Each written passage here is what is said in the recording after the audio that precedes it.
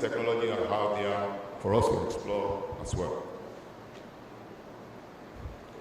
Right, so if we use thermal processing, if we use improved thermal processing, so combination with UV, we can bring the temperature down, we do so many things in terms of adjustment of the temperature regime to be able to kill microorganisms, either high temperature or low temperature. So if we adopt a combination of the freezing and the UV, so we can use effectively well the low temperature capability and then still retain the nutritional component of our food. Because one of the major problems facing us in Africa here is overcooking of our food. Although overcooking eliminates most of the pathogen, and that is what this slide is showing. So you use high temperature, you kill most of the pathogen, but you lose heat-sensitive vitamins and hormones. But if you go down to low temperature, right, you reduce the pathogen and almost keep all the nutritional components of our food. So we can still use combination of UV and temperature. So more about detection and testing as well. So I've talked about biosensors. So there are also new biosensors here that have been developed. So these technology that will be more effective is the real-time ones, the real-time detection.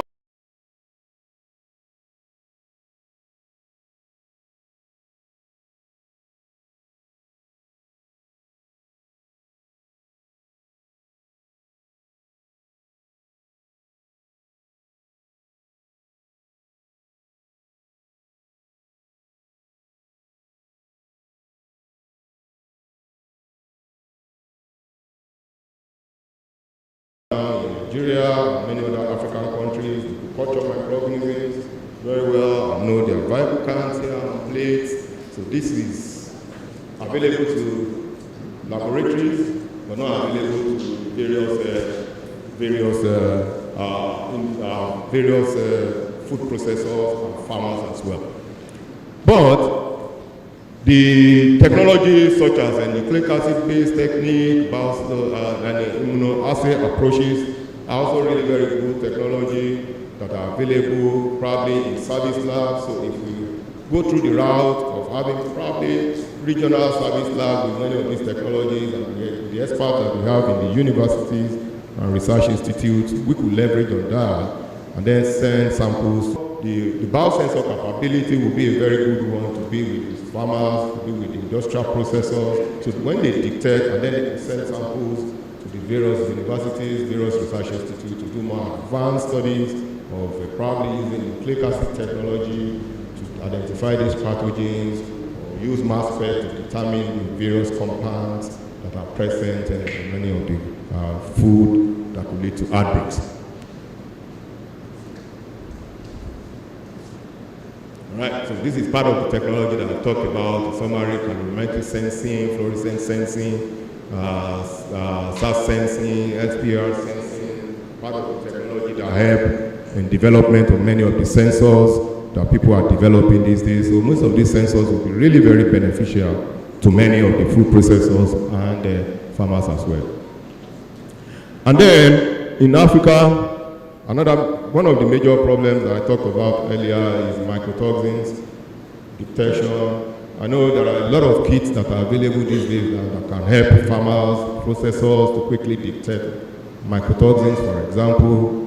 But for advanced studies too, we still need to leverage on probably a regional laboratory whereby people can send samples to use a LC, HPLC, and then to detect various food toxins. All right, various food toxins, various additives, various chemicals, they can quickly do the proper characterization of most of these toxic components of various foods. And then one other novel technology that is coming up today is that we could protect our people from getting exposed to pathogens, because people can take their own destiny into their own hands. When they buy food, they can use their smartphone to scan the package, and then the package will tell them a lot of information about this food. Is this food GMO? Is this food, what is the real expiry date or date of manufacture of this food, right? What are the possible pathogens that has been reported to be associated with this type of food? So this will go a long way in protecting consumers, especially in the urban centers that go into supermarkets or various shopping centers to buy the food. So there are packaging like this that is coded with scan code like this. So when you buy your food, you could do your scan code and then see the type of spoilage that will be associated with this food. Look at the expiry date and quickly run away from those type of food. And then these are examples of what I'm talking about. Look at in Japan. This is Japanese sushi now. So there's a scan code that is present here. It is also network. And then you can quickly scan and then detect in your phone that this food belongs to category 1 or category 2 hazards, and then you can quickly run away and move from such a type of food that is subject to contamination. So this is the figure that is actually showing the system network of this, and then how consumers can quickly detect whether this is a fresh or it's an old stock, it was manufactured in certain days, or you need to run away from this type of food. So benefit of smart food safety tools, it has a lot of benefits. Could be networked into the artificial intelligence network. Food safety culture will be improved among people, just like a telephone culture has improved in many countries in Africa. It's subject to automation, quickly automation. We could digitize the data, storage and sharing system because it's a smart thing, which has taken over various activities that we do today. So the food safety should not be left behind around these big opportunities. All right? And of course, it comes with other series of advantages. The faster sharing of information. As soon as I discovered this in my village in Ekiti State, I could quickly alert everybody, and people in Lagos will run away from such food that, oh, there is an outbreak in this. Don't consume this before waiting for government agencies to regulate. So it comes with a lot of a series of advantages. Smart food safety will be integrated into various national food management systems, right, to help consumers perfectly well. It's collaborative, it's a digital system, it enables traceability, because tracing is like the language of the current generation, that we could share information quickly and then see this information and then continue to use it to solve our problem as well. So, all that I've talked about could benefit majorly the formal sector of our food management system, and then some of our educated people who use this. But basically in Africa here, the major food supply that support the diet of our people are informed. You see, it is responsible for 80% of our food consumption in our continent. It provides primary source of income because the life of people depend on it. They go to their farm, they bring this product to the market, they sell, that's how they get income. And of course, it's a source of food for millions of people in our continent, so we depend on this. So this cannot stop. Even if we have the best of regulation, it cannot stop because it support life. So what we could do, how can we help this group of population that actually depend on this? So a long time ago, when I was in the University of Lagos, I proposed that the various food safety challenges that affect African food supply system, the issues of safety, it's all encompassing. It's all about environmental health issue. It's all about poor infrastructure. It's all about agricultural practices. It's all about education as well.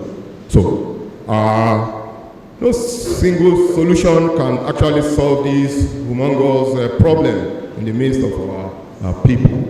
But we could continue to intervene and then start to look for solutions in this. So my publication talked about this a long time ago, about safety challenges associated with traditional foods of West Africa, for example. And in this, made suggestions about various things that we need to do. And my research over the period of my career has focused on providing solutions within the ambit of microbial food safety that I do. So food safety management system it's the way forward in my view.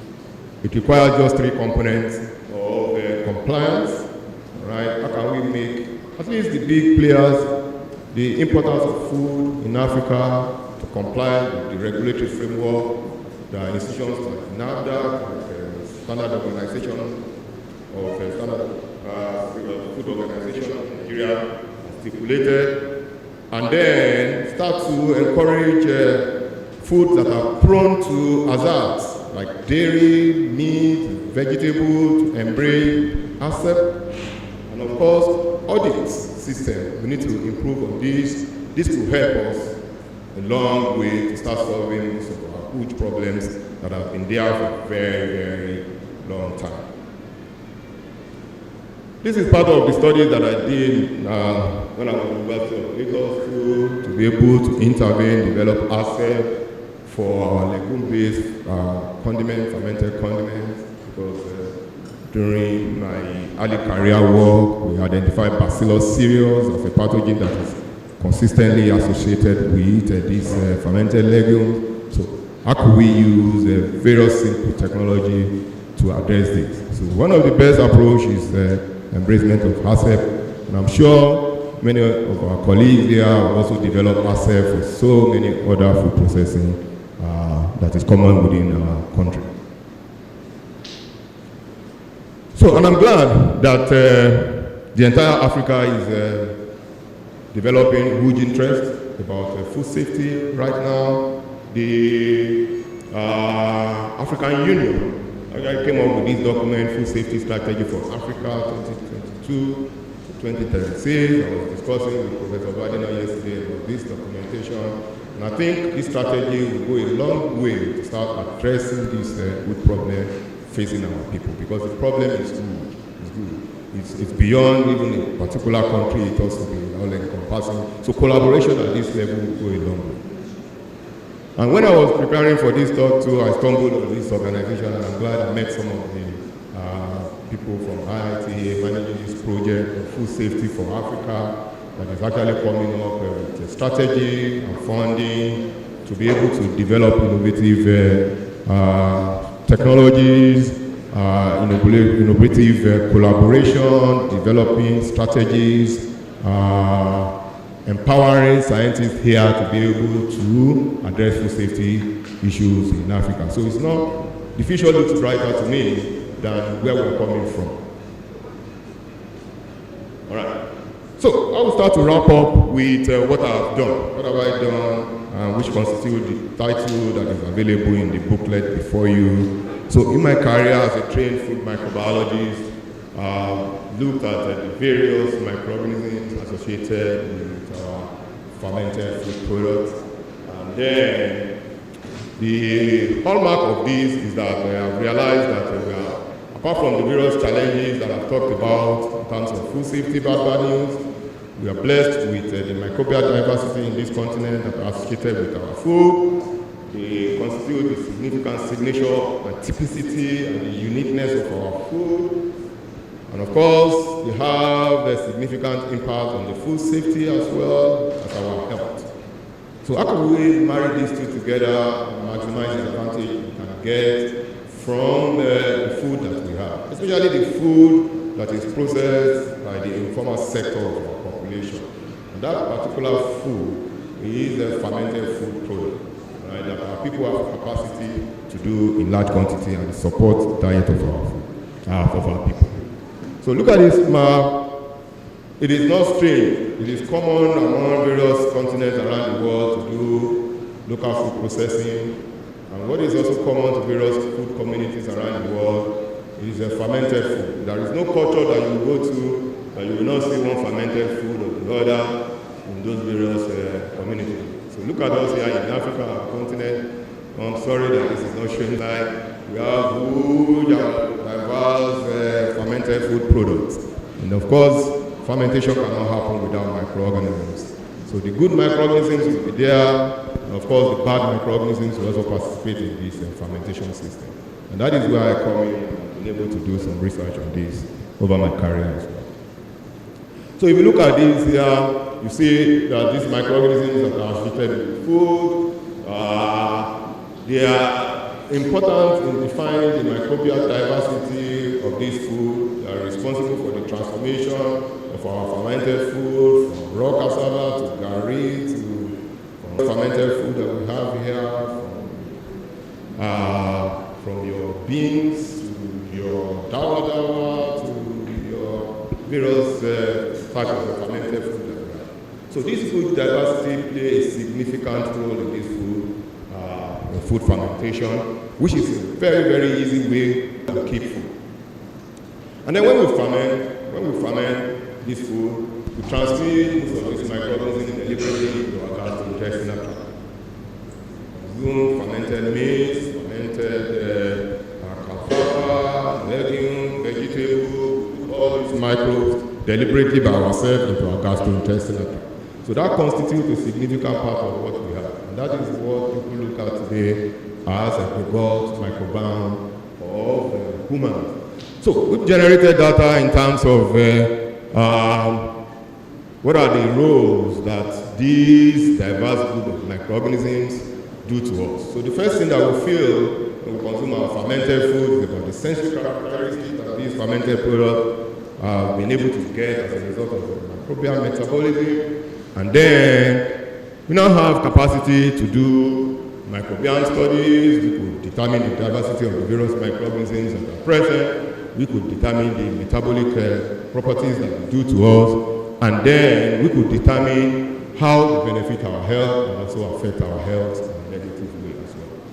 So we've also developed candidate microorganisms like starter culture that we could use in industrial processing. Okay, these are the good microorganisms that you can use in the production of this food, and then that discourages bad microorganisms, and then we could have a better and more quality food. So what are the lessons that we've learned in this? A few lessons we've learned in this include microbial ecology, safety, nutritional improvement, selection of the starter culture for improving food safety. These are the lessons we've learned over time as a research group here in Nigeria and also in the US. So rounding up, we've done a series of projects. I'm just going to show like 2 projects that we've done, outcome of such projects. So we were funded by the GCFR to get these various fermented food from different countries in Africa. And then we use amplicon sequencing technology to be able to determine the diversity, the good microorganisms, and of course spike out if there is any bad microorganism in there. So this is the map of Africa. We have obtained samples from. Got samples from Ethiopia, from West Africa, yeah, from East Africa, from various parts of and South Africa as well. So we've got these various diversities of fermented products, and of course, there's another fermented product that one here in Nigeria. So the amplicon sequencing shows that the diversity of fermented, microbial diversity of fermented food in Africa, they are hugely diverse, so that supported our hypothesis. And of course, in that diversity too, we have Enterobacteriaceae that is common to various parts of Africa. These gram-negatives are there everywhere in Africa. So, but the good news here is that wherever you ferment a product in Africa, there will be lactic acid bacteria in them, diverse group of lactic acid bacteria, and of course, you have Enterobacteriaceae. So if you analyze it in different methods as well, you are going to get similar results. Diverse group of lactic acid bacteria, the good news. And then the bad news is that there are gram-negative bacteria in it. So if you make this product in an artisanal way, or you make it in a commercial scale, or you make it even in your laboratory, you are going to get similar results. And that's what this is showing. So the microbial diversity is there, the good is there, the bad is there, and then we must deliberately remove the bad.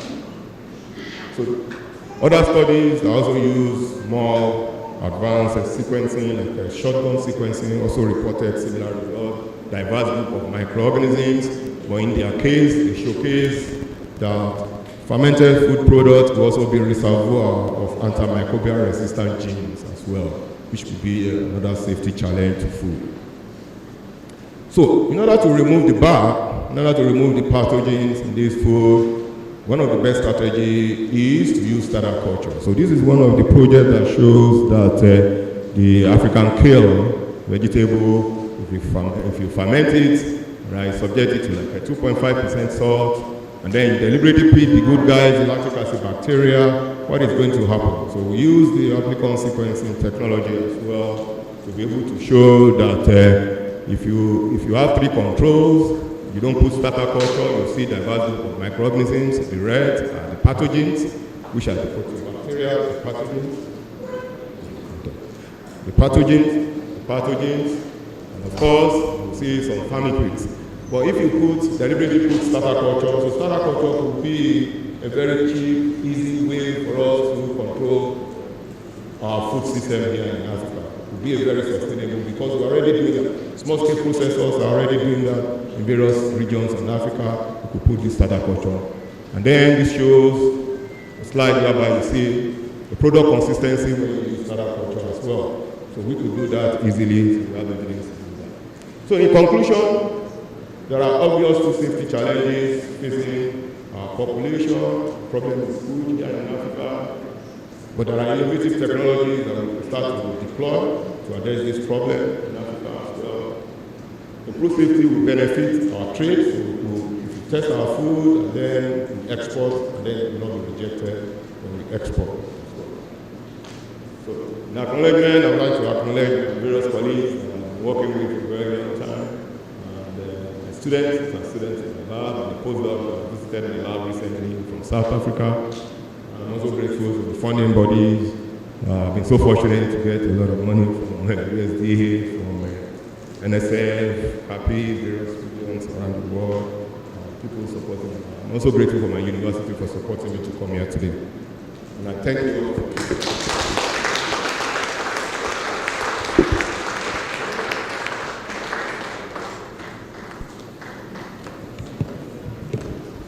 Amazing. Please, another round of applause. I'm sure that's been a lot to take in. A lot to take in. And it just shows that we must remain agile. We must remain ready to embrace changes.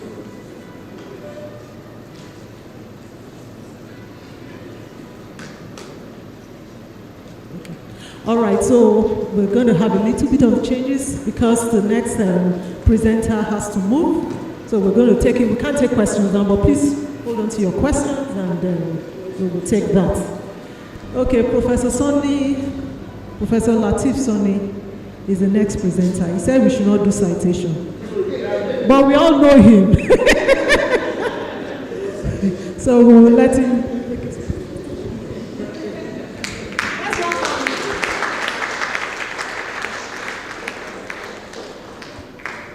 I want to first and foremost congratulate Dr. Odeto. It's a long time we've met before you traveled to US, and I could see quite a lot of improvement in our focus, which is going to help us a lot.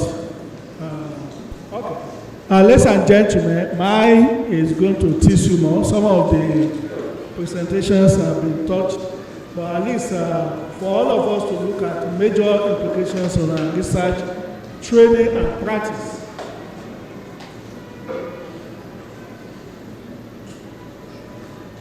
All right, my colleague had already talked about the food safety, but the nutrition safety is another area now that people are looking at.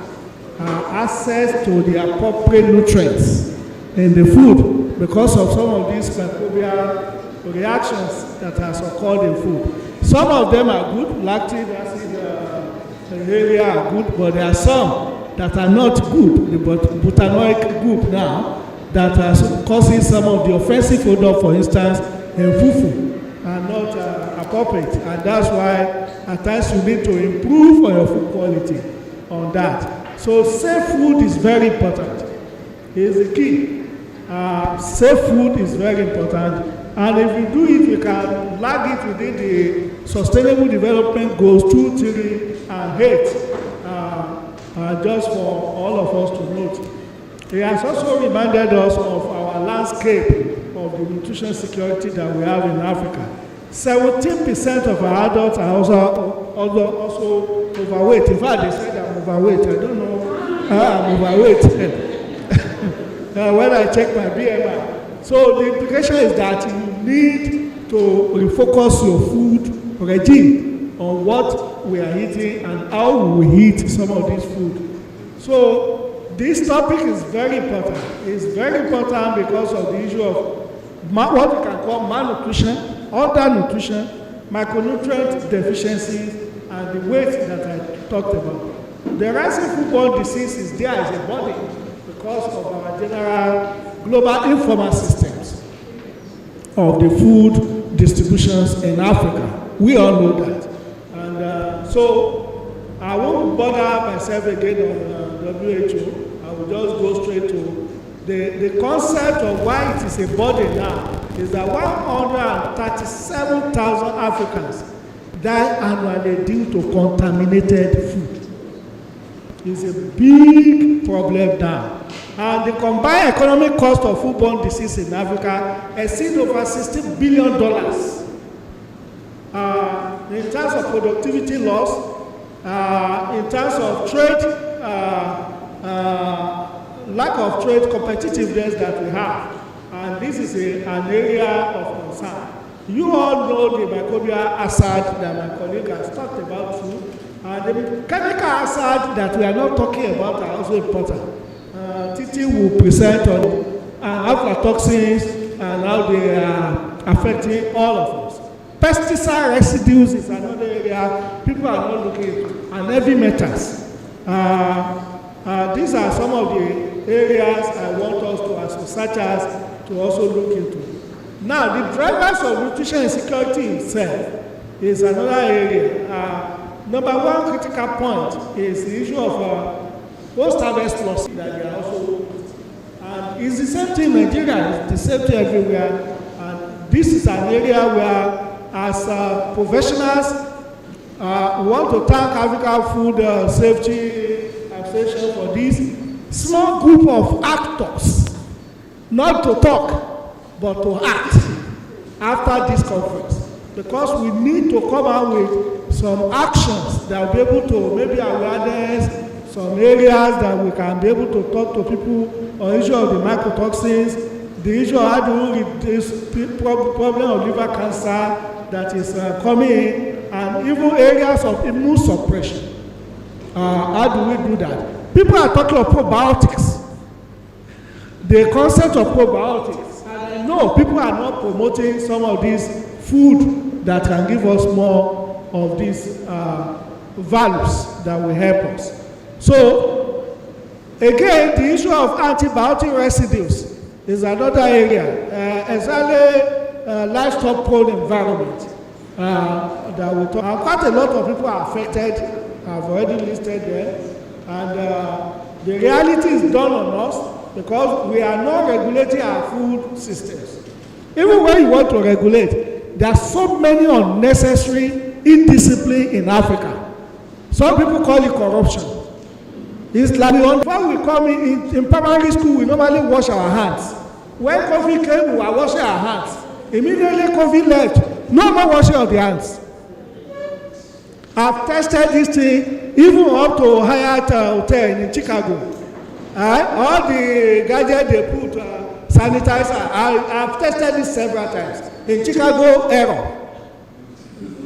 Nakano Luxury Hotel, Abuja, error. I'm telling you. Even in Saudi, I was there last 2 December. I still tested in one of the 5-star hotels. No sanitizer. It's a lot of indiscipline. Until another COVID comes is when we will now be running around. So this is an area. It's more of attitude. No matter what to say, people, it's not that we don't have the best recommendations. How do we follow through and be consistent in them is our greater problem. Emerging trends, the trends now, and we as professionals need to look at it. I talk about climate shocks. No matter what you want to talk of food safety, temperature is important. Relative humidity is very important. Abi? Aha. This is an area, an internet of things that are more important now. To be able to sense if there is going to be danger in the environment we want to store or is because we have some case studies of when they say somebody ate food in Kano and died. In Ghana, they ate food and died, and everybody eating food and died, food poisoning. Because of what? Shortcuts. A lot of people are not ready to ferment. We say ferment cassava for 3-4 days. People are using different, in fact, detergent. They are adding detergent to soften, to fasting the softening period. We are killing ourselves one by one. You are cooking meat. People are not putting what? Paracetamol. To boil meat. I don't know how many campaign we want to do on that. Oh. So as researchers, we need to strengthen what we call One Health research approach. And this is where ASPP comes in. Let us all come together and understand this concept, bring in more professionals, and let us face this thing head on.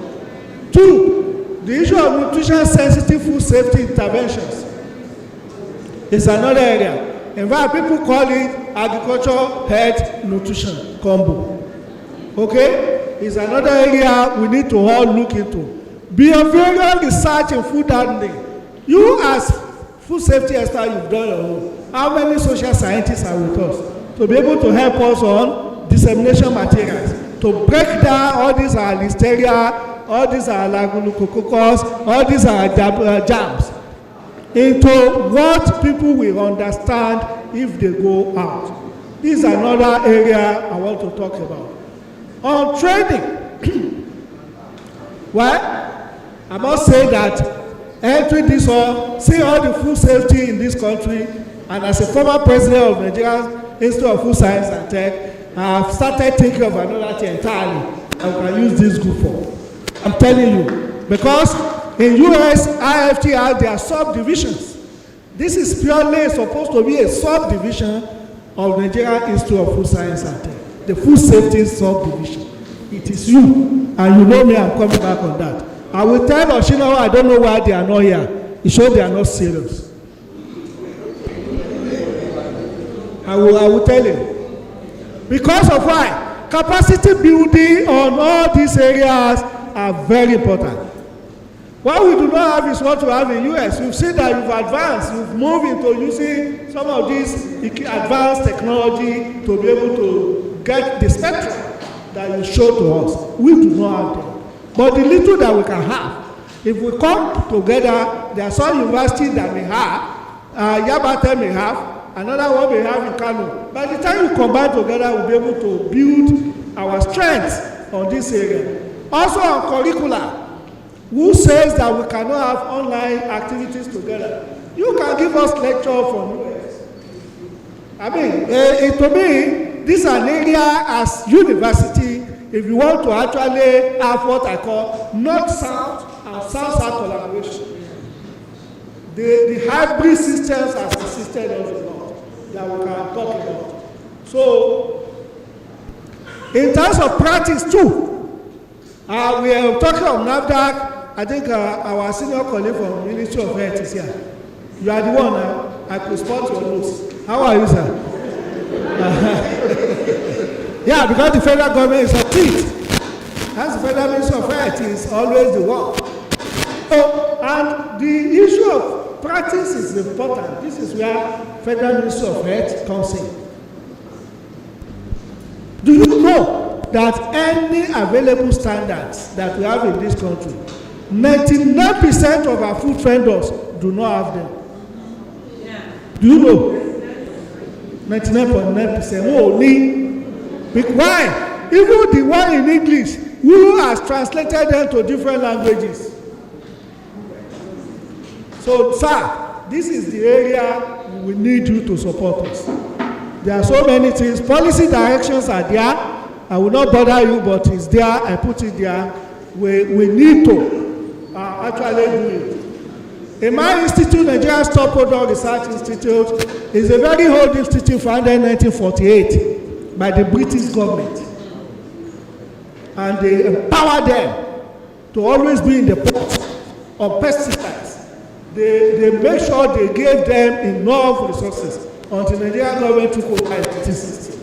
and until they restructured them in 1977, and up to now, so that many people will be asking what is newsprint. But newsprint was very effective up to Ghana, Togo, Cameroon, where the Oyibos were in charge.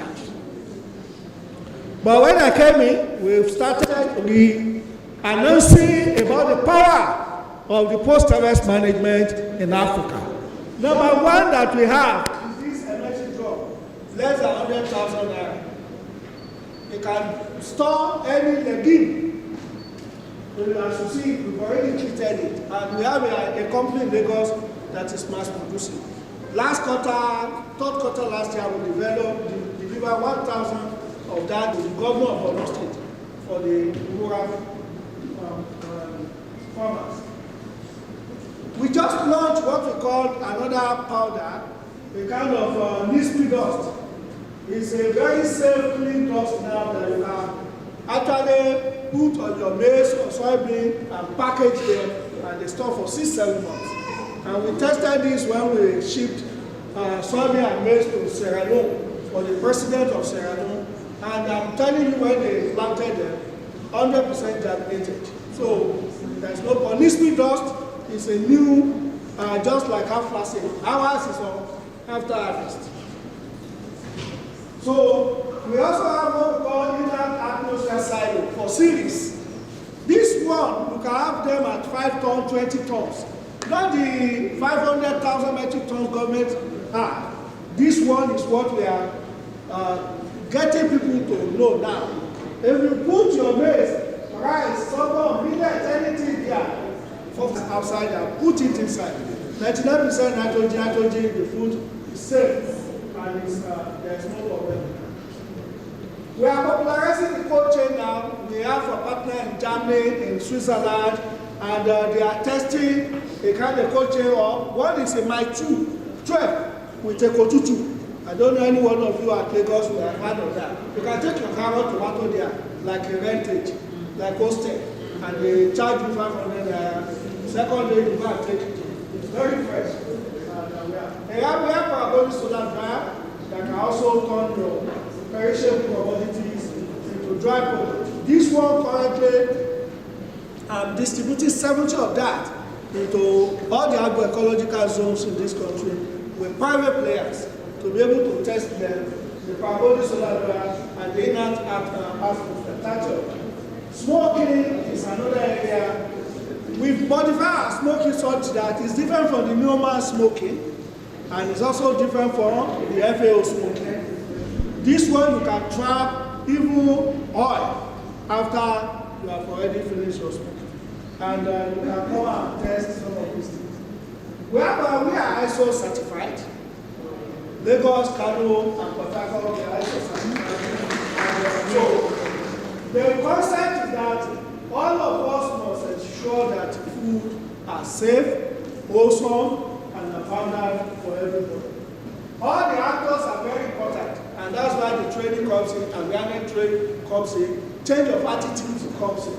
And the government policies need to be consistent. Because the general problem we have, I'm sorry as a government officer, is that we are not consistent in how we apply our interventions. And remember, when President Obasanjo was the president, I used to be a very impressive researcher in this country then. And Mama Dora Akinyele, may God forgive her, was the DJ of NAFDA. And we are pushing the cassava bread policy. And there's a big man in this country that was flatting that law. And the DG NAFDA wanted to close his factory. And they eventually went to Aso. Now phone call, change it. That's not true. And that's why we've not been moving as a nation. And if I dwell into 2004 now, it's a serious case study of policy somersault, policy inconsistency, even affirmation by the policy-driven actors, and such that we, the technology pushers, will just look as if we are powerless. So, ladies and gentlemen, food safety, nutrition security are very important, and they are public health issues, and we have to take it very important. Two, we as Africans must make sure must make sure we stand firm on the issue of these foodborne diseases. It's causing quite a lot of undiagnosed diseases now. Before you look at it, somebody has died. You say, but I saw him yesterday, what kidney, and all those things. So it's not the issue of somebody kill you from your house. So there's no. There are so many things we are eating that we are not supposed to eat. In fact, the market, they're supposed to condemn so many tomatoes they are giving you to cook and give it to us to eat. Doctors are coming to tell you, don't know how many days they have stored the chicken we are still eating. Please eat too.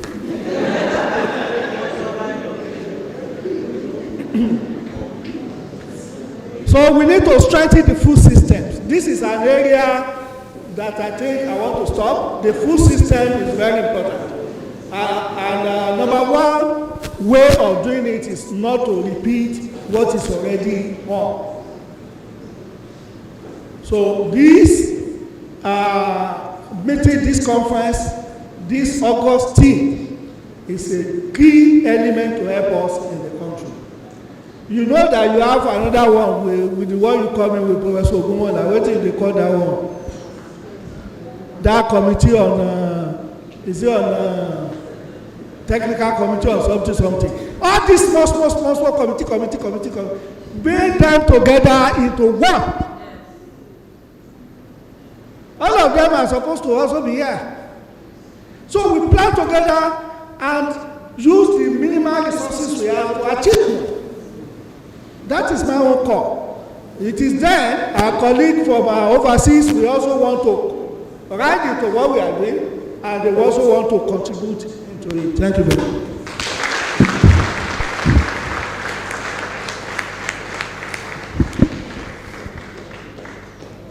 Thank you, Professor Sunny. I'm sure we have been challenged and energized. So, sir, please come to the table. Yes. We won't take our time. Go quickly because we're running out of time. So we're going to take, I see your hand. We're going to take 6 questions only. So we'll start. 1, who else? 2, 3, 4. So I'm going, 5. Gone? Okay, 6. Please, your questions straight to the point because of our time. Okay? Make it a question, not a lecture. Thank you. Good morning. My name is Afolayo. My first question goes to Professor Sonny. Your office is a 7-minute drive to my faculty where I school and 12 minutes to my house. And when people ask me what they do in your office, I usually used to tell them that I just know it's a government establishment, but I think they are more of hospitality. Not until when I came here yesterday and I found out that a lot has been done and a lot is still going on. And most of your references, I saw that a lot were not domesticated. I'm not here to criticize you, sir. I just want to employ that, especially the drum, the Nespress drum, sir. Is there a way you could actually assist with your international partnership to try to make it more lesser and affordable for the masses, because it's every day, every house usage? Then my second question goes to Professor Oguntoyinbo. Good morning, sir. I was your one student, sir. Yes, at the University of Lagos, sir. And you are talking about you're talking about some equipment for food management, sir. Are they avoidable? Are they easily accessible that one could actually get it? Because I remember how the lab was when you left, sir. And I know with the knowledge you have acquired, sir, you should be able to assist we coming researcher behind you to get to and have access to what you don't have access to. Thank you. Number 2 question. All right, good morning, everyone. So my question is First of all, I have two questions to Professor Folari, especially on the improved thermal technology. Like there's this narrative that microwave causes cancer, which it is the equipment used. So there is a need of the advocacy of using this technology, because people feel that when are using some of this technology, it causes cancer, it causes all of these public health issues. So my question is, how are we on some of these thermal processing equipment? And to Professor Sani, my second question is the grassroots, the advocacy, because some of these equipment, all of these development, they are good ideas. How are we taking it to the main grassroots, like to the market? For example, the fruit and the cold system.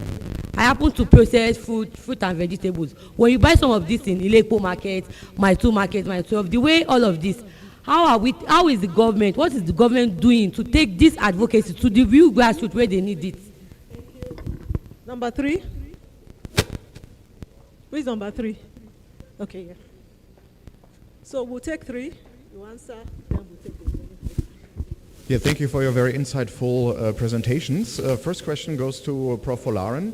Yeah, as we heard and seen, you've shown a lot of technologies. So from your point of view, which is the very one with the best cost-benefit ratio for the situation here in Nigeria? And Prof. Latif, you mentioned the informal market and education there. Have you considered using influencers on social media networks to do that, to work together with professional influencers there? Thank you.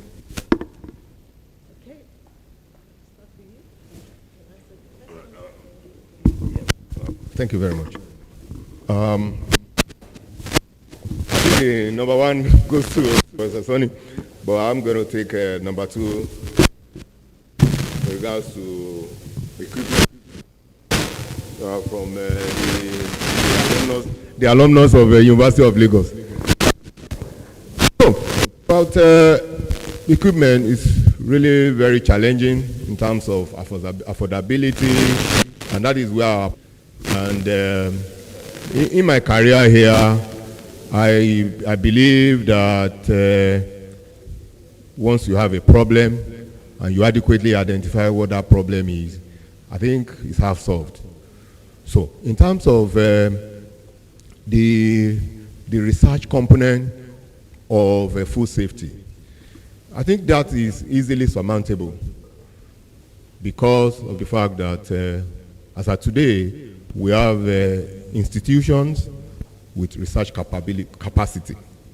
But what is limiting is the institutional framework to fund these institutions in respect to having the requisite equipment and facility to do state-of-the-art research in terms of food safety research. So that, I will leave that on the doorstep of the government, funding organization, to be able to provide equipment and research facility in our institutions. And then I will also leave it at the doorstep of various researchers here in Nigeria because of the fact that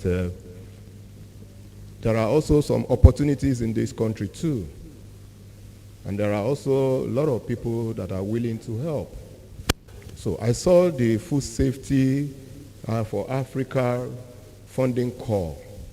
And then that is a huge opportunity for people to come together and then apply for the equipment that they will need for their research. Fundamentally, if those institutions are doing very well in terms of research, the various food processors will leverage on their capacity. The farmers will leverage on their capacity as well, because most of the small-scale food processors and most people in Nigeria, most food processors, most local farmers, they depend on their phone for their banking transactions. So we modified that, incorporate such technology to quick detection of, oh, there is mycotoxin in my food product. There is a problem. And then send samples to bigger laboratories to help to address this problem. So, and it's about cancer. Yeah, the issue of cancer is complex. So you can't put cancer problem just on the thermal processing of food only. Now, today, we realize that the issue of microplastic is also causing cancer.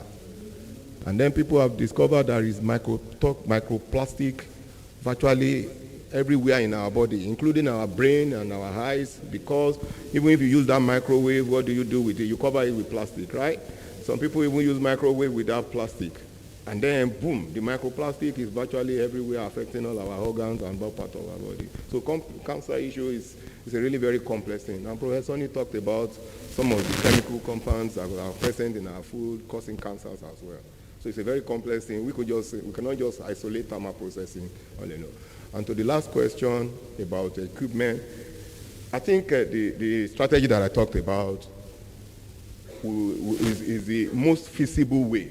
The most feasible way is to empower our institutions, and that will be more affordable in various segments of our society, to have at least a service laboratory. A service laboratory that will be cheaper for the food processors, that will be cheaper for farmers, that will even be cheaper for communities. For example, we've seen outbreaks that occurred in some African community, and everybody, they were at loss. Nobody could help. Nobody could help. I think a point in time is a community called Odeaye here in Nigeria.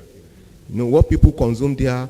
They fermented a local product, they distilled it, and they mixed methanol with ethanol.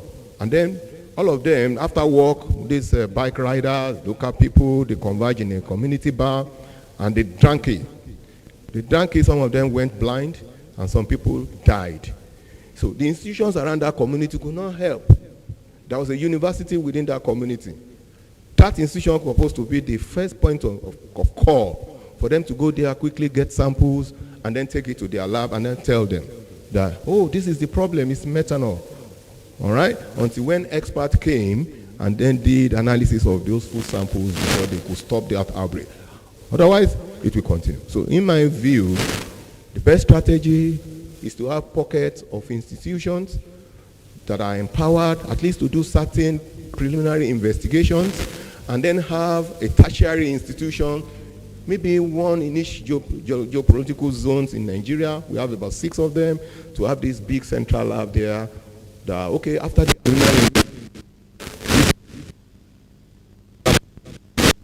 chemical compound that is present there, and then we could do advanced studies. Thank you very much.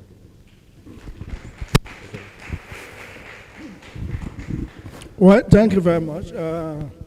Most of the time, we always ask institution or university what they are doing. My colleague from Unilag was young, I heard of Nigerian Stock Product Research Institute, just like the way I heard of FIRO.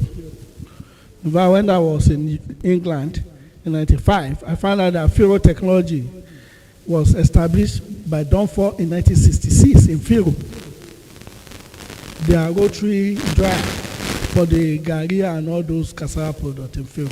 Until I came back and I started my own dryer and modified it. So my colleague has told you the problem. All universities or national institutes today have of funding. The maximum they give you for overhead is even cannot take 45% of what you need to run your institution. As of now, doing awareness, promotion, anytime you want to do awareness promotion, you have to spend money on staff to move. Am I correct? There is no money. That is the problem. We have technology in this country. All my colleagues from research institutes are here, universities. But money for our extension, there is no money. We've been doing our best at personal level, at group level. That's why you see us coming out. That's why you see this thing coming out. What we have done in the last 2.5 years, if I tell you how many agencies, FAO, IFA, that has given NISPRI money in this country, just because of this small man in front of you. We're doing our best. We will still continue to do our best. Hermetic drum, we can tell you the technology, but the problem is, because most of the raw material are imported, the fabricators, they are limited in terms of what will be the cost. I mean, something 80,000 naira is not a big money. We have an equipment here that is 10 million naira, the one I presented to you. So 100,000 naira is not a big thing. So awareness, social media, I think my colleague has also given us a very good power, and I take your suggestion. We are going to use that because we can actually simplify awareness using the social media in different languages and whatever we have to do. This is an area where we are ready to work with everyone. Thank you very much. Okay, so because of our time, straight to the point, please. We have our next speaker. Thank you very much for your presentation, SARS. My question actually goes to Professor Oguntoyinbo. The scan codes you indicated in your presentation, are they given by the producers of the product, or they are given by the regulatory bodies? Because it's very important to know who actually gives the scan code. Because if it is by the producers, definitely they are going to write good things about their product. So if that is going to be applicable to food or controlling food safety research here or food safety here in Nigeria, is it going to be advisable for the regulatory bodies to give the scan codes or the makers of the products? Thank you, sir. Thank you. Next person.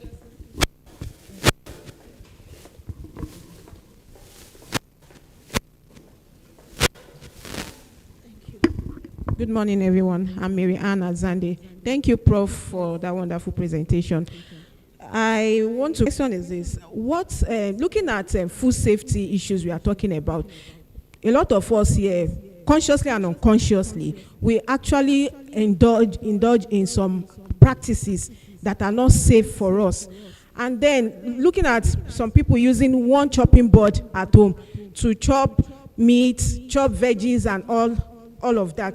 What collaborations do your institution or your organization have with social public health professionals in terms of health promoters and educators? Because this awareness have to get to the grassroots level, like home to street by street to home level, because if we have to get any tangible result, it has to get to each homes. Because from my own experience, I discovered that even educated persons practice, some of these things. How do we solve that problem? Thank you, sir. Okay. Okay. Are you the one? Yes, this was the last person. Sorry. We are straight to the point. Thank you, sir. Prof, thank you for that wonderful presentation. My question goes to Professor Folarin.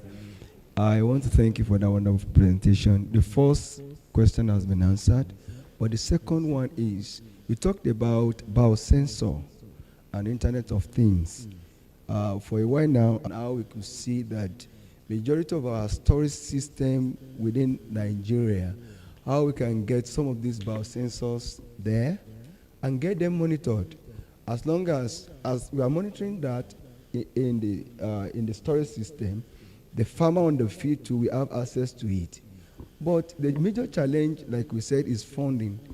Is there any international collaborations available to actually achieve this? Thank you, sir. Thank you.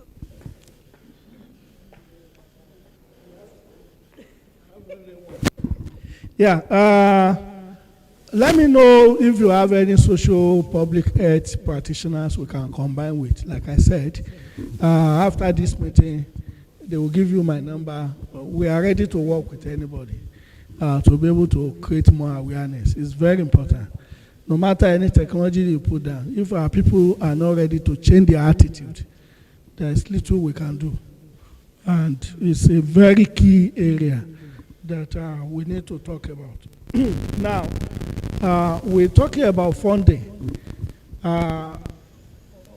Like my prof has said, and I will still say it on your question. The best we can do is to team together and look for funding. I'm not sure the paper you gave to Titi Falade. She's a very good scientist that is handling multi-million, multi-euro projects, and she will also talk more about it. But Professor Badina and my own group too, we've displayed so many opportunities from EU projects that have produced professors, and we also use some of these international funding to capacitate FUNAP in terms of processing facility, laboratory equipment, and several other things. Those layers of individuals are good, and that is the best way for us to do it. And the only way is you have to come together and let us respond to call. Now, if we take you as member of team, because that's why it will drop you. If you send email to you by 10 a.m. Of Monday, and you are not responding until 5 p.m. of Friday, 90% of Nigerians are like that. You say email, you even be using phone call. Have you seen my email? Yeah. I will check it when I get home. So it shows you are not serious. Please, the last point. SMEs in this country are not ready to pay for anything. In the last of all my years, 35 for clinical and professional field, I challenge any of those private in this country that have funded anything in Nigeria. Even all this Cadbury and Co, they want you to do it free for them. That's another major problem. In overseas, they are ready to fund. In Africa, everything they want is free. I don't know how we are going to solve that problem. Thank you.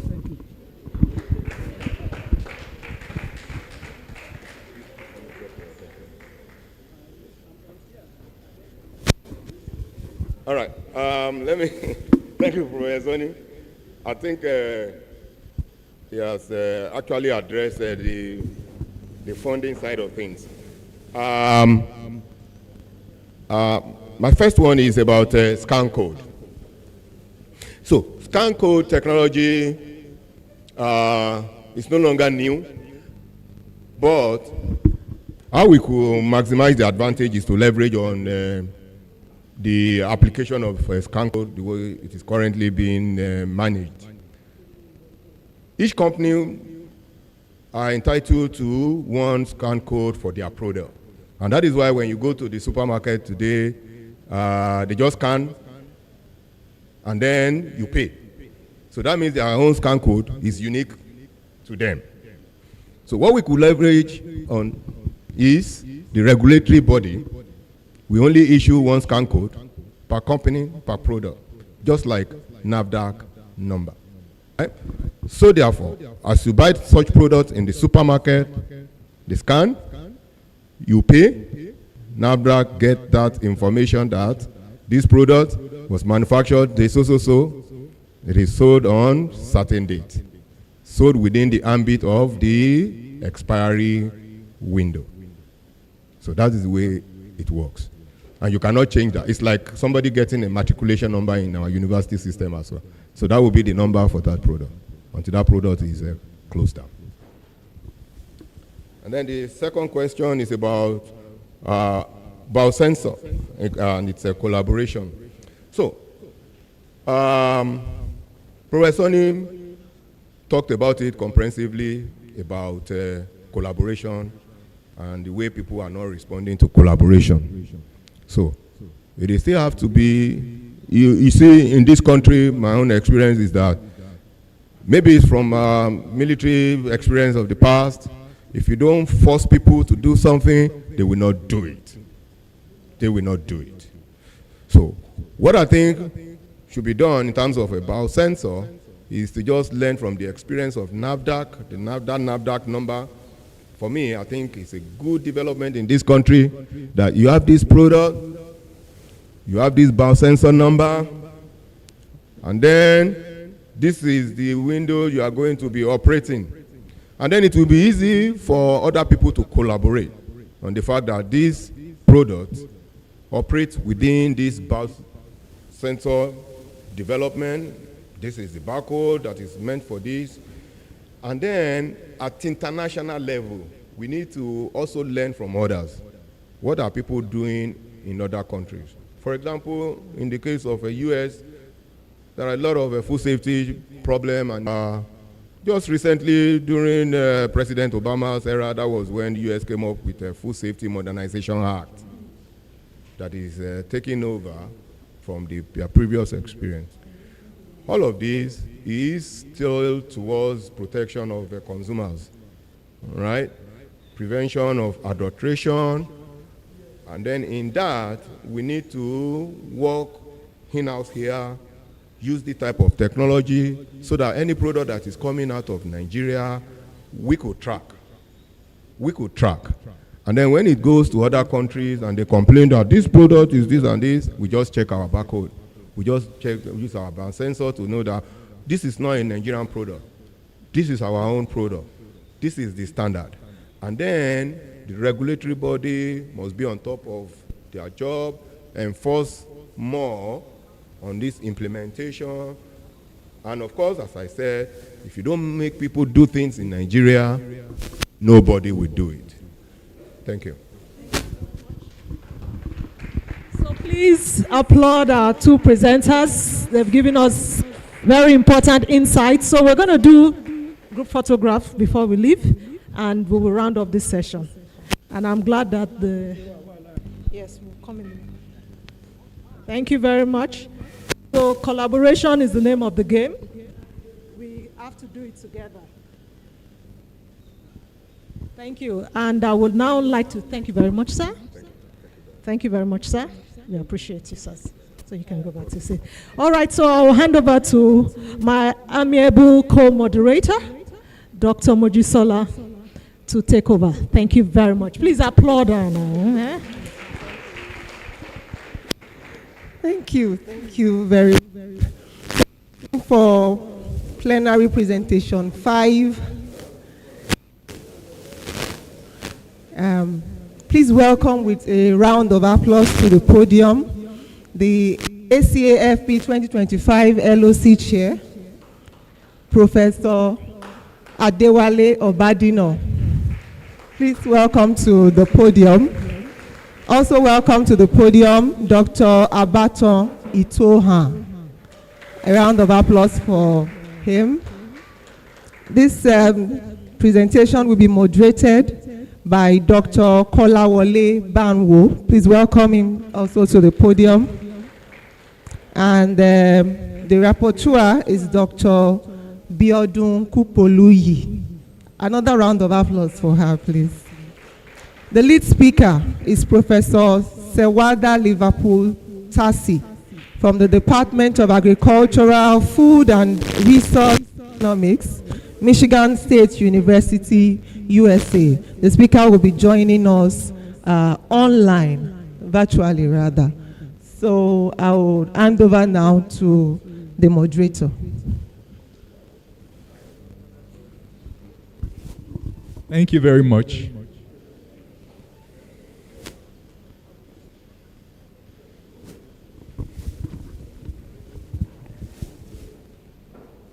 Thank you very much. We are made to understand that Professor Obadina and Dr. Itoha are also partners on the presentation that our lead speaker is going to give.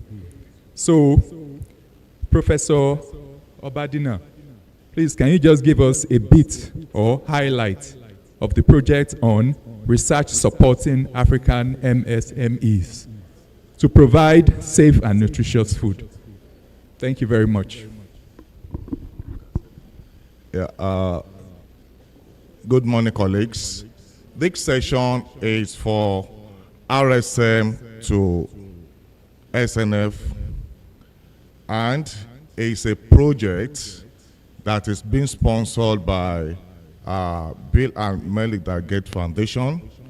The principal investigator for this project is Professor Saweda Liverpool that has been mentioned. She's with us presently, and she's joining virtually. She is in Michigan State University and she's online. So she's going to tell us about the project briefly. After that, I will also try to make a very brief presentation on what we've done and Another scholar in that team will also make a presentation, after which we will entertain maximum of 2 questions. Thank you very much.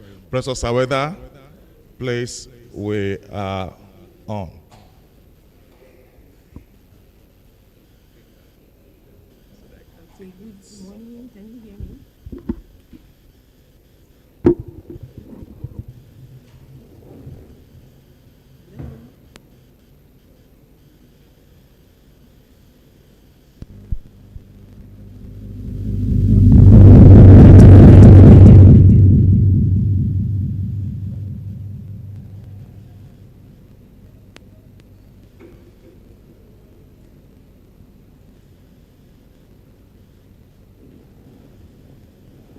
Hello.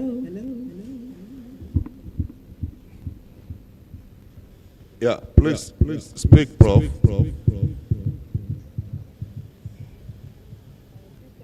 Please, can somebody let me know if they're hearing me in the room? Professor Sawida, could you please increase your volume?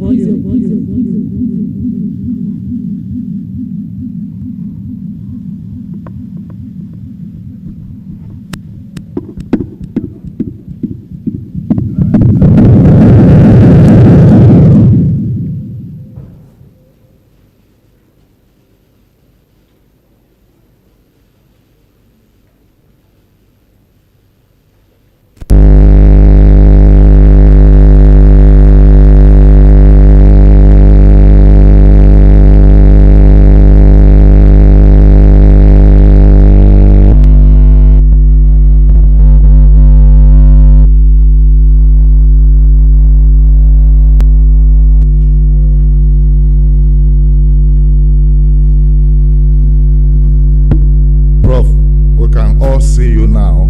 Please go ahead. Thank you.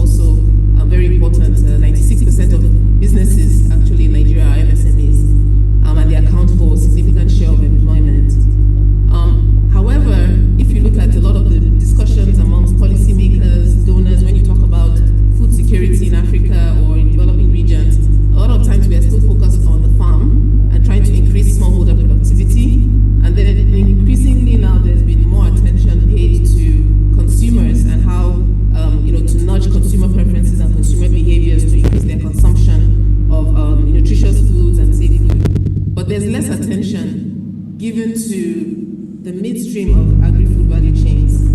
processors, the transporters, the wholesalers, the retailers, the important actors in the food system. The quality and the safety of the food that we consume as consumers is oftentimes determined by the practices of these wholesalers, these processors, and the retailers.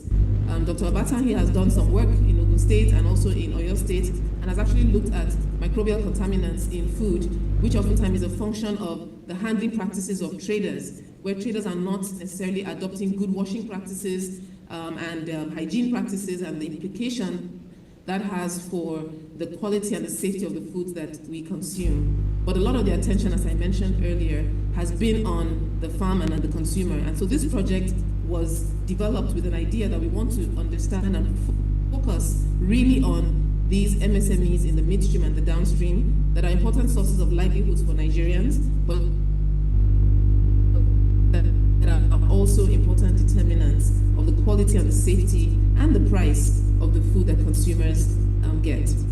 One thing I would like to highlight about this project that we are really excited about is the deliberate attempt that we make to work with a broad set of policymakers.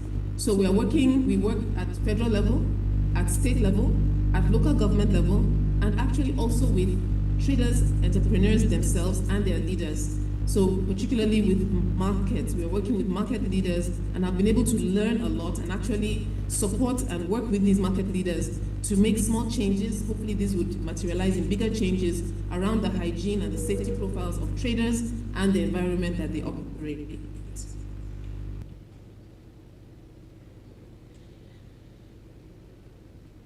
So what have we done that is specifically related to food safety? The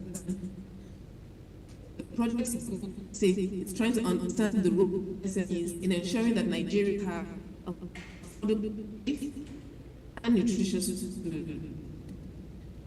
So safety is the key aspect of Badina. Working with a group of us, we're all members of this team with a few others.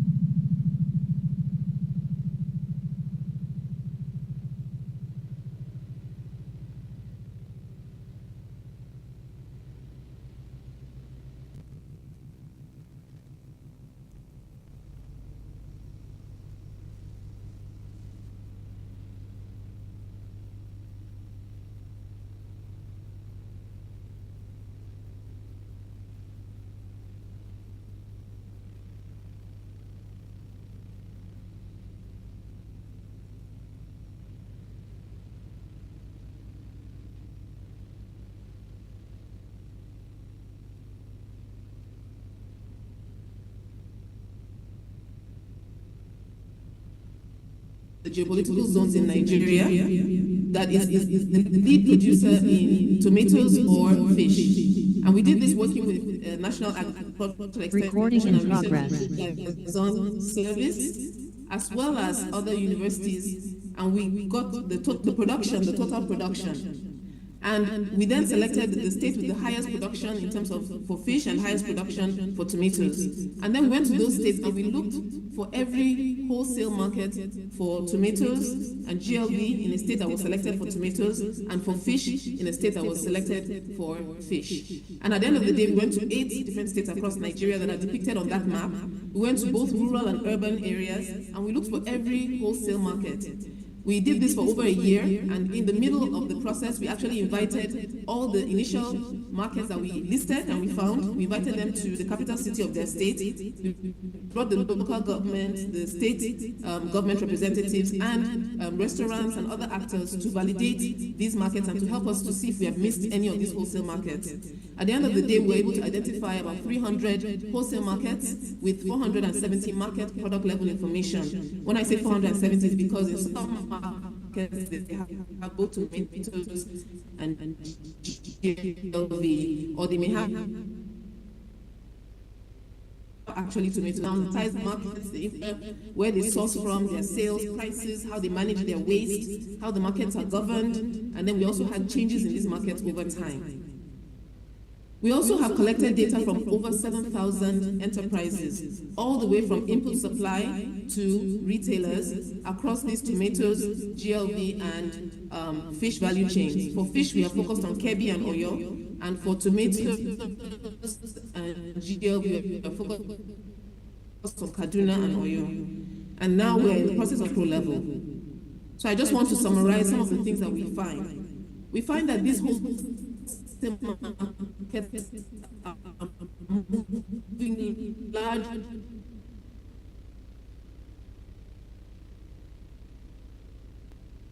amounts of food, given the number of businesses that are located in those markets, and then how those markets are sourcing from farmers, and the family labor that is involved. And in that exercise, we're able to find that just the whole market in the north, people are engaged in form of employment or livelihood generation. That's a massive. Some of these markets are moving 65 tons of tomatoes, which is about 1,300 baskets, these 50 kg baskets in a day, these markets. And I just want to highlight a few things. So we found out that the majority of them do not have access to pipe-borne water, but good enough, we do have many of them having boreholes. But actually, a large share of them have wells, so that is there. Many of them are depending on water from jerry cans and even from streams. But they seem to have high quality of infrastructure relative to other markets. We also found out that even when they have electricity or electricity from the grid, the number of hours that electricity is available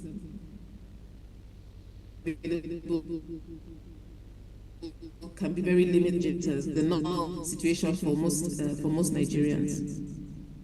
These were the statistics that were a bit concerning to our food safety team. We looked at whether the markets have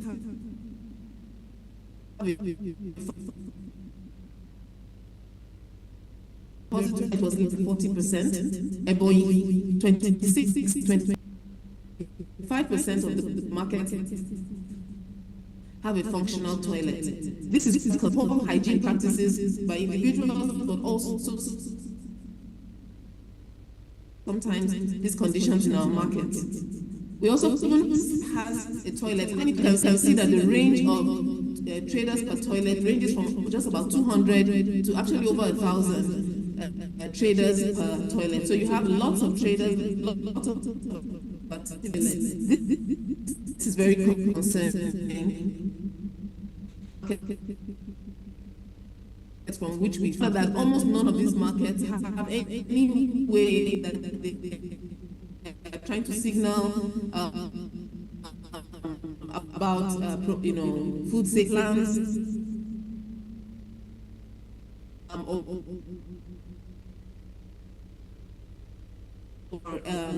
plans or carry out trainings related to food safety, and many of them just don't do hygiene practices, and you don't have water, then you're not likely to see that translate into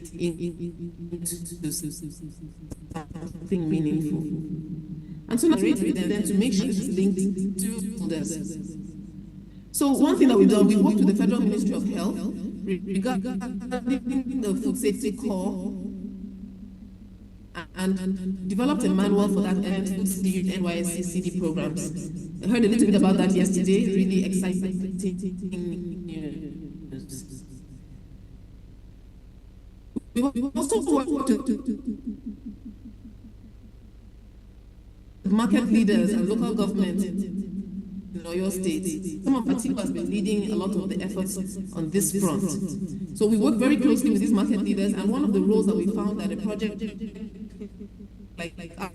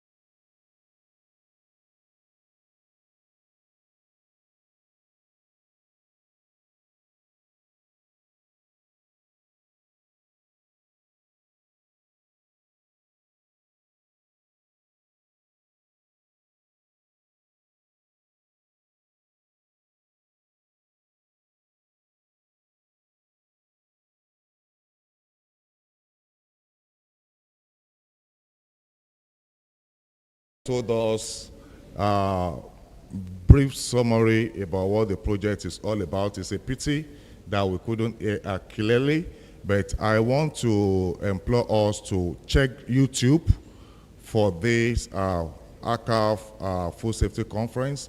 All the activities are on the YouTube, so you will hear clearly. Now, the project focused majorly on tomatoes, leafy vegetables, and fish.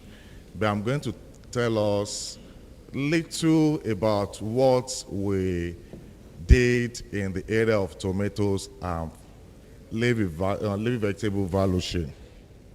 So the concept is that we'll be talking about the challenges that we have with our Nigerian food.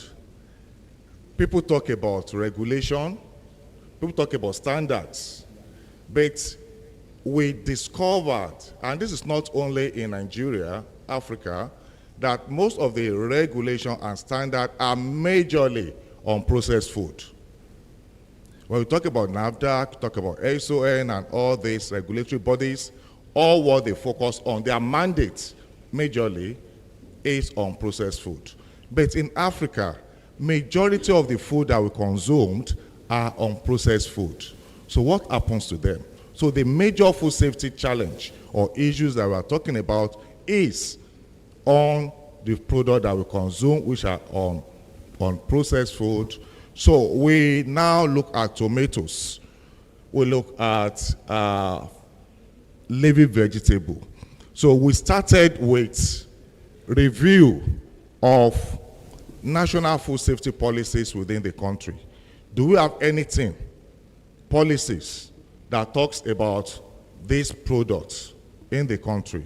We discovered that there was none as at when we started this project.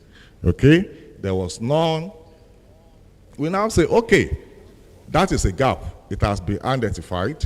We decided to move to the markets. What I'm showing us is what we observed in various identified markets in Oyo State.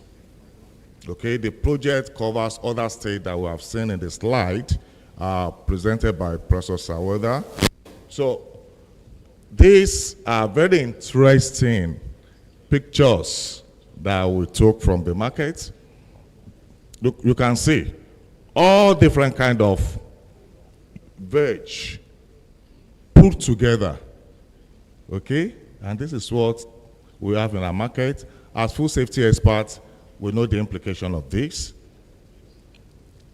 This is also where these products are sold in the market. We can say carrots mixed together with that there, say cucumber, say all of them coming together, even on the bread floor. And this is what people go to the market to buy. Look at the tomatoes. This picture is not showing clearly. You can see this is the water that is used to wash the tomatoes that we buy. And most of the time, they don't even change the water. What about the source of the water? We don't know the source of the water. Let me say it like that. Okay? This is what we see.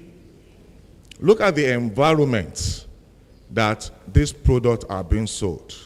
Don't forget, these are unprocessed food. We are going to consume them without any further processing. What we just do is to wash. You can see a trader that is selling majorly leafy vegetables. Everything on the floor, spread on the floor. Some of them we put this sack on the floor and put, and that is what they think is a forward for that moment.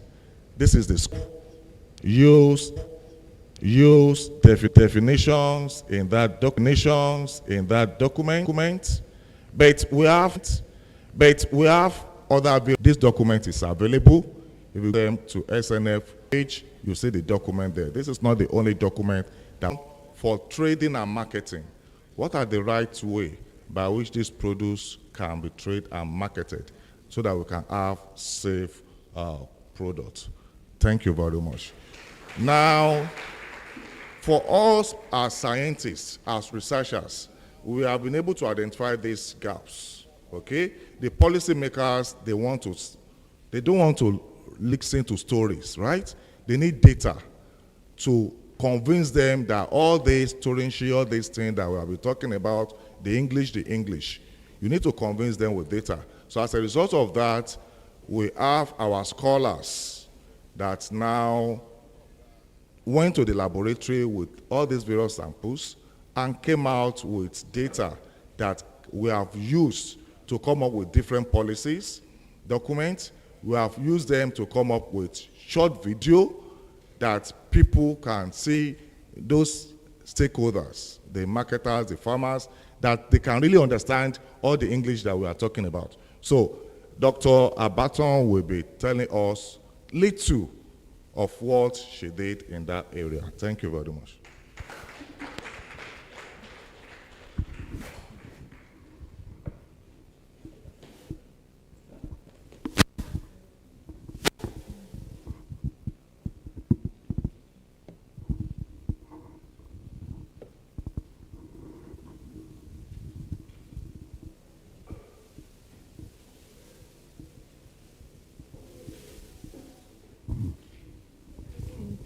Good morning, everyone. Once again, I am Itohan Abaton. So I'll just be presenting few findings from one of our studies, which is on the adoption of good practices by tomato retailers in Kaduna and Oyo states, Nigeria. So for the introduction, proper food handling practices are essential. And this is just to ensure that food is affordable, safe, and nutritious. And although contamination can occur at any stage, but the risk is strongly influenced by the health status, the hygiene and handling practices of traders in the market. Food markets are central to food security and livelihoods in low and medium income countries, but their effectiveness is often constrained by inadequate infrastructures and even weak governance. And there have also been empirical evidence that further demonstrates how poor handling can compromise food safety, and in situations whereby even basic hygiene knowledge that these traders have is, even when this knowledge exists, compliance still remains inconsistent. And also, research has also shown that studies or knowledge of this hygiene alone is insufficient to ensure safe practices, because traders are also constrained by improper infrastructures in the markets. So for the gap in literature, many existing studies in Africa, they focus on either one or two markets. Some focuses on the urban areas alone or the rural areas alone. And also, very few studies have considered market governance alongside traders' characteristics and market infrastructure. But this study helped to address this gap by analyzing the hygiene and handling practices among 500 tomato retailers in both urban and rural areas of Kaduna and Oyo State, Nigeria. These two regions with demographic and distinct characteristics. And also, this study also identified factors that help to influence the adoption of these recommended practices, which could serve as a guide for food safety interventions.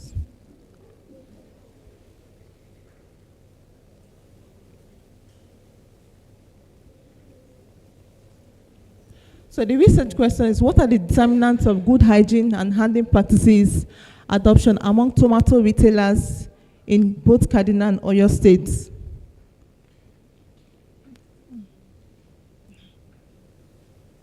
The sampling consists of 500 tomato retailers, 370 from Kaduna State and 130 from Oyo State. And then the data that was collected on the field, which involves the demographics, the market characteristics, was analyzed using data. Okay, so for a few results, the first table shows the descriptive statistics of tomato traders. And then from this study, we had more of male traders in the market, more male traders consisting of about 71%, 83 from Kaduna and 31% from Oyo State. And then these traders had an average age of 40 years with 15 years of experience in trading tomatoes. And then it was also discovered that traders having at least a secondary education was about 15% overall. That's 14 in Kaduna and 16, about 59%, 60% in Kaduna and 39% in Oyo State. And then traders that had more years of membership in product association, those ones that were involved in an association, there were about there were more of them in Oyo State with about 7 years in their product association, and then for Kaduna State with about 3 to 4 years in their product association.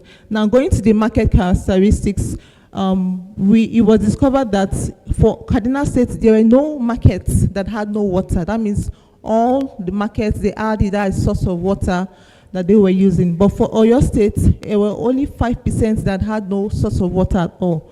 So the source of water were either well, boreholes, pipe-borne water, and also water from jerry cans. And also we had more borehole waters in markets in Oyo State than the pipe-borne water, the well waters, and all. Then going to the market governance, for markets that had at least a female in market leadership, we had more of these markets in Oyo State than in Kaduna State. And also for markets whose leaders were selected based on election, we had more of them in Kaduna than in Oyo State. So table 2 shows the adoption of the good hygiene and handling practices among tomato retailers. So here it was observed that we had about 51% of traders who washed their tomatoes in Kaduna, and then 32% in Oyo State. You can see that we had more traders who were washing their tomatoes in Kaduna than in Oyo State. Then for traders who changed their wash water, that is the third one, traders who changed their wash waters conditionally, we had more of them, about 46% in Kaduna and 31% in Oyo State, but this is still less than 50%. This is still less than half. That means we still had a low percentage of traders that changed their wash water appropriately. Then for traders that wash their hands, when I mean wash their hands, washing their hands with soap and water after using the toilet, we had very few of them, 21% in Kaduna and 31% in Oyo State. It is also less than 50%. For traders that sorted their tomatoes before sale, we had 64% in Kaduna and 86% in Oyo State. And also traders who sold their tomatoes on a raised platform or table, we had a low rate as well, 25% in Kaduna and more, that's 46% in Oyo State, which is also less than 50%. But all in all, it was also observed that there was a low adoption rate of these recommended practices by these traders. We see cases where traders were observing or carrying out less, about 1 to 2 of these practices. So the adoption rate was low. So table 3 shows the factors that are associated with the adoption of these recommended practices among the traders. Here for the traders who were older, they were more likely to change their wash water. The traders that had more years of experience in selling tomatoes, they were less likely. They were less likely to change their wash water at an interval of 4 hours. Then for traders that had less than a secondary education, they practiced washing of their tomatoes more. And then traders who had more years of membership in their products association, they also practiced changing their wash water regularly, and they also practiced sorting. They also sorted their tomatoes. Then for markets that had a source of water, either pipe-borne, well, boreholes, we observed that these traders in these markets, they frequently wash their tomatoes, and they were also more likely to practice hand washing after using the toilets. Then going down to market governance, it was observed that Traders, markets that had at least a female representative in their leadership, they were more likely to wash their tomatoes and more likely to sort as well, and they were also more likely to sell on a raised platform. So this just signifies the importance of female leadership. And also markets that their leaders were selected based on election, they were more likely to wash as well, and they were also more likely to practice hand washing. So I just want to give brief policy implication that governments and NGOs should design continuous hygiene education and behavioral change programs that probably should target traders with low literacy or deeply rooted handling habits, because there are some traders that will not still want to imbibe hygiene practices because they are deeply rooted in their formal practices. And then secondly, public and private sectors should expand access to reliable water sources to support safer washing and handling practices, and also sanitation facilities within the markets. The market authorities should promote transparency. If we could see from what I presented earlier, the market authorities, the markets that had leadership that were selected based on election had positive association with washing, at least some of the handling and the hygiene practices. So this market authority should help to promote transparent election-based leadership and also empower traders association to enforce hygiene practices. Because I remember one of the things that we were saying yesterday was trying to enforce these practices. So this is where it also comes in. To also enforce hygiene standard and monitor compliance. So they should not just enforce it, they should also monitor, are these traders complying? Are they also doing this? Are they also doing it? Then lastly, traders should be encouraged and incentivized to adopt these recommended practices either through recognition schemes, hygiene certificates, also reduced market levies for compliance. So if there's a way they can subsidize things for them, it will also help them to also try to incorporate good habits. So these are selected references, and thank you very much for listening.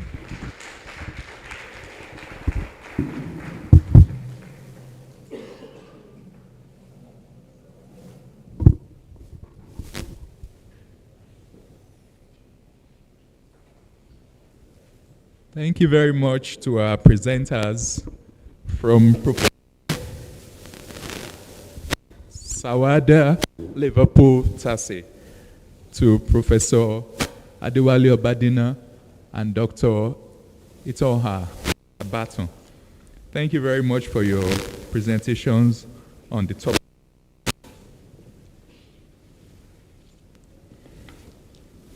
Presentations on the topic of research supporting African MSMEs to provide safe and nutritious foods. From Professor Sawada's presentation, we're able to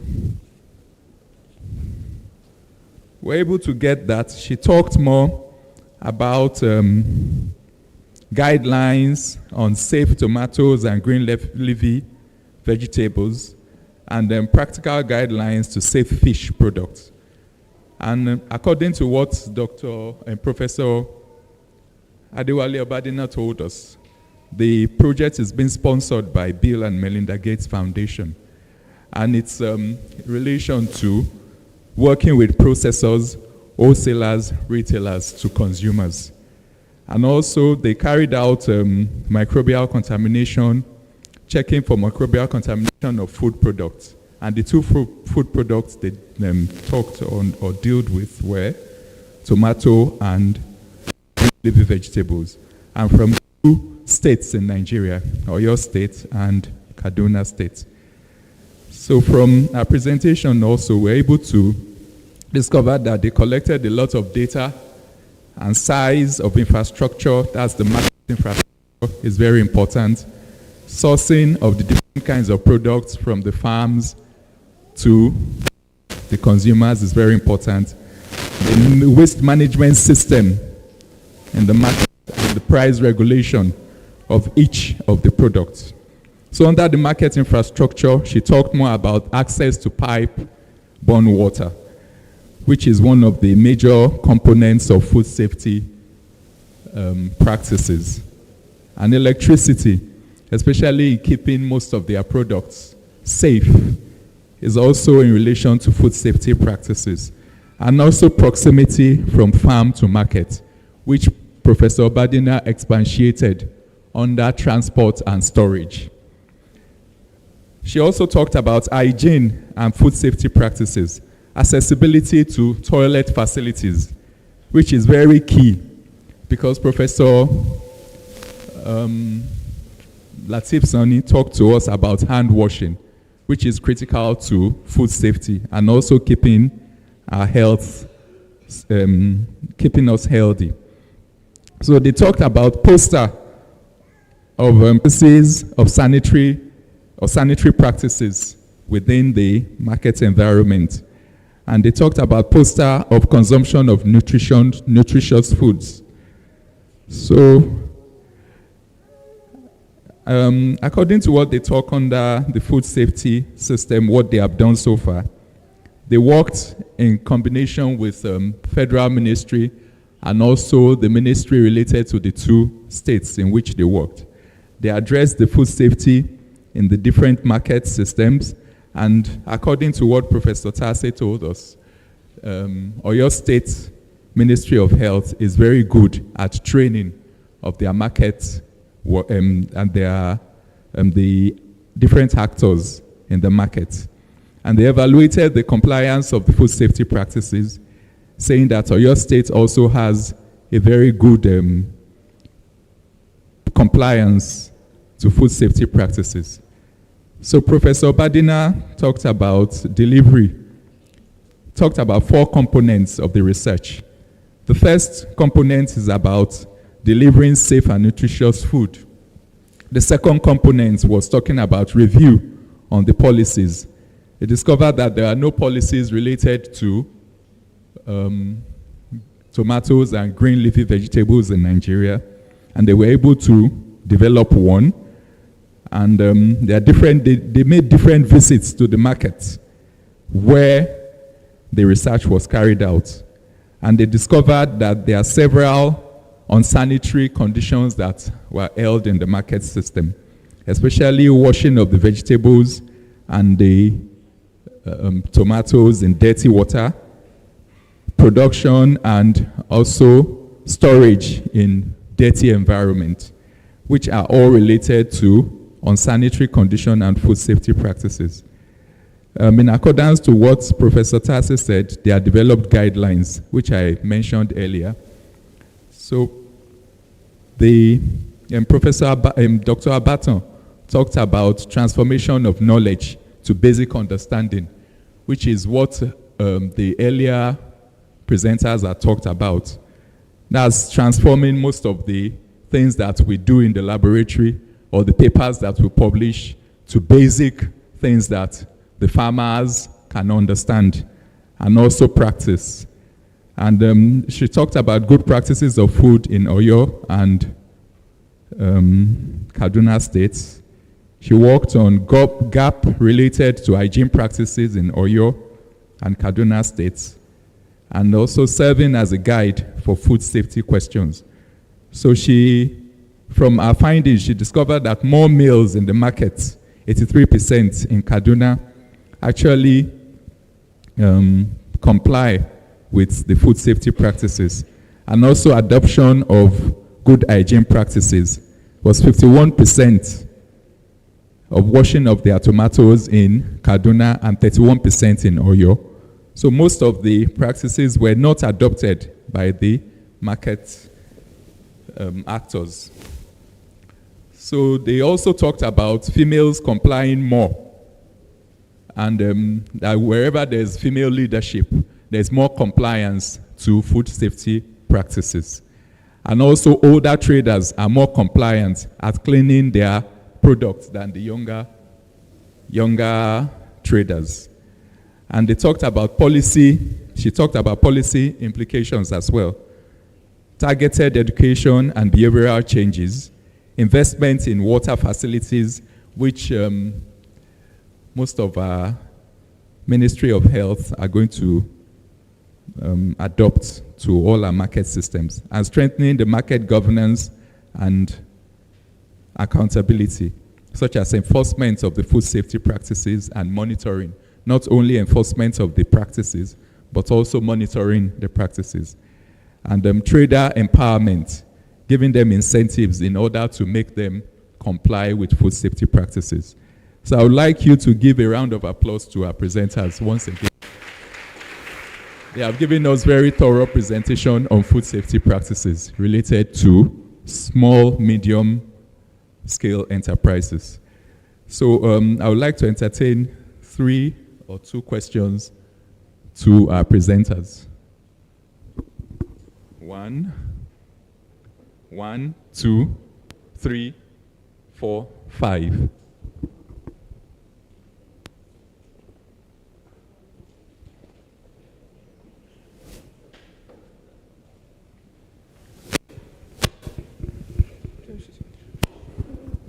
One is at the back. 1 and 2. Okay. 1, 2, 3, 4, 5.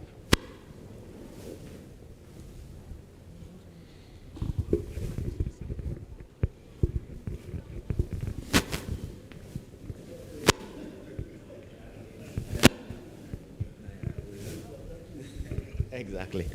So thank you so much for the presentation. My name is Ben. I have just one question to the last presenter regarding her analysis. This is a cross-sectional data, and how was she able to take care of the issue of endogeneity before we can make strong assumptions about the results? So first, it has to do with the endogeneity issue, and if it's a cross-sectional data, yes or no, and if they are planning to collect panel data, and that would give their research a stronger ability to predict.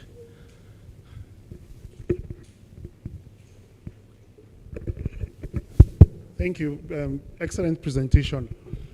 Mine will be less academic, but I'm interested in you sharing about, as a young researcher, particularly to Dr. Itoha, there are a few students here, and so we have researchers or experts in 3 categories: senior professors like Professor Badina, early career researchers, and then students who are probably still in university. So if Dr. Abaton could please share her experience working with under RSM 2SNF, particularly as it relates to capacity strengthening. Thank you.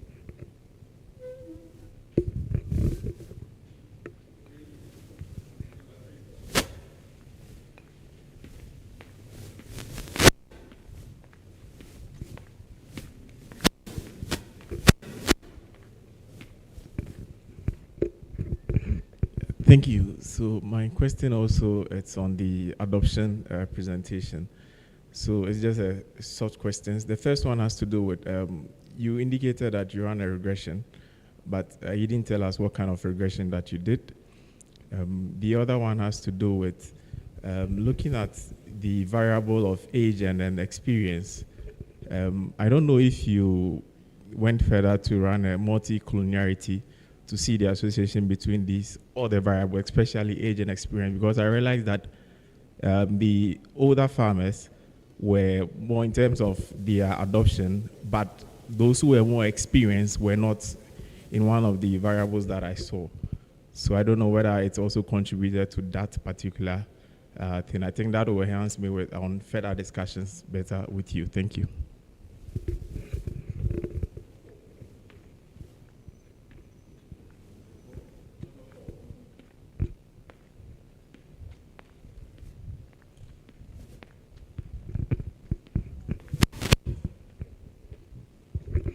Thank you for the presentation, Dr. Itan. The thing is that recently, the HOD of my department at Neoma, she was at the northern part of the country. And during her visit, she realized that when it comes to processing fish, majority of the handlers, they don't degut. So they don't degut the fish. They just smoke it directly. So this shows that when they try to correct the action, but they find out that what the handler said is that the consumer won't be purchasing the kind of fish from them.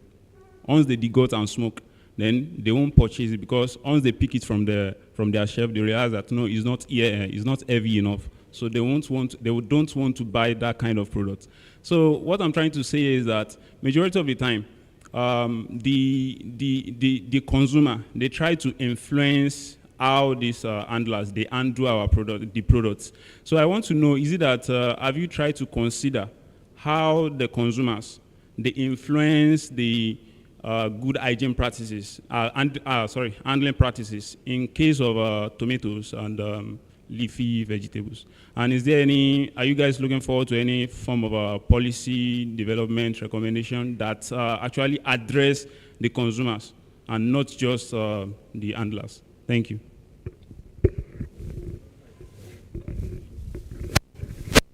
Good afternoon. My name is Mutiat from Former Technology Limited, and rather than a question, what I have is a suggestion. And I'm going to be personalizing it. So my mom sells pepper, tomatoes, and what have you in Lagos State. And I know how much I've bored her with these health practices of washing the tomatoes and others. Now, in Lagos State, they have associations for almost every trade. You have association of pepper traders, and they have them in factions too. So the suggestion is, how about reaching out to their leaders, in this case now, the leaders of those who sell pepper and tomatoes and vegetables in Lagos State. You reach out to their leaders, probably in Lagos State, at the state level, and then it trickles down to the vendors themselves. So when I talk about market outreaches, not all of these traders trade in a market. Some do on the streets, in the confines of their homes, where people can just walk to them and buy. So if we are talking about market traders only, then we're exempting those who sell from the comfort of their homes. So we meet with the association leaders, you talk to them, you let them understand. Some of them are most of them are open to these approaches. In turn, when they go for their weekly meetings, they tell the members that, oh, don't let us do this, let us adopt these practices. And before you know it, you would have reached out to more of the population of those that you have in target, rather than just sticking to those that sell in the market. Thank you.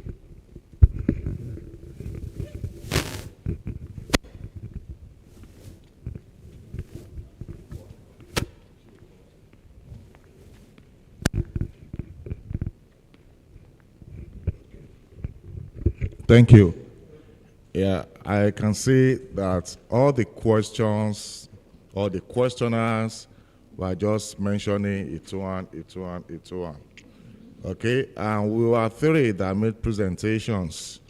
Okay, so what I'm going to do is that I will take the last two and allow her to respond to the first three. I think I'm fair enough, right? Good, thank you. So to start with the person that asked question on fish issue, you see, three things are involved when we talk about food. Number one, you talk about preference to what you want to consume. Number two, you look at the availability. Number three, the issue of safety comes in. But in this part of the world, out of those three choices, preference most of the time is what people go for. I need to fill my tummy first before I start talking about any other thing. But what we're saying is that you can't be food secured if that food that you intend consuming or you are going to consume will eventually harm you or lead you to the hospital. So that's where the issue of food safety comes in. Now, to now go directly to your question. You see, when people, depending on the level, right? When they want to buy processed fish, either smoked fish or fried fish or grilled fish, That preference that you've mentioned in terms of weight, they look into that, right? And don't forget that you also have some people that prefer the gutted fish, the one that you've removed the gut. But as I mentioned, it's all about choice, right? Preference. But when it comes to safety, don't forget, Professor Guntebo mentioned some factors that determine safety of food, which are general factors. And Professor Ni also tried to also emphasize on one of them.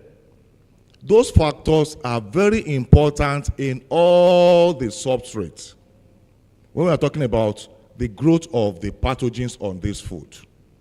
Fish, issue of moisture is very key. If you remove the gut before processing, no matter what the processing method, maybe you want to fry, you want to grill, you want to, smoke, the moisture will be easily reduced if the guts are not there. And that means the degutted processed fish can be more safer. That does not mean it's going to be safe. Don't forget, I said there are a lot of factors, okay? But it can be more safer, right? And it can also stay longer in terms of shelf life, okay? Because the moisture also determines those spoilage organisms that also comes in. That is one. Another thing is that the gut itself is a food safety hazard.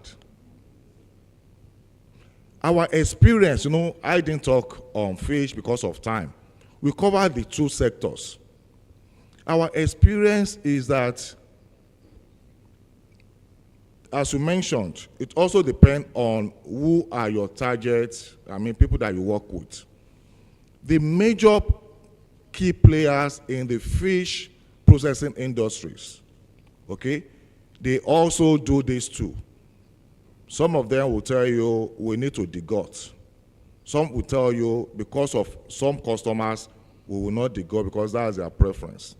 But we've observed that for them, they are not after safety. Number one, they want to make money. Number two, they want to prevent spoilage. And as a result of that, it's funny. Some of them will first sun-dry the fish before smoking. And when they are doing sun-drying, a lot of safety contaminant also comes in. Cause more problem in terms of safety before they now go and fry. Either they are frying or they want to smoke. But there are a lot of things involved in all these things. Don't forget, their method of smoking is crude. They don't know the temperature of smoking, not controlled. They don't know the time that they will need to use in smoking. Lastly, they cannot determine the moisture when they are stopping the smoking. Okay, it's a complex situation, but to say that they are not most of the time after safety of the fish that they process. Now to the tomato woman, very interesting. You will see that when Dr. Abaton was making a presentation from the data she collected, she recommended, she made us to realize that those group of tomato sellers that has, the association that has the woman as part of their team, or most of the time the leader, they do well in terms of the practices and the practices because of what you have said. Those people understand the challenges on the field, okay? They can talk to their colleagues. They understand the language. They understand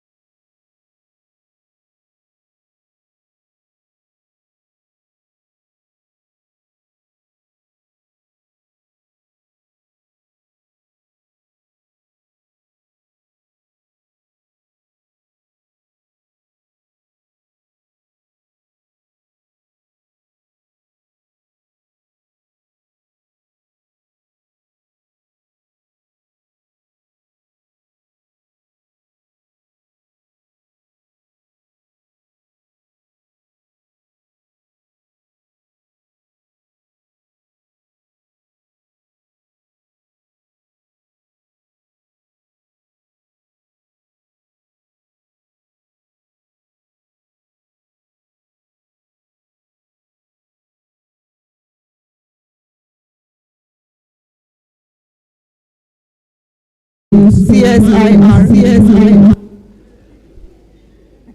What's going on? CSIR, Science and Technology Policy Research Institute, Accra, Ghana. A wonderful round of applause for her as she takes this podium.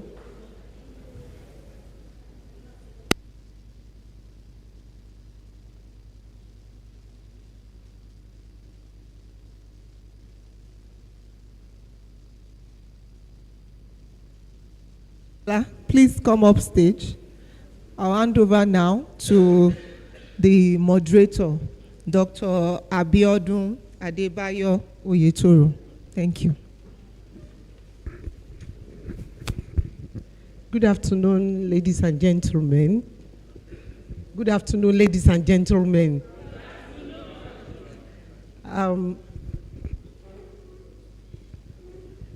Let me first of all appreciate the organizers of this conference for this opportunity. I'm not taking it for granted, and so I say thank you so much. I also want to appreciate the audience for making our time to be here. If you are not here, there is no conference. So thank you once again, and God bless you all. So without wasting so much of our time, we have with us Dr. Rose Omari. Briefly, let me say one or two things about her. Dr. Rose Omari has a PhD in rural sociology, and then she has certificates in technology from Harvard University, and then she also has a postgraduate certificate in international food law from University of Reading, United Kingdom. She currently serves as Deputy Director and Principal Research Scientist at Science and Technology Policy Research Institute, Council for Scientific and Industrial Research, Accra, Ghana. And apart from that, she is also the team lead for a Rising Europe project for Ghana, which is a continental project. And the summary of the activity has to do with food safety for Africa, which resonates with what we are doing this afternoon. And so without wasting so much of our time, Dr. Rose Omari will be speaking on net map analysis of actors in food control. And you and I, we know that without control, we can't be talking about food safety. So get your pen and paper ready, and so that you'll be able to jot one or two things and be able to ask your question appropriately after our presentation. So once again, I present to you Dr. Rose Omari.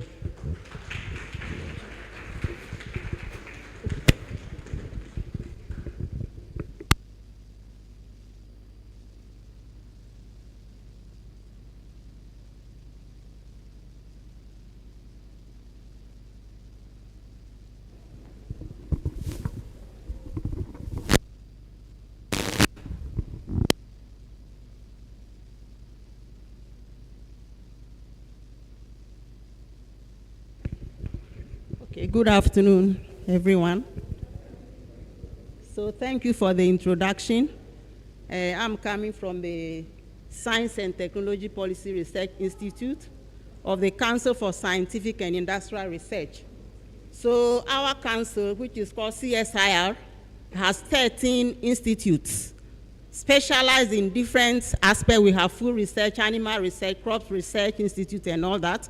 And our institute looks at the policy and regulatory aspects of anything related to science and technology. And that is where food comes in. I am originally a food scientist with now social scientist, so you see that I'm all over the place. So, so I'm a rural sociologist, and I'm also a food scientist, biochemist, and all that. So we do research looking at social issues, policy issues, regulatory issues surrounding science and technology. Next. Oh, I can. Do I have to point? It's not working. Okay. Yeah. Yeah. So we've already heard so much about what food safety is all about.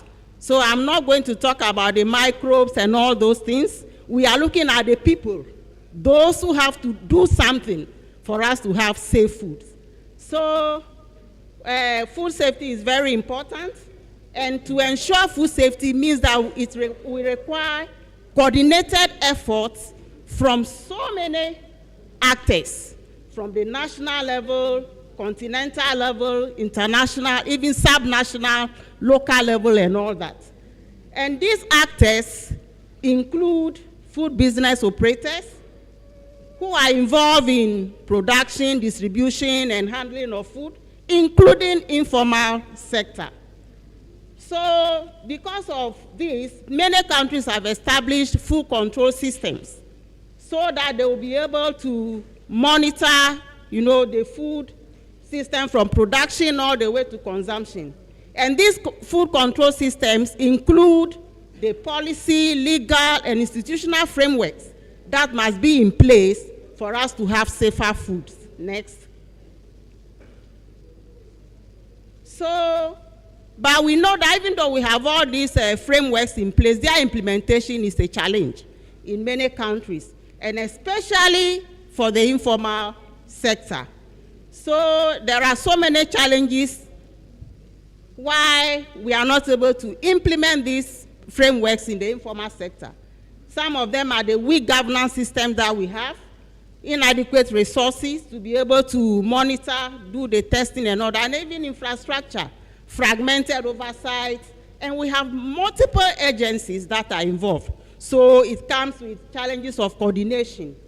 And the informal actors themselves have limited technical capacity, they have restricted access to technology, and then they lack basic amenities, water, potable water, refrigeration facility, no electricity, and all these things. So it makes it difficult for them to comply with the food safety regulations. So in Ghana, we also have our food control system, and it is a complex network of stakeholders, spanning regulations all the way to producers, including international actors. So because we are talking about coordination, it is important for us to understand who these actors are, what roles are they playing, how are they connected to each other, and what is their level of influence in managing food safety. And if we have this information, it will enable us to foster stronger collaboration, build on each other's strengths, and those who have weaknesses, we help them to strengthen them, and also devise better strategies of strengthening food safety systems. So we did a study, and the objective of that study was to identify key stakeholders engaged in food safety management in Ghana, and then assess their level of interactions, examine the differences between them in terms of the formal and informal sector. Do they have the same level of influence in the formal and the informal sector? So we have some research questions. So you let me read the research questions. So the research questions, which stakeholders or actors influence food safety in Ghana, in Ghana's formal or informal sector? How are they connected? What is their level of influence? Next. So we use a method called net map methodology. So it is basically a visualized tool that has been designed to help stakeholders to understand, discuss, and improve complex situations. So if you have a situation where you have so many different multiple actors, the net map analysis will help you to do this kind of analysis. So it integrates, I put the references there so that anybody who wants to read more can go and read more. So it integrates stakeholder analysis, power and social network. It's a combination of different approaches that you can use to do this. So this analysis, it presents the current situation, not what should be done or what is in the book, what is actually happening. That is what this net mapping captures. So it gives insight to the current situation and offers valuable insights into the gaps in stakeholder composition and then connection. So we use it, and then this method is employs qualitative approaches to gather the data, but you use quantitative approaches, visualization, in order to do the analysis. Next. So how did we select the participant? In net map analysis, if you have more than 12 participants, you will not achieve anything. There will be so much argument, so the smaller the number, the better. So we carefully selected 12 experts, people who have been working in the food safety domain for a long time. They know all the actors, they have all the information, and then we brought them together to a workshop. So we had government agencies, researchers, private entities, civil society, and all that. They were all in this workshop. Next. So we had a set of questions for them at that workshop. So next slide. Yeah. So the first question was, who are the actors involved in food control, food safety management, all that. So we asked them to identify the various categories of actors we can have. So they came up with 11 categories. You can see them, the global and continental actors. We have the ministries, departments, and agencies. We have regulators and competent authorities. We have donors and development partners, international research organizations, advocacy players. Then we have the national research academia and professional associations, informal value chain actors, formal value chain actors, media, and then consumers themselves. So these were the categories. So under each of these categories, now mention any stakeholder that you know that falls under this category. So we went on and on. At the end of it all, we identified 120 stakeholders. So you can see advocacy players, we have 14 of them. Global actors, we have 14, and so on and so forth. Next slide. So this is just an example. When it comes to donors, for example, these were the donors that were identified. I think there are about 21 in all. They didn't just mention them, you support them with specific examples. If you are mentioning a donor, why are you saying that he's part of food safety? It means that you know he has funded a particular food safety project, or he has done something in relation to food safety. Next slide. Then now, you have mentioned all these 120 stakeholders. How are they connected? What brings them together? What does one actor do to the other? So they identified 8 connection types.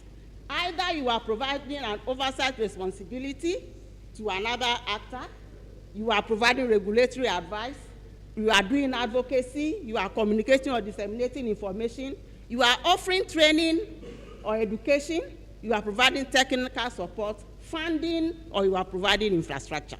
So these were the key 8 connection types that were identified. Next slide.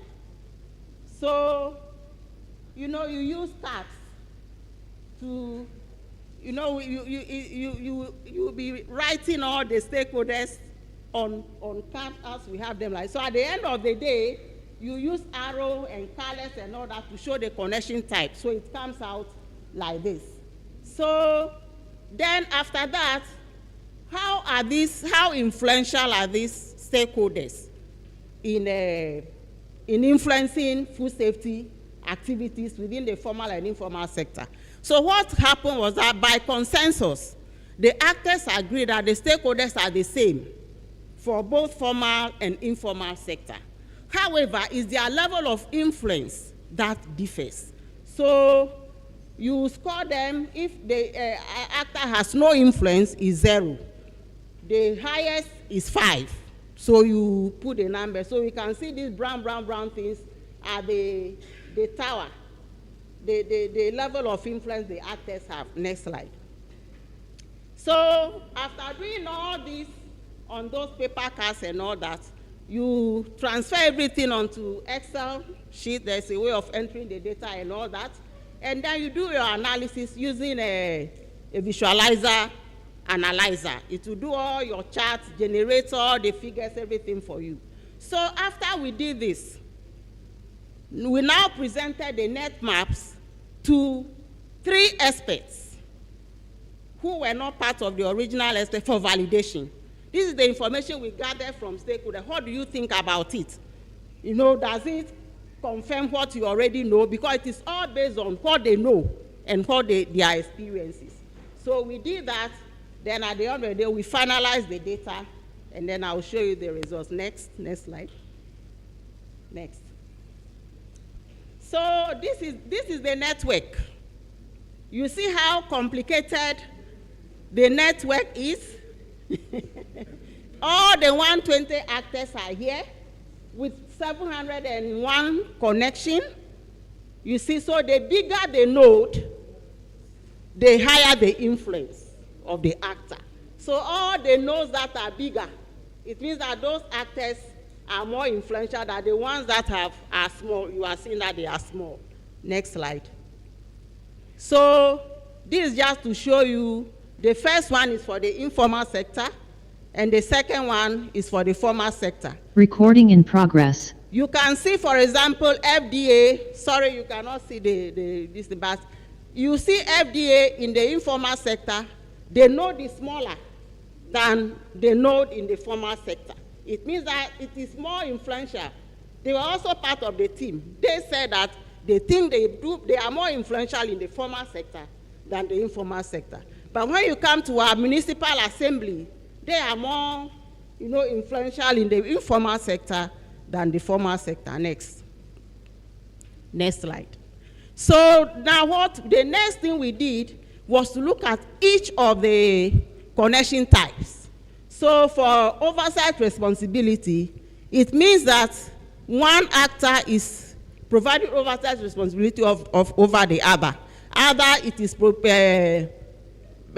producing policies, producing programs for the other to implement. So the one that is implementing will also now have to be accountable to the actor.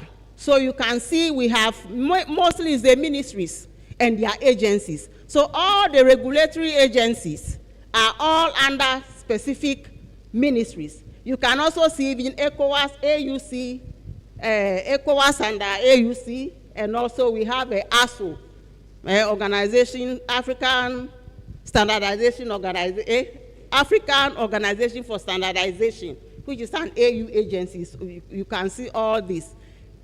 You can see Codex Alimentarius Commission. You have SPS committees, and then CC Africa. They are all. You can see the connection. They are all under Codex. They take some instruction from Codex. So, yeah. So next. So now the next one is advocacy. Advocacy is very, very important because we're all here talking about somebody should do the advocacy. Who are the ones who do the advocacy? So we found out that for this network, we had 40 actors, 106 connections. The out degrees are those that are giving out something to the other. The in degrees are those who are receiving. So you can see that the advocacy players are mainly the trade associations. They are mainly the trade, apart from one NGO, which is Send Ghana. The rest are either it is an association. We have women in poultry value chain association, African women in agribusiness. These are all trade associations that are doing advocacy on behalf of their members. And they either do advocacy to the ministries, to donors, and so on. And so you can see the in-degree actors are mostly ministries and donors and development partners who are receiving the advocacy from these trade associations. Next. This is a regulatory advice, those who are providing regulation. So this is where our regulators come in.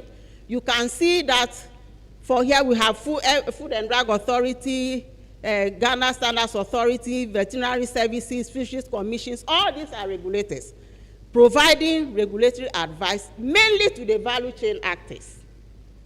And then the trade associations all receive this regulatory advice, and even to their ministries. And they also end up receiving regulatory advice from the continental bodies. We have the ASO, we have the Codex Alimentarius Commission, all of them giving regulatory advice to these regulators at the national level. Yeah. And even we have a Ghana Parliament, also take regulatory advice from the ECOWAS Parliament, and then Pan-African Parliament. All these actors are very important when it comes to food safety. Then when it comes to communication, you see that the consumer in the center that is receiving so much information from so many different sources.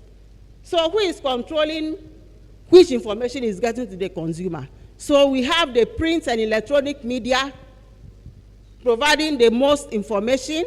We have STEPRI, is where I work. It was mentioned because we were very active doing high-level engagement with ministries when we were developing national policy for aflatoxin control. Then advocates are also there. Then it is noteworthy that you can see market queens providing information to their members. We just heard about it. Those market queens or market leaders, they are very powerful. If they tell their members, don't do something, they will not do it. So it is good to be working with such people. Next. Then education and training.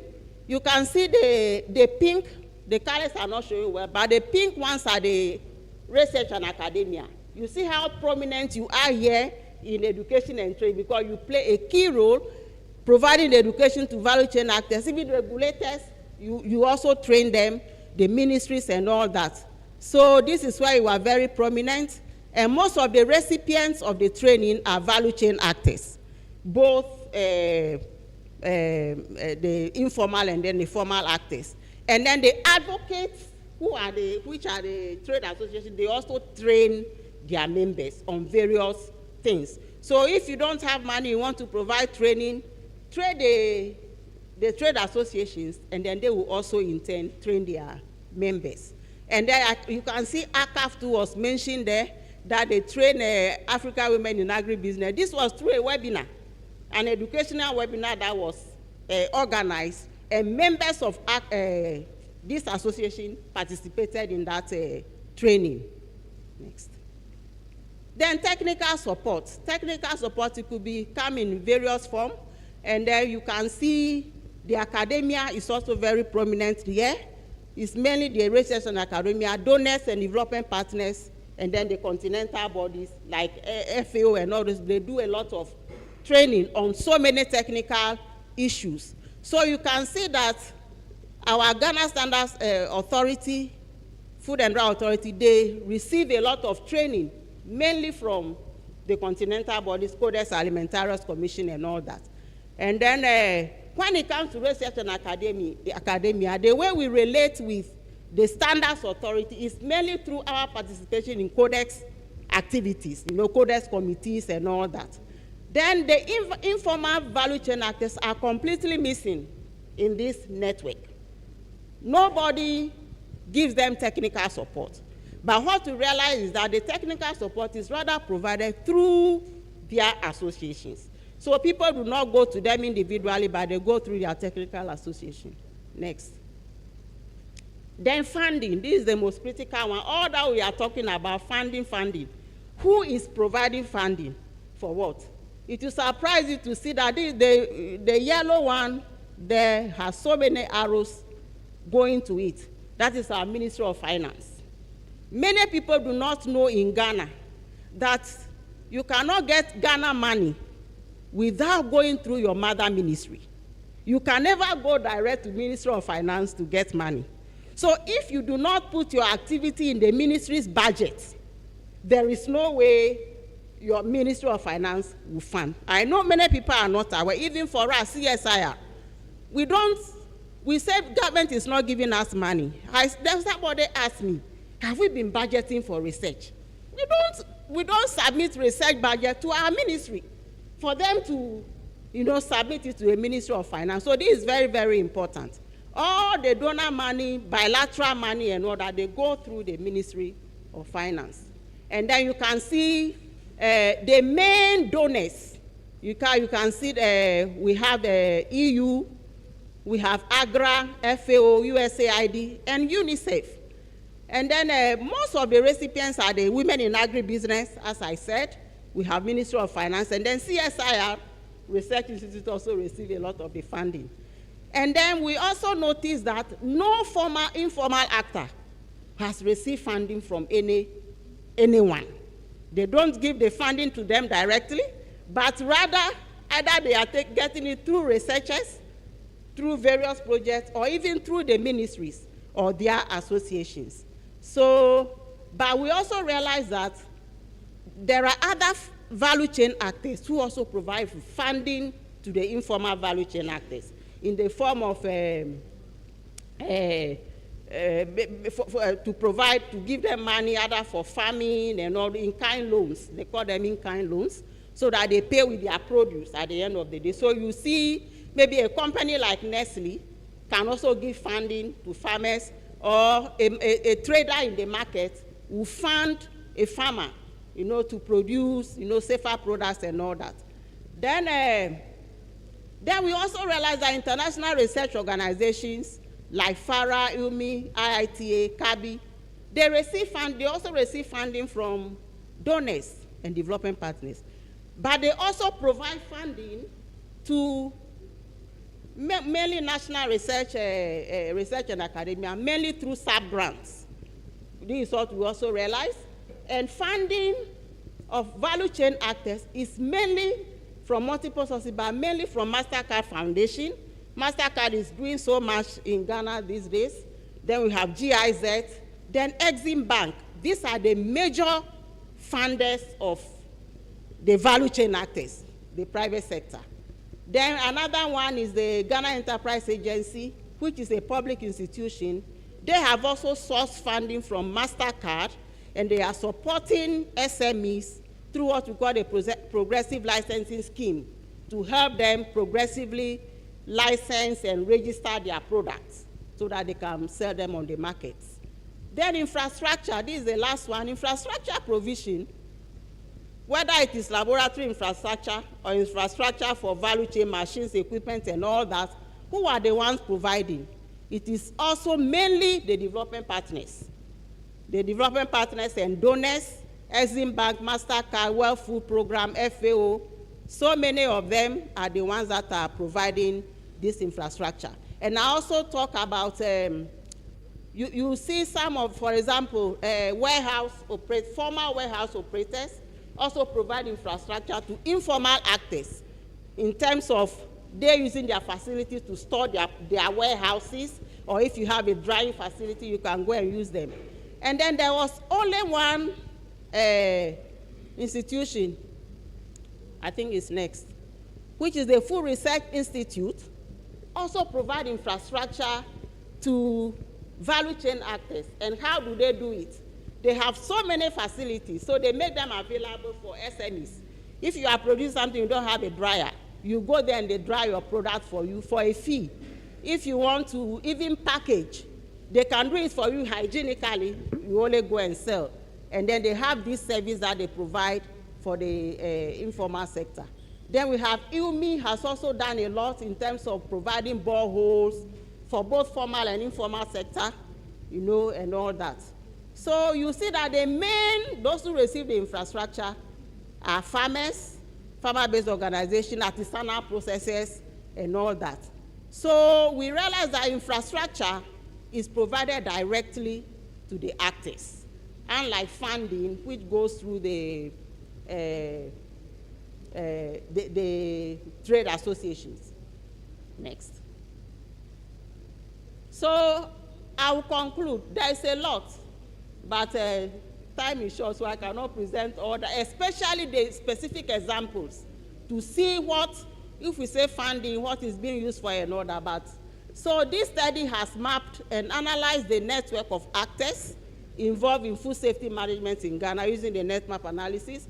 The findings reveal a complex web of relationship among government agencies, regulatory bodies, and so on and so forth. Multiple ministries and agencies are involved, and they have shared responsibilities, and this requires that we have very good coordination systems in place. And Ghana, I think we are far advanced in terms of putting in place this coordination mechanism. There is no time, so I can tell you more if you want to hear later. And then the study also has highlighted the very well-known and prominent actors in food safety. As soon as you mention who is involved in food safety, they will mention them. At the same time, it has also revealed those that are less known or not known at all to be involved in food safety.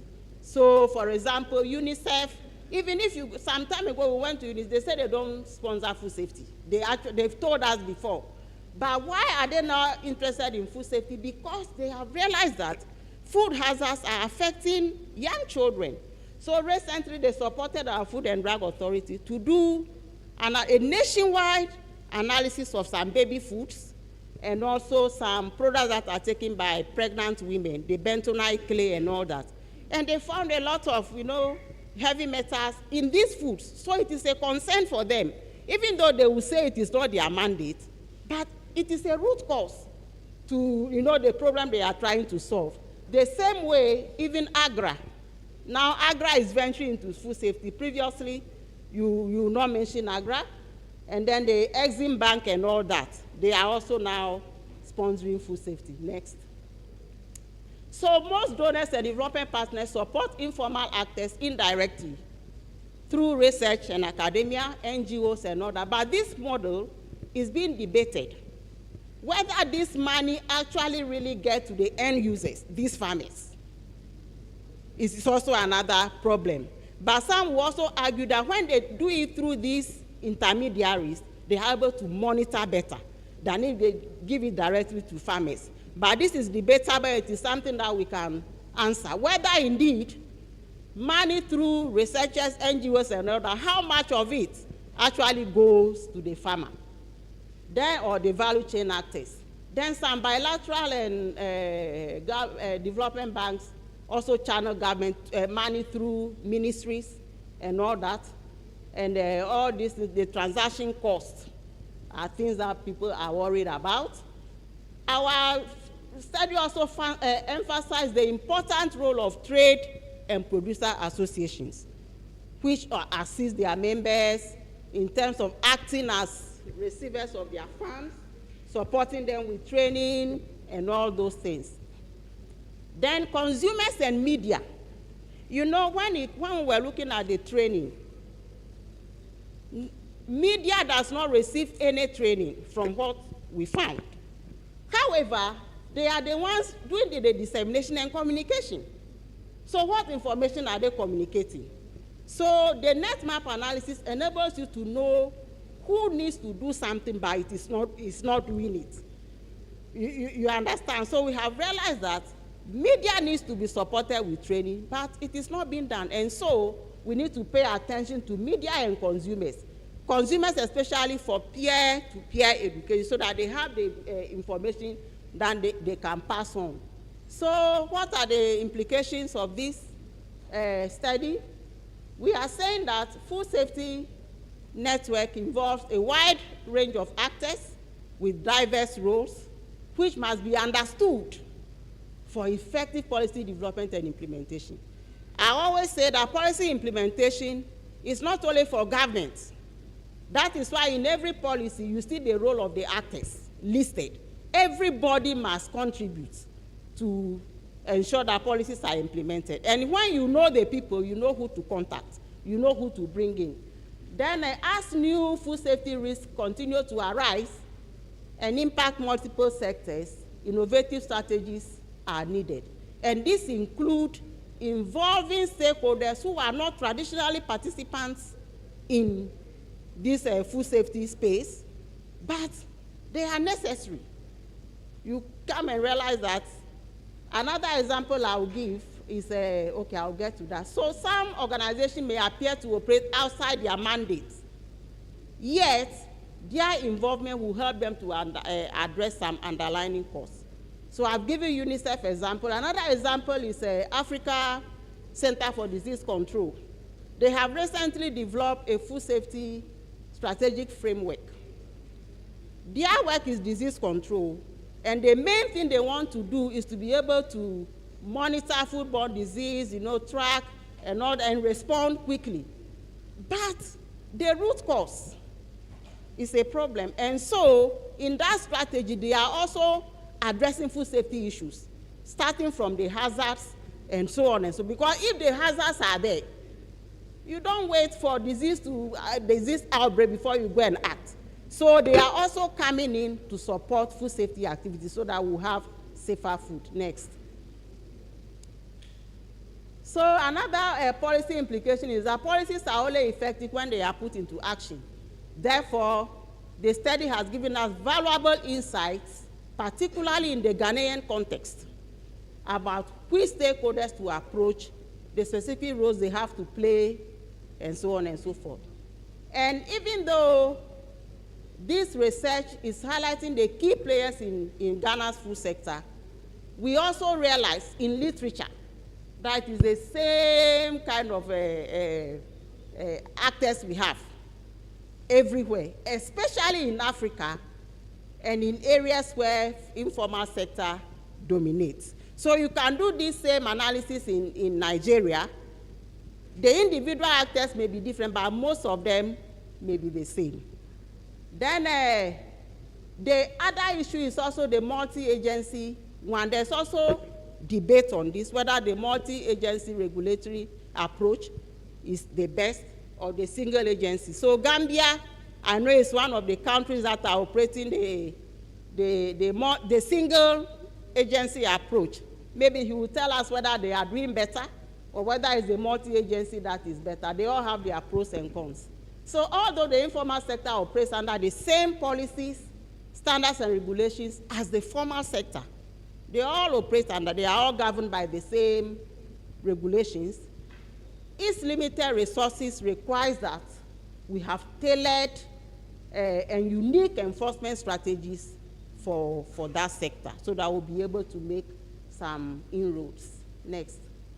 So this is the final one, I think. So they perceived, in our study, we found out that there's a very low influence of the global actors in the informal sector.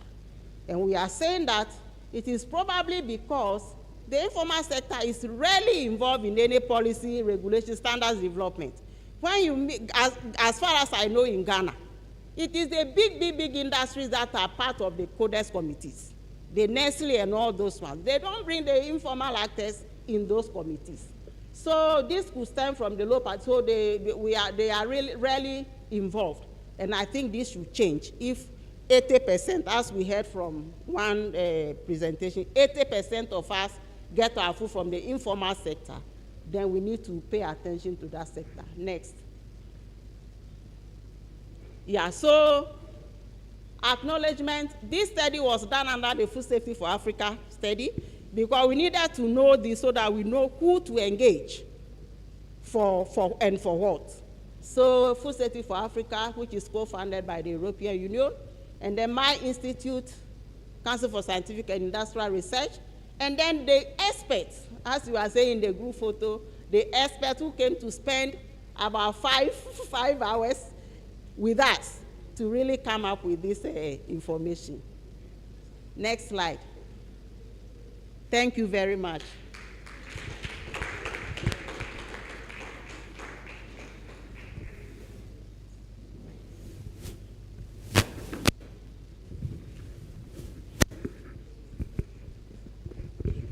I'm sure we can do better than that, because this is highly insightful. Thank you so much, Dr. Rose. Quickly, let me summarize the presentation. We were told what food safety is important, and then she mentioned the implementation and enforcement framework, the challenges that has to do with the study, and then she also talked about the actors in food safety. And the study, she said, they had 11 categories of actors, which include the media, government, research, academia, etc. And she talked about the method that was employed. She said the NetMap technology integrates several analyses to interpret current situations. And she's mentioned quality analysis to collect data, and then quantitative analysis to analyze the results that were generated. And the qualitative analysis include government, research, academia, and then she also mentioned the roles of formal and informal sectors as they influence and their influences, and they gave values to these, which range between 0 and 5.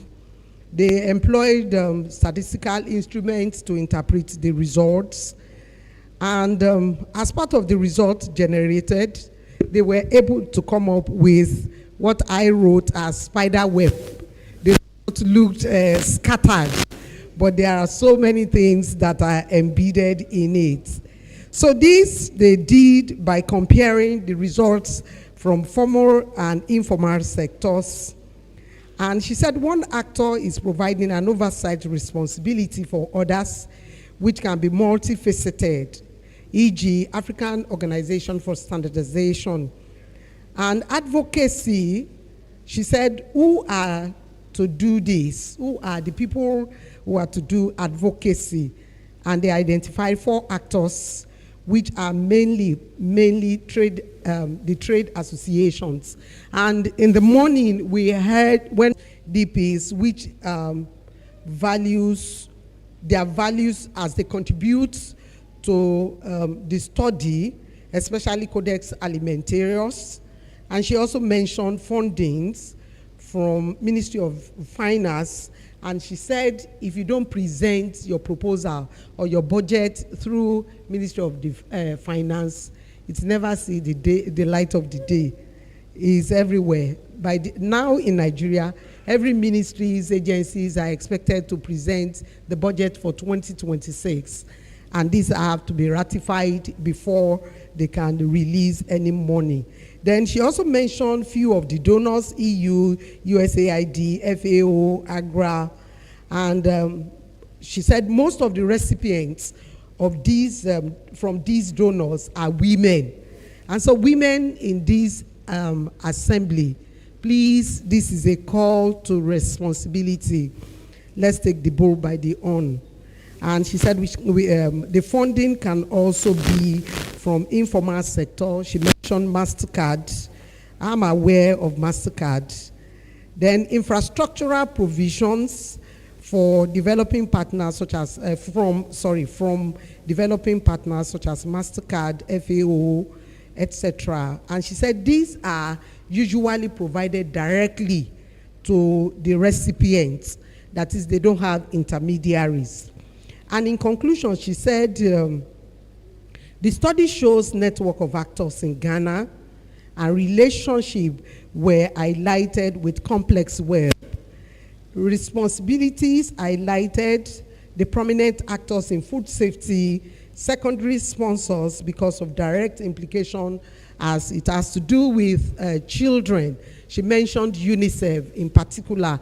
And I know that because children, now when you do study, they are very, very important, particularly when it comes to some of these SDGs, SDG 2, SDG 3, which has to do with good health and well-being. So children cannot be left behind, and that's why UNICEF is coming into fore. Then the question is, does the money actually get to the end users? That's the question these donors will want to ask, particularly the farmers.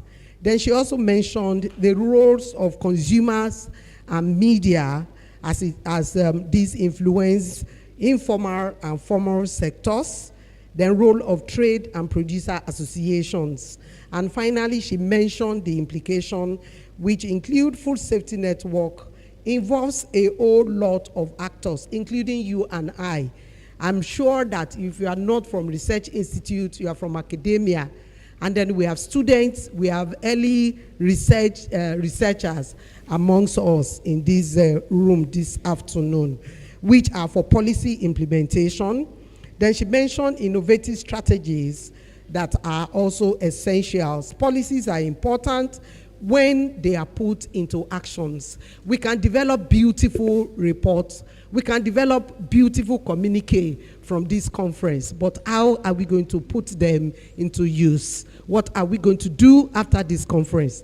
These are very germane. Then she said the study, though, is applicable to Ghana, but Ghana is in Africa. And this conference has to do with Africa. So we need to also adopt or adapt whatever thing they have done to countries that are represented here this afternoon. Let's not limit it to Ghana. Let's go and replicate same in our various countries. Then she talked about resource limitations, and finally, low level of influence of global standard actors. Once again, let's put our hands together for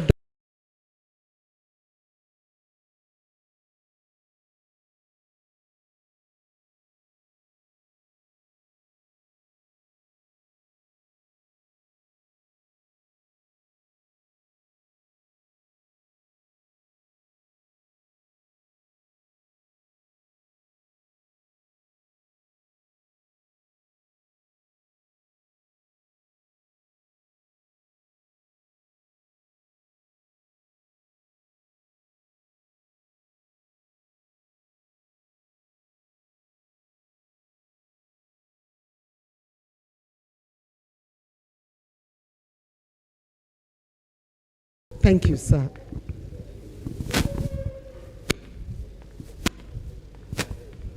Any other person? Number 2. Any other one? 3. So we have 1, 2, 3. Thank you very much for that wonderful presentation. I know there's no much difference between Ghana and the Nigerian system, because I'm partly part of that place. I grew up, my early years was in Ghana. So by that understanding, I am trying to, the issue of codex in Ghana, I don't know the structure they operate. Whether I see under let me just ask, where is the secretariat? Because in Nigeria we have the secretariat in SON, then we have the chairmanship in Ministry of Health. Because I know NAFDAC is the regulatory arm of Federal Ministry of Health. So that because I'm trying to clarify some things from there. Okay. The structure of Codex, that's National Codex Committee, is that the way they call it in Ghana? Yeah, the Codex Secretariat is the Ghana Standards Authority, which is the same as SON. That's the Secretariat. But the chairmanship of the committee, where is he domiciled? I don't even know. Is he still in that standard, in the standard board, or in any of the other agencies? I'm not or sure. Or do you have any structure that have to do with, I think you have something like NAFDAC in Ghana. Yeah, that's the Food and Drug Authority. Food and Drugs, something. FDA. So I'm just trying to know, because with that issue came up sometimes ago in one of our discussions in Uganda. Okay. So I want to know whether it's still in the Ministry of Health or it's still where the secretariat is that you still have the leadership. I don't know about the chairmanship. Okay. Yeah, but the secretariat is at the. It's at the. Oh no. Yeah. Because that. Okay. Thank you.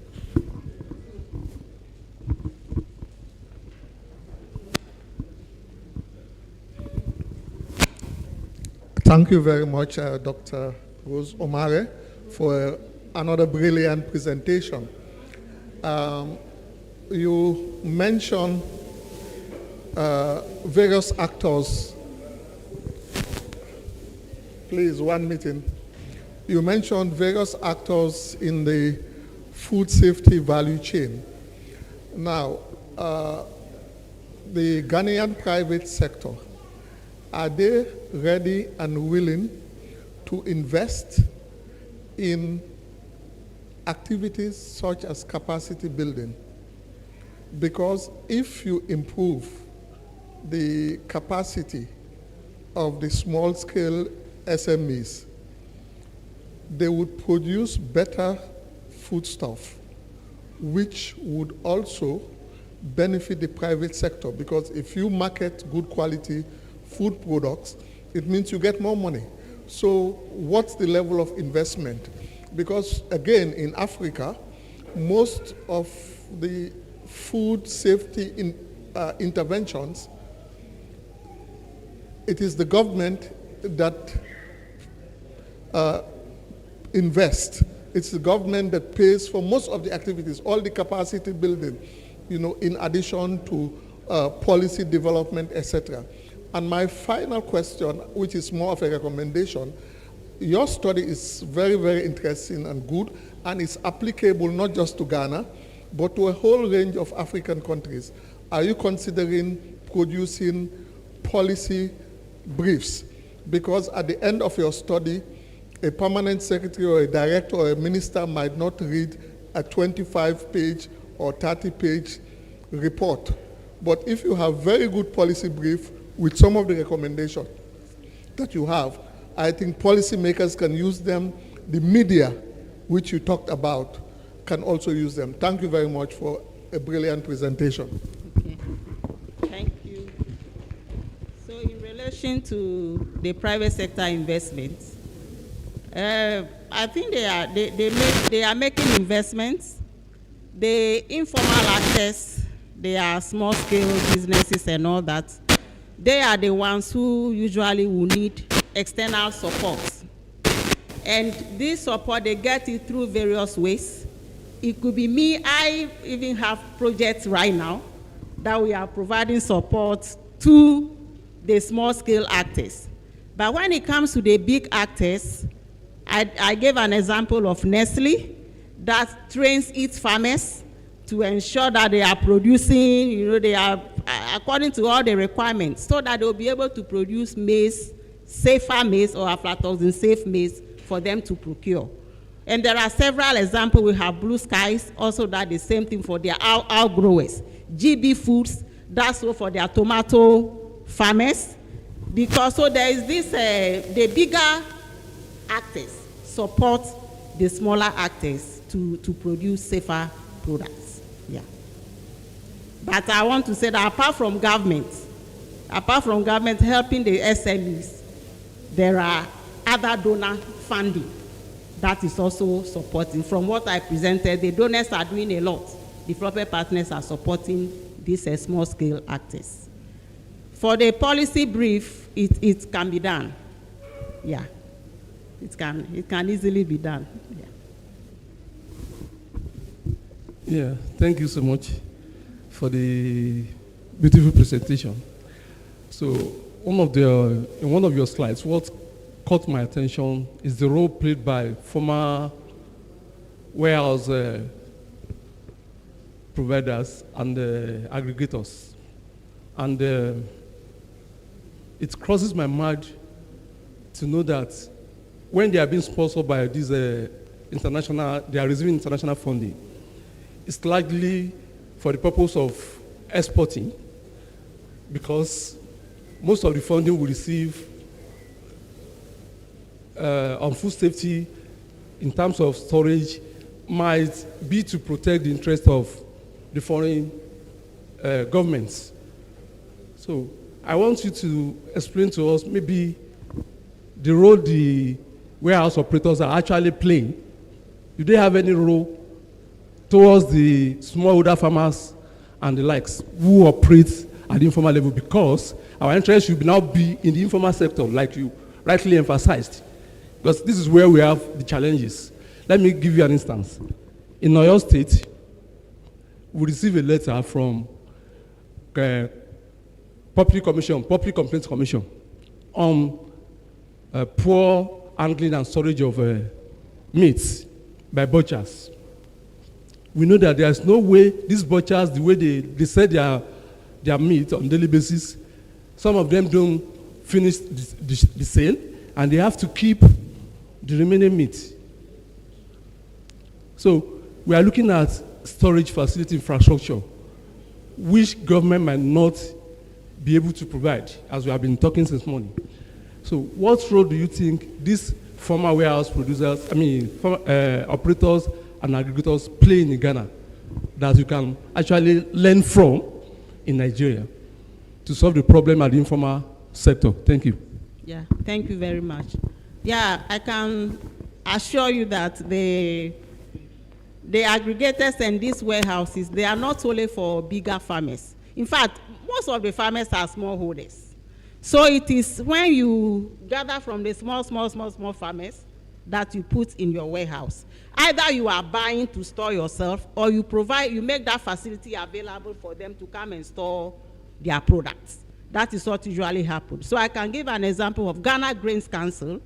They have put up warehouses all over. They have even advocated for government to develop warehouse regulations, which we have now. So their members include both small and large farmers, and they all have access to these facilities. Either you are storing it when you need it, you go for it, or you want them to store and then they can sell your produce for you. And there are even other private warehouse facilities like that. Yeah.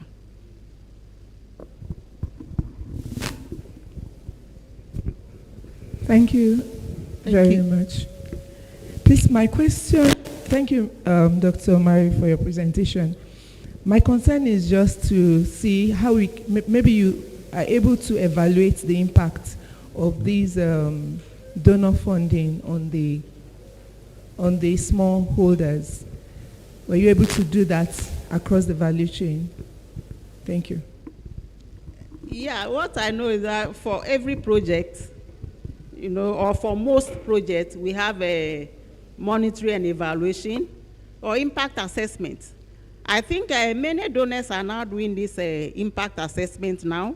From time to time, I do see calls for proposals or calls for consultants to do impact assessment of some specific projects. Recently, there was even one from Agra. So they do the impact assessment, and I think it's very, very important to know whether, they are making an impact or not. So it is something that I would recommend, that even for our own national projects, we should be doing those kind of impact assessment. If we are not making progress, then we have to find better ways of improving on our current systems. Thank you.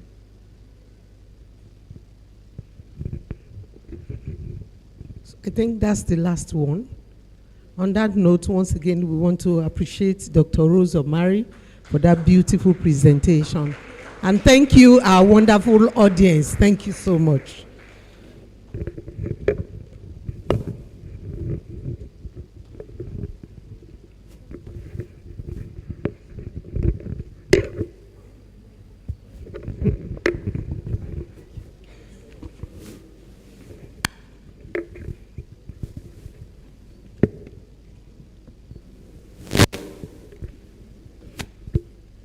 All right. So thank you very much. That was a very impactful presentation.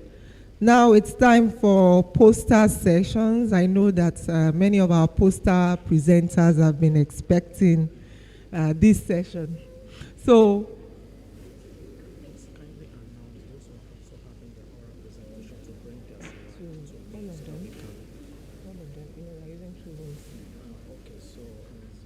that will be here.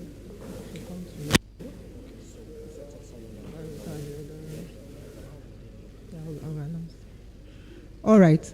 So for the poster sessions, we expect that poster presenters will stay by their posters and then delegates can move around.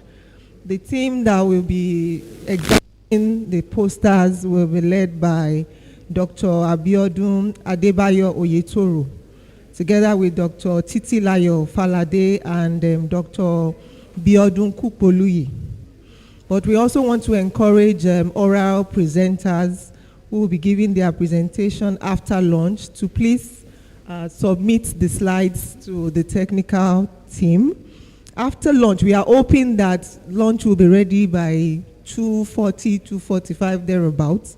So immediately after lunch, around 3:30, we'll be having the technical sessions. The technical section 1 we hold here in the main hall. So people who have their presentations under that section should submit to the technical team over here, while the technical section 2 will be at the trainers or just by the corner out here. So there will be another technical team in that hall where you can submit your presentations. I hope we all got that. So we can now move to the areas. Let the presenters stand by their posters and then people interact with them.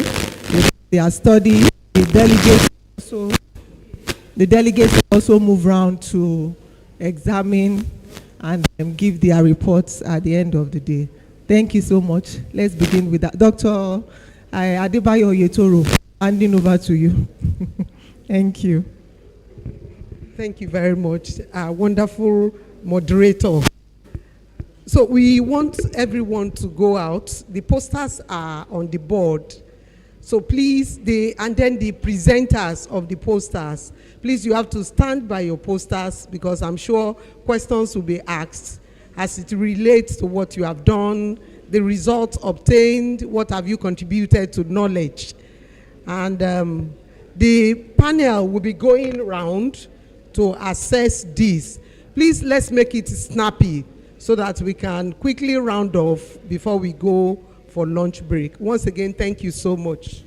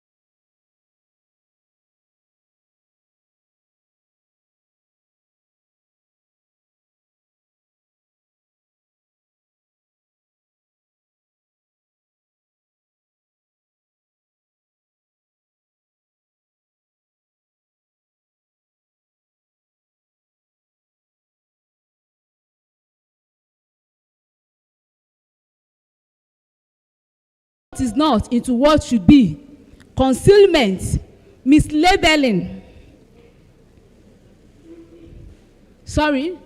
concealment, mislabeling, grey market, counterfeit, unapproved enhancements, and the likes. What is the impact of this food fraud on a market perspective? Number one, it has led to adoption of stable foods.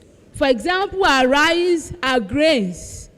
I was telling my students on Monday, I told them that I saw a video clip where beans is being preserved with white cement.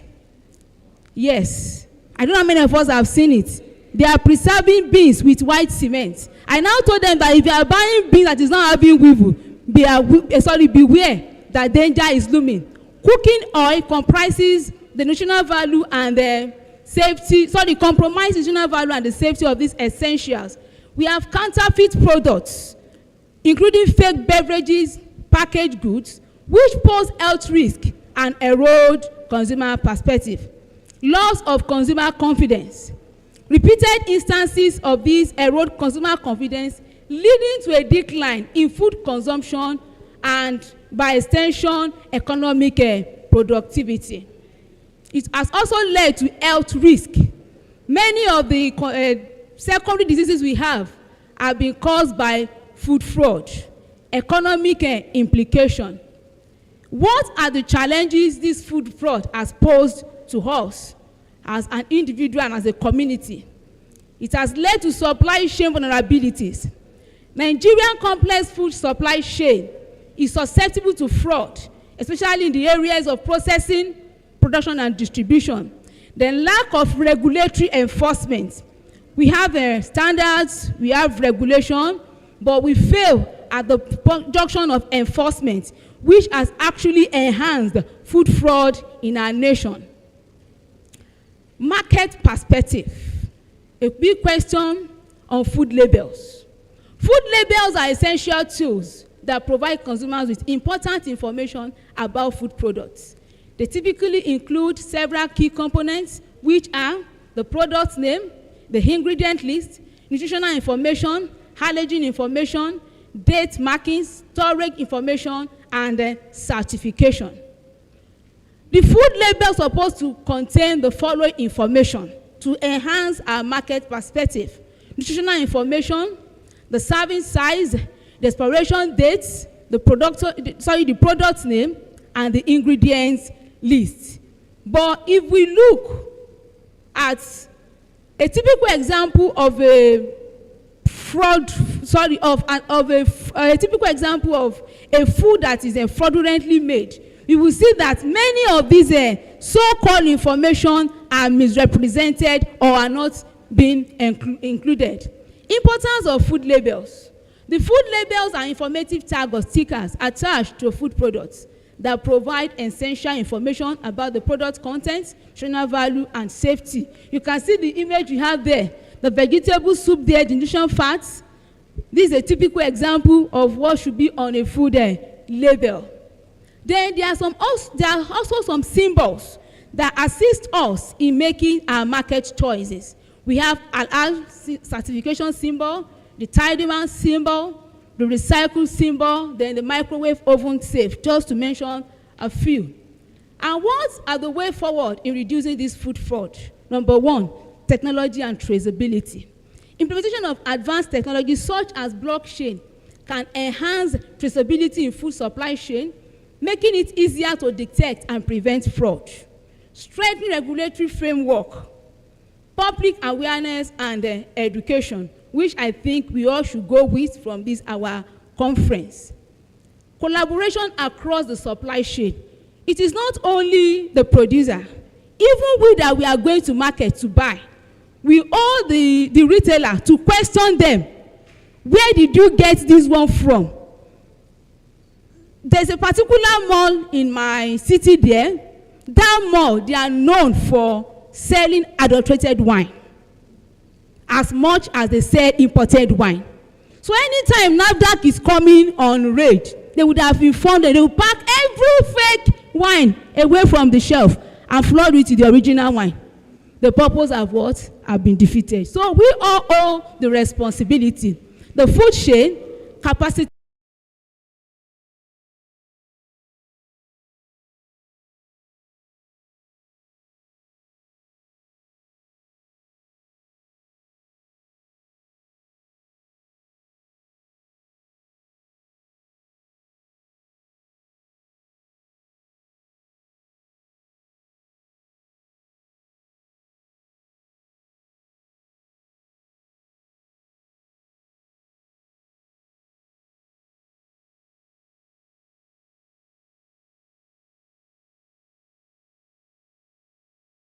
food doesn't have this unique labeling identity.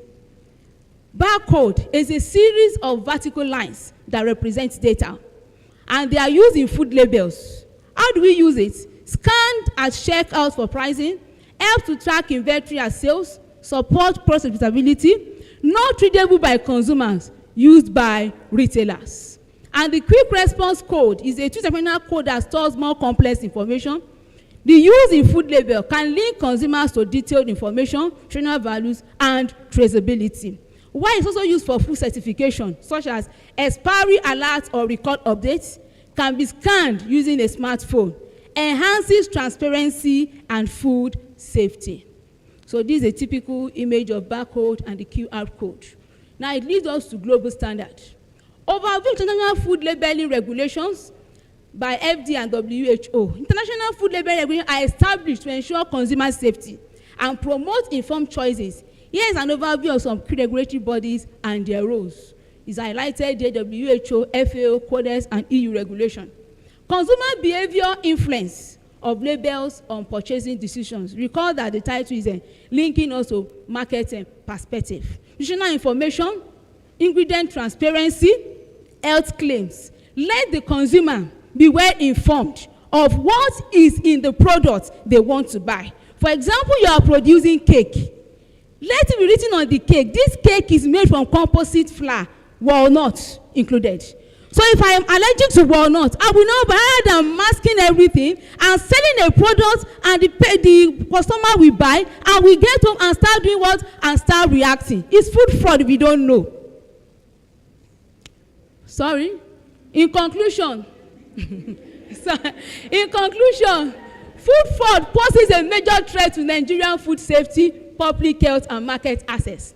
Addressing it requires a coordinated multi-sector approach that strengthens traceability, enforces regulation, and improves consumer awareness through proper food labeling.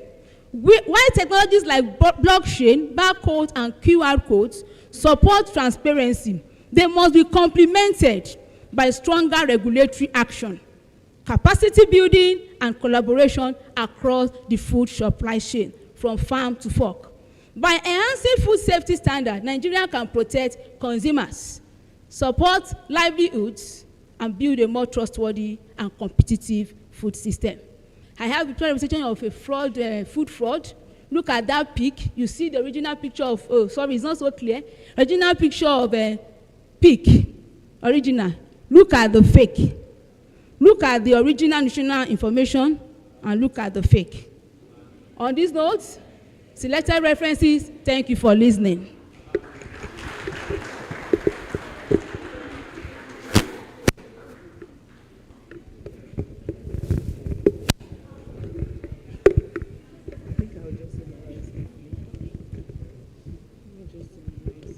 Thank you, who talks about food fraud, for the presentation. I just quickly summarize what she said. Food fraud is a global challenge, and it's a deliberate option of falsifying the food. And she mentioned the different types of fraud in terms of substitution, enhancement that is not expected, concealment, or mislabeling. And this is very common.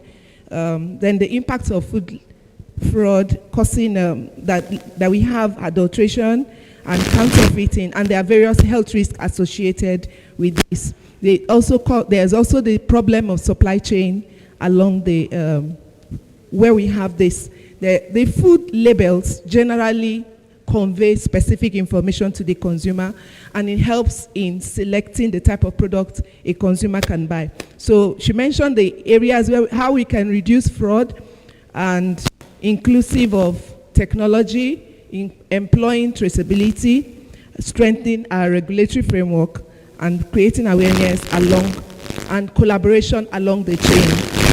And finally, she talked about the global global bodies, mentioning WHO. WHO is not involved in making regulations. What they just do is they give guidelines.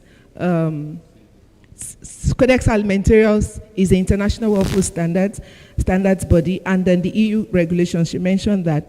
And she concluded by showing us a picture indicating the fake and the original pig. And wrapping up with the fact that we need to do a multi-sector approach.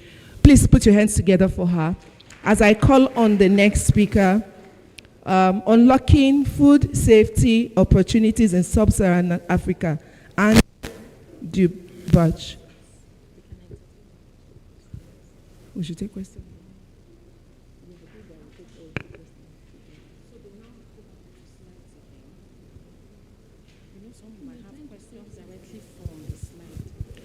Maybe we just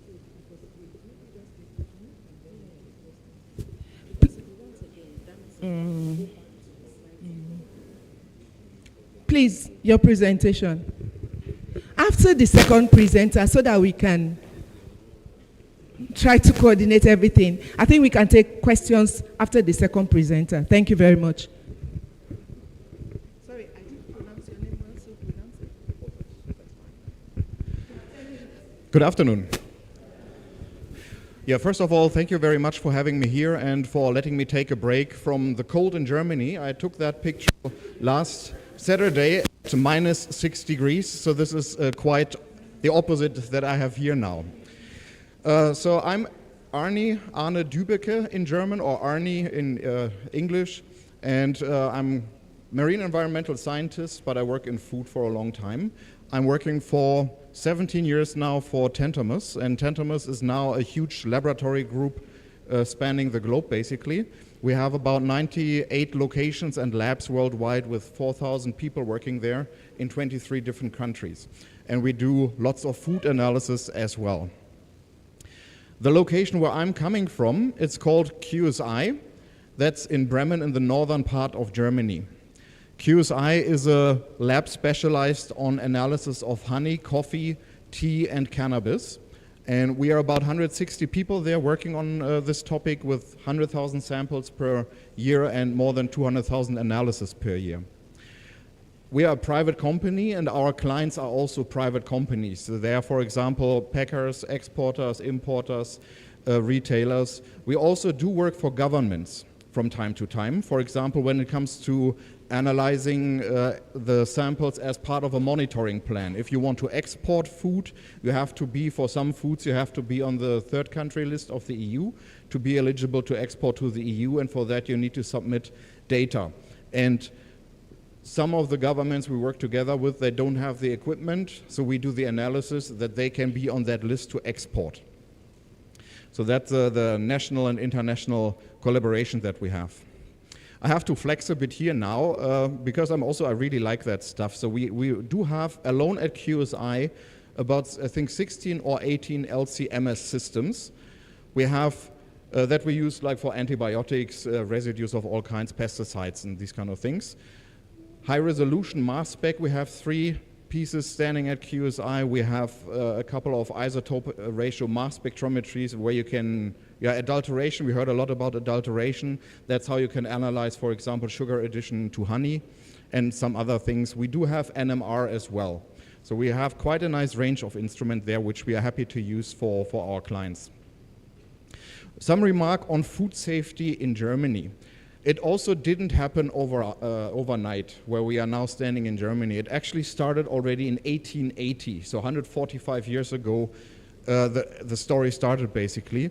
And we are still learning, like the Federal Office of Consumer Protection and Food Safety in Germany was only founded in 2002 as a reaction of the mad cow disease crisis we had in the late 90s, early 2000s, because it became apparent that we are not able to respond to a heavy crisis, food crisis, like the mad cow disease that we had at that time. So this was founded for coordination in Germany.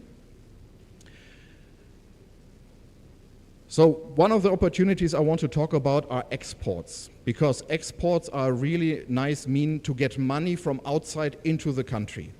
Of course, we know that's not so easy, but nevertheless, let's see, we have 79 billion US dollars of export trade from Africa, including 20 billion US dollar intra-African trade. So you can see that about half of the exports go to Europe, the other half to Asia, and a tiny little bit to the Americas. It's actually less than I expected. I was surprised when I researched the data. If you now relate it to other numbers, so you have the 59 million leave the African continent in export, and now see even Switzerland, you know, it's a tiny little country at the shore of Lake Constance. They already have 13 billion US dollars. So you see, you have a huge potential for exports. Especially if you see that, the arable land in Africa. On top here, Nigeria, you are leading with arable land. You have so much land. If you make use of it, you can feed yourself and you can still export. So that's a huge opportunity. And I know that infrastructural issues are there, but also that can be seen as opportunity if you think always in win-win with local businesses. We heard, I think, today in the morning we heard about the lack of cold stores. This could be an own business, running a cold store, maybe having photovoltaic on top. Then you could have someone, business grouping up with photovoltaic, importing it, producing it, either way. So these are a lot of opportunities actually, where farmers or local communities can work together with local companies. And that will have a positive influence on the food safety then. But it needs incentives, of course, so that maybe government is also highlighting this option, that something like that exists, that it's possible to do these things. But of course, it's the people themselves in the end. Some people need to take the initiative and start doing that and make a business out of that. You could also take, for example, irrigation systems. It's the same thing, so that you have a constant supply, or you collect water, you keep water, and then you can constantly apply it on the plants to have plants growing all year round. This is one example from Benin, your neighbor country. So cashew apple production. This guy, Simon Debad, he lives in Germany but was born in Benin a long time ago. No, not so long, but some time ago. And he observed that the apple of the cashew apple, it's thrown away or maybe used as feed at most. And it's only this cashew nut that is being exported or made use of in any way, because the problem is this stuff spoils within a day. But what he did is he works together with the women cooperative in Benin. They collect usually the value chains you can make use of as well, to generate money in the market, because if you have that, and assuming that taxes are being paid, of course, I know that's also sometimes a little issue, but then the government actually also gets money. And that's the thing, it's in the end all about money, but you don't always want to rely on external funding, because, well, it's not for free. You have to give something back at some stage. So it's better if it comes from your own country. And one big opportunity that I haven't heard at all anywhere here, the financial power of diasporas. If you see the funding we are talking about in 2023 was 42 billion US dollars. Direct investments of companies, 48 million US dollars. Now look at that. The diasporas, all your family, friends living in Europe and US, they sent 100 million US dollars in 2023 to Africa. Of course, they do have their own family things going on, but if this is supported, if there are incentives to put this money also into projects concerning food and food safety, then I think that's a huge amount that is untapped yet. And you see the projection says 500 billion until 2035. So talking about exports to the EU, you've heard probably about the rapid alert system for food and feed. That is basically a means of communication between the member countries.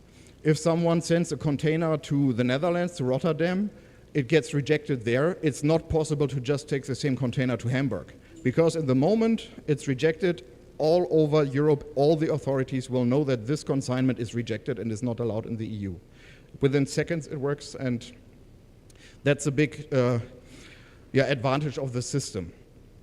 Typically, we've heard that yesterday, usually it's nuts and feeds, and it's fruits, veggies, and herbs and spices that get rejected. And the reasons for that, we've heard that as well. It's mostly aflatoxins, pesticides, salmonella. You see it here. It's about a bit more than 50% of all consignments get rejected because of that. So it does make sense to really concentrate on these things first to get exports going so that money comes back into Nigeria. Because what happens when something is getting rejected, from the EU perspective, the reputation of your country is declining. Like if one container from a certain country is rejected, then the reputation goes down and down and down, with each rejection a bit more. And we have also a spillover of the reputation. So not just if one country is rejected, then in the EU it will just be, this other country is closed, it's also bad. So that's the country-wise spillover of reputation, but also product-wise. So if one product gets rejected, then it's spilled over other products as well, and automatically in the EU people will think, okay, this product was bad, then that product must be bad as well. And EU will even have stricter eye on the consignments that are being sent. Of course, from the other side, exporters are discouraged. They put all the investment in there. They didn't know about pesticides and aflatoxins, so they just shipped it for a lot of money to the EU, and then it gets rejected. And they don't get any money back. They have no means, nothing. They can take it back. They have to destroy it. Either way, it's a huge loss of money for them. This is very discouraging. So there it is very important that exporters are supported in a way that they know what they have to do to export consignments to the EU. Please begin to round up. We don't have much time. So the potential involvement of Tentamos here again is we do have all the analytical stuff. So we can work together on that by until the government here has its own machinery, their own instruments. Until then, we can be of help. And of course, also when it comes to capacity building, we can be of help. So one thing that I always saw here in Africa is that you really find solutions to everything with whatever means you have, and I really like that, and that's why I say when lag meets creativity, great things happen, because I see that every day here in Africa, in Nigeria, in Ghana, and all the other countries. Yeah, thank you very much.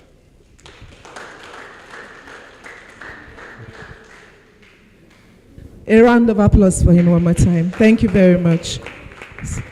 Can we take, because we are actually running short of time, we just want to take all the presenters. Sorry, please. Please note your questions. We take them at the end of the session. I'll call on the third presenter. The title. Let her talk, it's fine. You can correct. The title of the paper is Time. Who's the next? Time resolved. The fatting of surface and starch-bound lipids improves retrogradation, stability, and textural properties of high amylose smooth pea starch noodles. Is the presenter here? Ebenezer Asiama. Okay, we call on the next person, the next presenter. The title of the paper is Resistance Profile, Virulence and Antimicrobial Resistance Genes of Escherichia coli in Fresh Vegetables from Traditional Markets in Ogun State, Nigeria. Abaton IA. Please, a round of applause as she comes forward. Please, you have 10 minutes for your presentation. When it's 2 minutes less, I'll give a signal.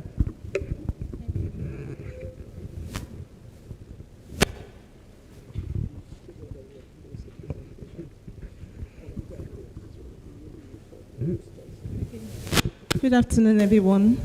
Once again, I am Itohan Abaton, and I'll be making my presentation on the title Resistance Profile, Violence and Antimicrobial Resistance Genes of Escherichia coli in Fresh Vegetables from Traditional Markets in Ogun State, Nigeria. So this is just the outline for my presentation. So once upon a time, antibiotics were once considered the magic bullets for all of human infections, but however, their success was short-lived, and today microorganisms have become resistant to almost all known antimicrobials. Antimicrobial resistance is a major concern because it can spread through various pathways, including contact with animals or human carriers, consumption of contaminated food, or even interaction with polluted environments. Next slide, please.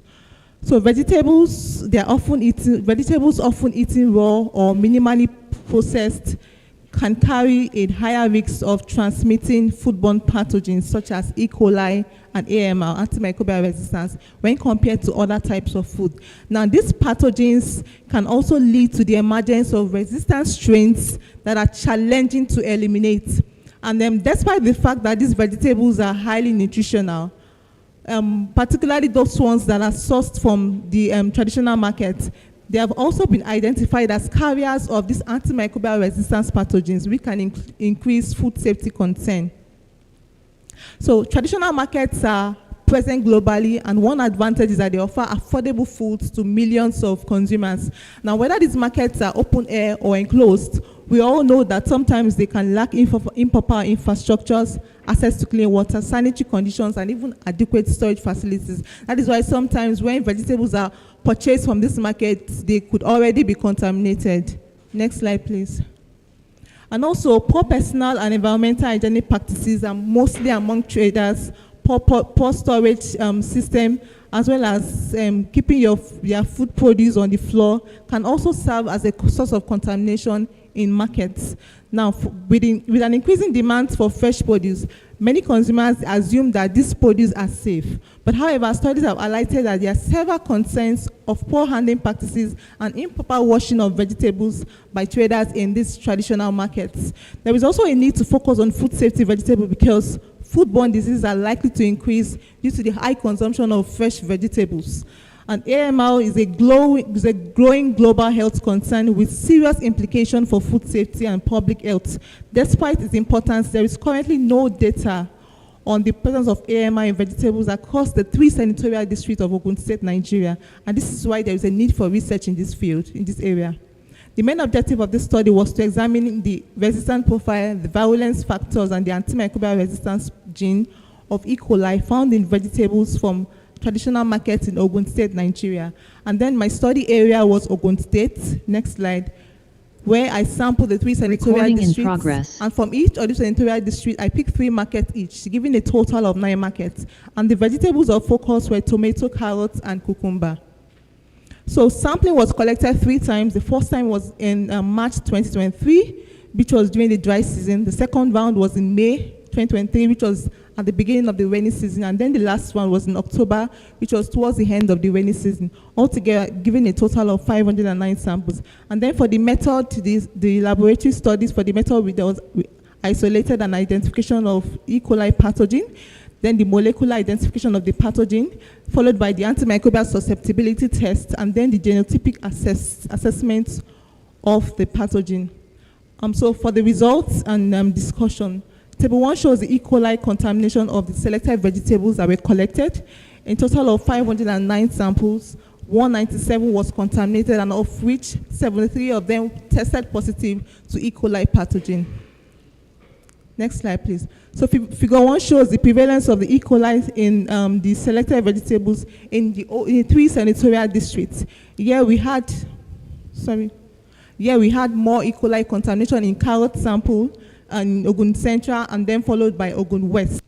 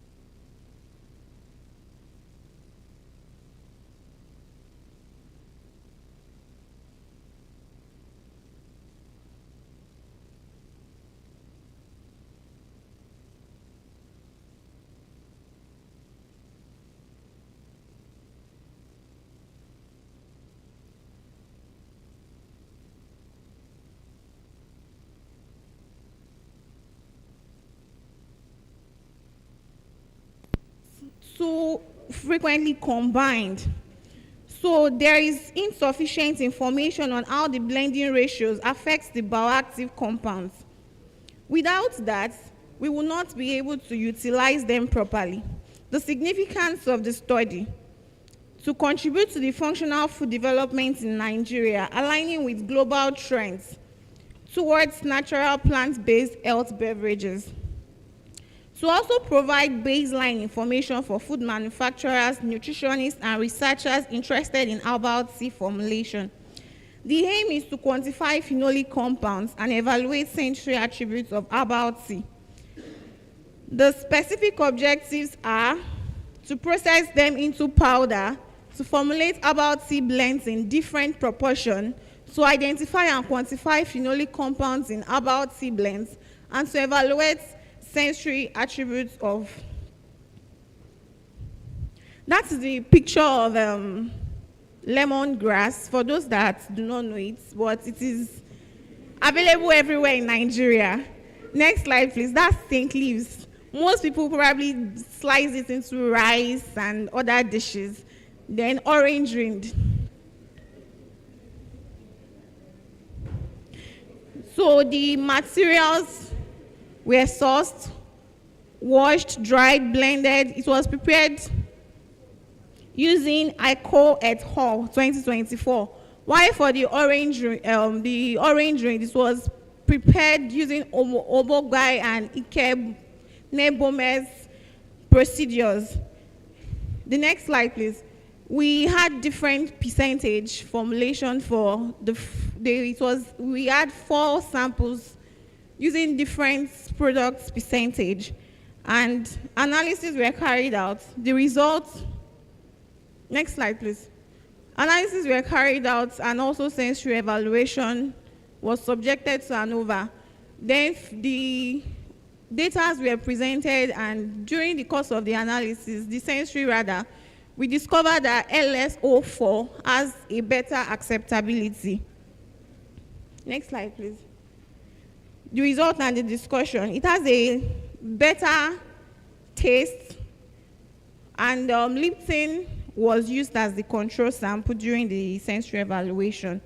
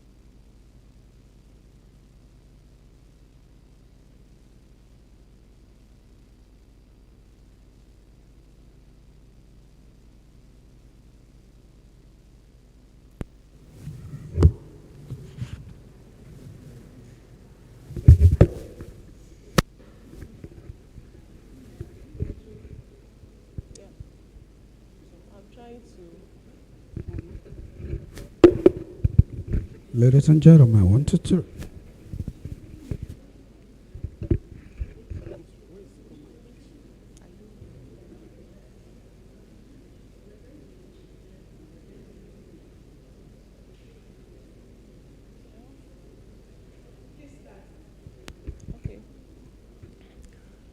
Good evening, everyone. My name is Ojo Oluwakemi. Hello. I'm here to present a work on the chemical properties and heavy metals of smoked fish in Abeokuta North and South local government area of Ogun State. I want you to note that it was bonga before, but to make it, I want to simplify it by calling it shower that every one of us know. Okay, the next line. The next line. Okay, these are my outlines.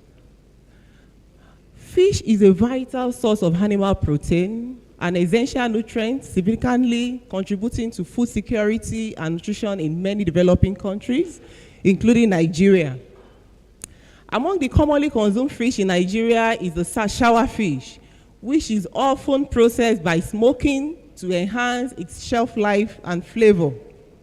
Smoking, a traditional method of fish preservation, can influence the chemical composition of fish. It is widely consumed protein source in Nigeria due to its affordability. However, traditional fish smoking method often involve the use of firewood and sawdust, which can introduce harmful substances like PAH and heavy metals into the fish. Exposure of these heavy metals poses risk, as we all know, like neurological disorder, cancer, and organ toxicity. Monitoring the chemical composition of heavy metal levels in smoked shower fish align with food safety standards set by World Health Organization and FAO. Ensuring compliance helps protect consumer foodborne illnesses. Environmental pollution being one of the problems, particularly in industry, due to industrial activities and vehicular emission, can lead to the accumulation of heavy metals in aquatic ecosystem. Also, considering the urbanization in Abeokuta, investigating environmental contributions to heavy metal presence in smoked shower fish. Although there are several researches on the quality and safety of smoked fish, there is drought of data on the quality and safety of the smoked fish in Nigeria. The main objective of this study was to analyze the chemical, the heavy metals composition, the quality indices, and the quality properties of smoked shower fish sold in Abeokuta North and South local governments of Ogun State. And these are my specific objectives. They were to determine the proximate composition, the level of heavy metals, the quality indices, and the color properties of smoked shower fish sold in both the South and the North local government of Ogun State. Ogun State, the Abeokuta North and South were my study areas. 3 samples were taken from the North, were divided into 3, which include Lafenwa, Elega, and Olomore, and the South too. We picked 3 markets, which include Kuto, Omida, and Ijayi, and we took 3 samples from each of the markets at different intervals. And we had the control samples that we processed ourselves in the lab. The next slide. These were the analyses that were carried out. The proximate composition, the heavy metals, the chemical indices, which includes the peroxide value, the FFA, the pH, and the color properties. And we conducted the statistical analysis. Now the results and discussion. Table 1 shows the proximate composition of smoked shower fish.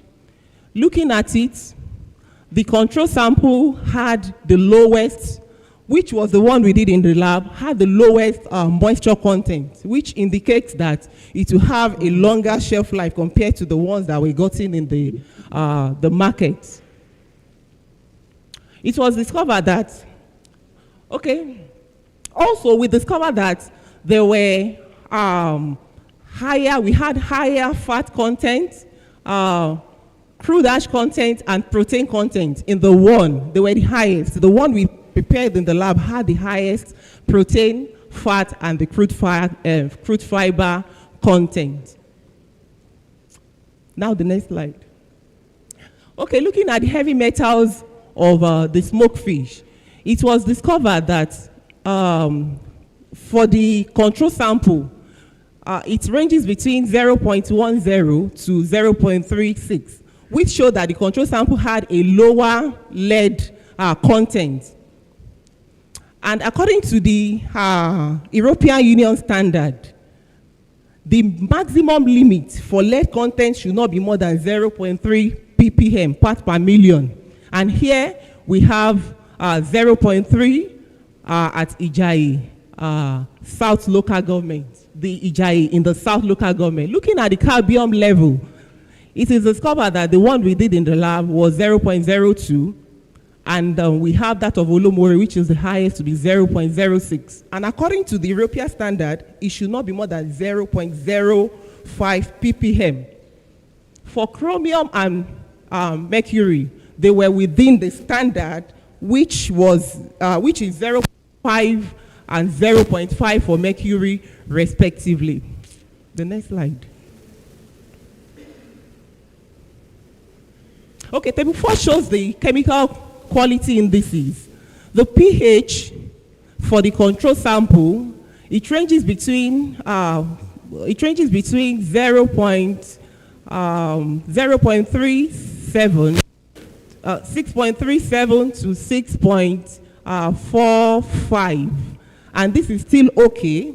It's still acidic, which would inhibit microbial development in the product. Looking at the PV value, the peroxide value, the control sample had the lowest, while we have 20.83 being the highest for Helega. And this indicates that there has been oxidation has taken place in the oil, which is unfavorable, which is not good, is undesirable. Also, for the FFA, it is seen that the control sample had the lowest compared to other samples, and this also shows the oxidation of oil in the fish. Now the color of the smoked fish. We had the color, the lightness to range between 21 to 34.48, which indicates that they were dark in color. All of them were dark in color. The next slide. In conclusion, the results show that the control sample exhibits superior nutritional quality compared to other smoked fish samples, especially in terms of the protein, fat, and ash content. The level of heavy metals, heavy metal quality indices and color index significantly significantly higher in the ones we got from the market compared to the control sample, and this is a problem. Now we have a problem. Now, what is the solution? The solution is that we have discovered that the fixed samples that we got in the market had higher level of heavy metals, which we know the implication. And looking at it, we profile solution to this by, we said we should adopt the use of good wood and good equipment. Another one is to prevent fat from dripping into the fire while smoking. Another one is to control the distance between the smoke and the fish. There should be enough distance between, so that it will hinder the smoke from coming to the fish at a higher rate. Another one is to limit the smoking time. Also, there should be post-smoking food preparation, like washing of smoked fish before cooking it, and also boiling it. Thank you for listening.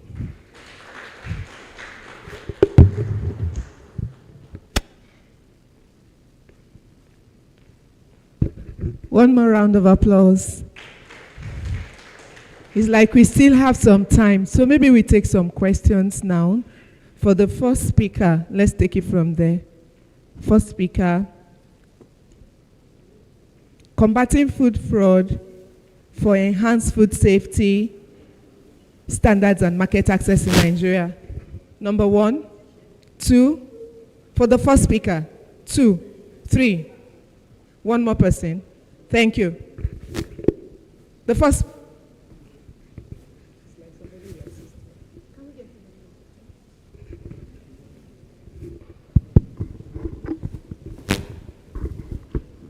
Please, your question.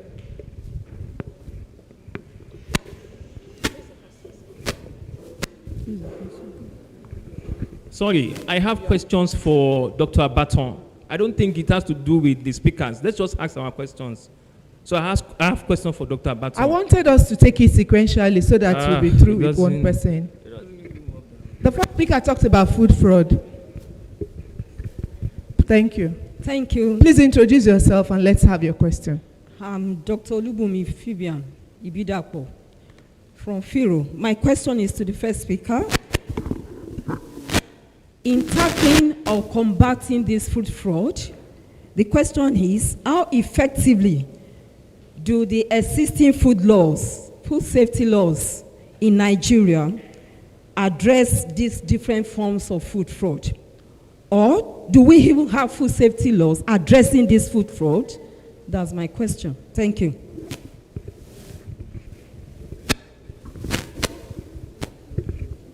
Thank you for the beautiful presentation. I really enjoyed the presentation. It's quite insightful.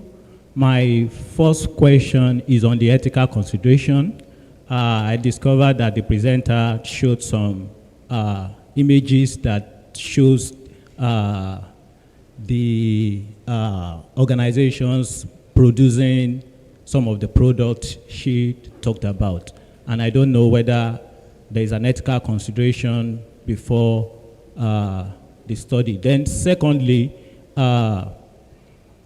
how, considering our presentation, she showed some issue of wrong label, fake product, as well as the original product. How can we identify? Because some of these products are many. This issue of, I don't want to mention the name of any product here, right? But I don't know. Are we safe in this country? Are we safe? That's my question. Are we safe? Because we don't even know where to go to. If you go to all of these supermarkets, if you said you are not even patronizing some of these retail local shops again, and you go to some of these supermarkets, some of these things are also be infiltrated into their product. Thank you. I think your question is straightforward. She will now respond. Thank you very much. So the first question, talking about how effective our law have been combating food fraud. We have laws, but as I've rightly said in the presentation, the problem we have is enforcement. Let me tell us a practical experience. Some years past, by nature, I'm very inquisitive and observant. So I went on a business trip. I bought bitter malt inside a glass, the amber bottle. So as I was sipping it, I observed that after the second sip, I observed a kind of clog. Is it my mouth? I took the third sip. I said, I know, it cannot be. So I inverted it. I now saw probably is the barley, the hop, or whatever that have been settled at the base of the bottle. I knew my right. My right is to take that product to the Consumer Protection Agency, lodge my complaint. Maybe through that I can be a millionaire. But if I should try that, the response will be, come tomorrow, come tomorrow, come tomorrow, till I am exhausted. So the problem is not that we don't have laws, We have laws, but how resolute are we to implement this law? And how resolute are we to fight for our rights? They will frustrate us. We will get tired. That is why, from all what we've been saying since we started coming yesterday, that the solution to these manians is a multi-sectoral effort. Your effort and my effort to enlighten each and every one of us, to enlighten each other. Then the second question is talking about the ethical consideration. No, we did not put that into consideration. My student actually did the review. So, and I saw that while she was doing it, it was out of much passion. So while she was doing it, I developed interest in it. And I said, let me follow up on this particular area of interest. But for future purpose, we will take into consideration the ethical aspect of it. And somebody had the third question. Oh, are we safe? Yes, the question is for every one of us. Yes, are we safe? Yes. I'm a food scientist and produce my own products. How transparent am I in telling my consumers what I mix there? Today we are clamoring for composite flour. We want to reduce dependency on wheat. You will now say you are producing bread. You will not you will not put on your label the actual composition. So people will not say, somebody like me, I don't like anything from cassava.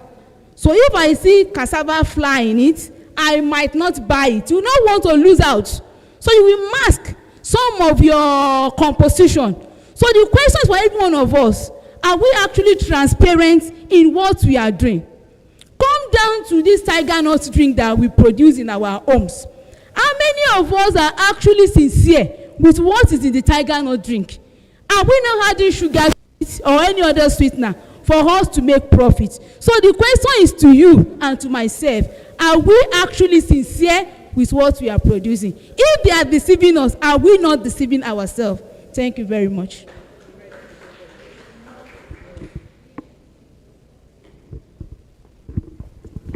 Thank you very much. I call on us if we have questions for the second speaker. The title of his paper is Unlocking Food Safety Opportunities in Sub-Saharan Africa. Any questions? Any questions? Okay, maybe I will ask him. Maybe I'll ask him. You have number one? Number one? Somebody else?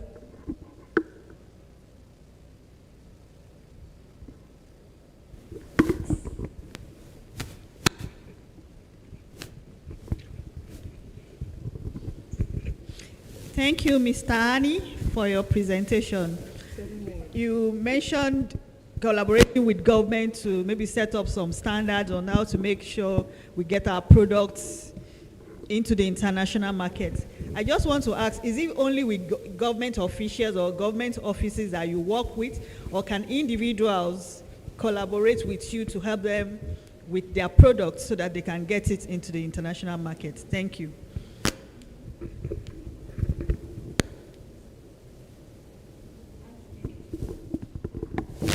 Okay, thank you, Mr. Annie, for your presentation. I was interested in the diaspora thing you were talking about. And what I know is that when people in diaspora send money to Nigeria, they are interested in building their houses, setting up one thing or the other. And is there no way to get the funding for programs in Africa apart from the diaspora funding? Because most diaspora funding is meant for family use. Thank you.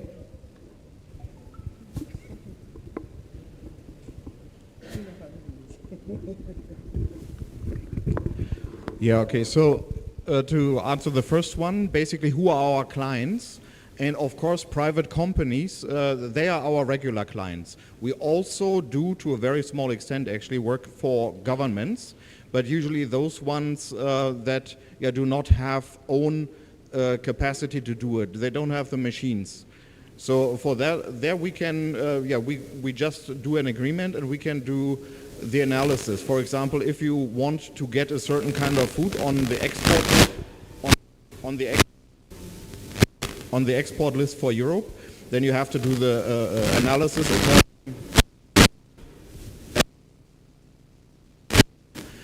And these kind of analysis we can do then. We do that for some countries, like once a year they submit all the monitoring samples to us, we analyze them, they stay on the list and they can export their products. But of course private companies is our main clients, usually like from SMEs up to retail, like the really big ones. Second question concerning the diaspora, there's actually the GIZ has, at least in Ghana, I don't know if here they have a program there called, I think it's called, is it WIPU or something like that, where they support projects of diasporas by giving them additional funding. So if you prove that the diaspora someone in Germany, for example, transfers or invests up to €2,500 into a company, a project in Ghana, they will add the same amount on top for a little bit upscaling. So these kind of things do exist from GIZ, for example, but I'm sure there are other ones like that as well.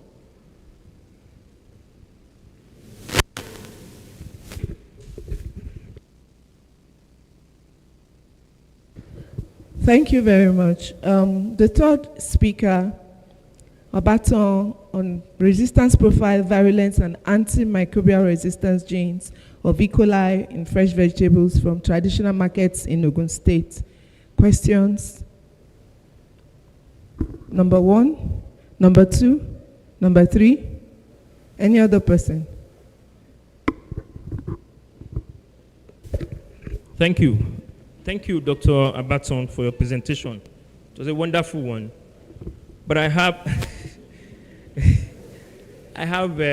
some couple of questions.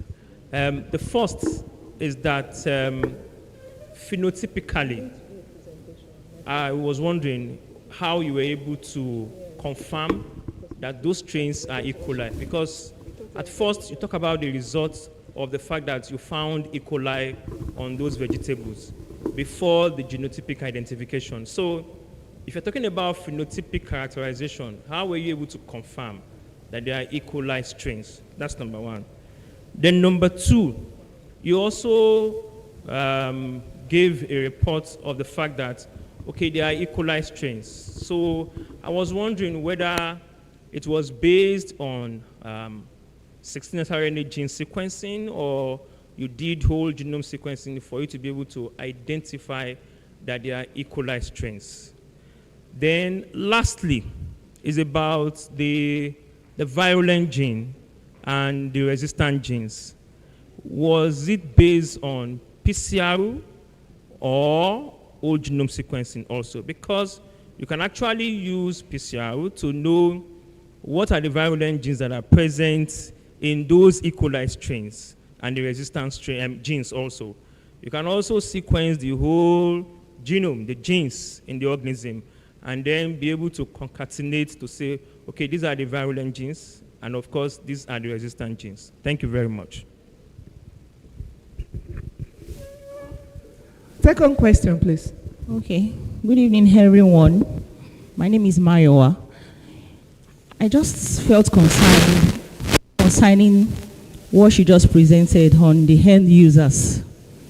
For layman that goes to the market, of course, as a nutritionist, you advise get vegetable, get carrots, get this, it's good for your health. Yes.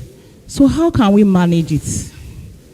Okay, let's assume I went to the market and I got carrots, or probably I got other green veggies, not analyzing this, having a preconceived knowledge that if I take vegetable, I'll be fine. So how do I tend to prevent myself from having this harmful bacteria?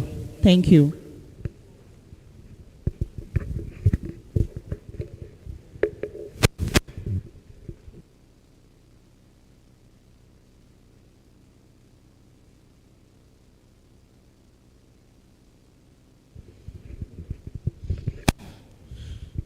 Okay, thank you very much, Dr. Abaton. When you were talking, it's like you assume most of us here are microbiologists, but there are lots of people who are not microbiologists here. So I just want to say that maybe you need to break some things down. maybe in a layman's language, what's the difference between the virulence genes and the resistance genes? Let them know. And then you also talked about, and then when we also tell people, this is here, I also want us to encourage people to say, don't worry, you can still hit your vegetable when you do this, and this. So that it will not look as if we don't want people to hit anything again, as if everything is just so contaminated. And then I was also expecting to hear what is the likely source of E. coli on the vegetable. That one will make you to tell people, recommend what to prevent that. Thank you. The response, please. We'll take only 5. Please, where is she? Dr. Abaton, sorry. Please come and please respond.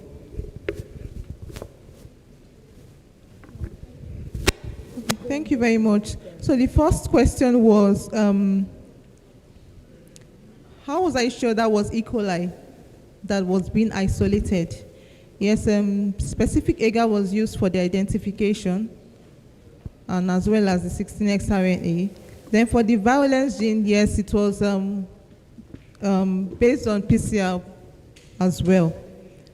Then the next question was, how do you prevent yourself from, like when you buy carrots from the markets, how do you prevent yourself from the illnesses that comes from consuming carrots, right? I don't know if that was your question, Ma.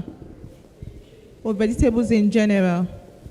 Like Pop said, you have to pay for that for the consultation. But let me just say in general, Ma.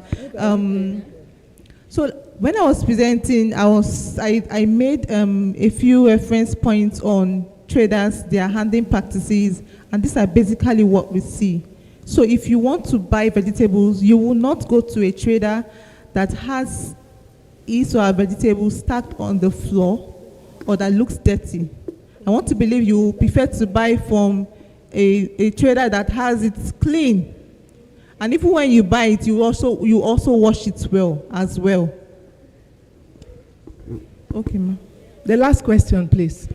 Okay. Sorry, please, we can't take more questions. So then the last one is the difference between virulence and the resistant gene. While I was presenting, I gave a brief definition of the virulence and the resistance gene. I said virulence genes are genetic elements that encode factors that allows the microorganisms to invade the host, escape the immune system, and cause disease. I'm going to emphasize on cause disease. And I said the resistant genes are genetic elements. They encode proteins that allows the microorganisms to prevent or to survive antibiotic treatment, but they do not cause disease. So virulence genes are genes that encode, how do I put it? That genes that are present and signifies that there is disease, and the resistance genes not. Yes, exactly. I gave the definition. Okay, I think that's all. That's what I have here. Thank you very much. Can we put our hands together for her? The question was,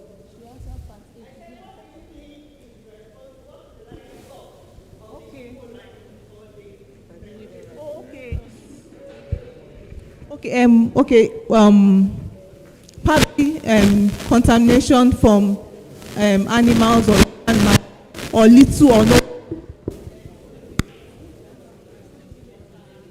Yes, and I also said that when traders also use water that has already been contaminated, and then they wash the vegetables with the water, it can also contaminate the vegetables as well. All right, thank you very much. A round of applause for her. The fourth presenter talked about herbal tea. Do we have questions for her? Development, phenolic compound quantification, and sensory attributes of herbal tea from orange rind, saint leaf, and lemongrass. Do we have questions? Number 1, number 2, number 3. Can we take the questions? Good afternoon, everyone. Thank you for the wonderful presentation. So my question, or rather like a suggestion, is about your title. So in your title, you stated that you produced a herbal tea. So would you call it a rather a tea or a tisane? Tea itself is Camellia sinensis, but a tisane is a beverage that is gotten from other sources of plants. So would you call it tea or tisane? Thank you.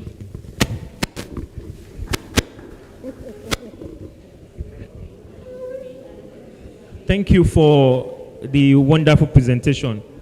I was going to ask, you talk about the fact that the tea preparation has some health benefits, like lowering of blood pressure. And I think it was part of your recommendation.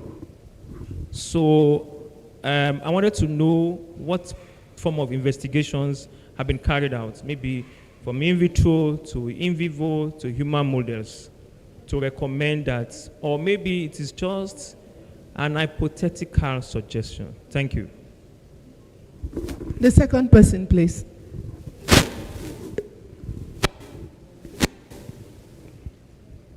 That's the third person here. Good evening once again. So during the course of the presentation, Please, can you speak up? Okay. While the topic was projected, I expected that would also see listed side effects of taking this. Now, I'd like to throw it back to when I was an undergraduate, and we had a course that told us about side effects of taking herbal doses in unchecked concentration. Now, she did give a concentration of how to make them, but not the recommended dosage, because you could make it in the right concentration and overdose on it. And then she should please explain the side effects of unchecked dosage, because if you're recommending that, oh, this is good for this listed number of infections or diseases, you should also tell us the associated side effects that might come when you take them unchecked. Thank you. Thank you. Can she respond?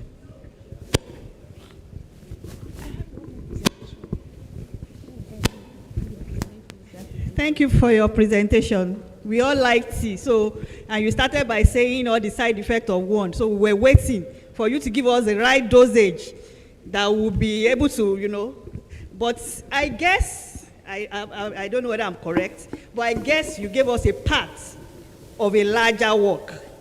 And then you made your conclusion and everything based on the larger project.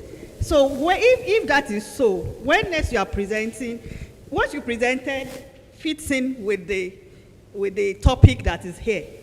But what you presented when you started, we were expecting to hear more. So in case of next time, just make sure whatever you are presenting is within your abstract, within the scope of what is presented in the abstract. Thank you. Thank you. Can we get responses? The response from the presenter?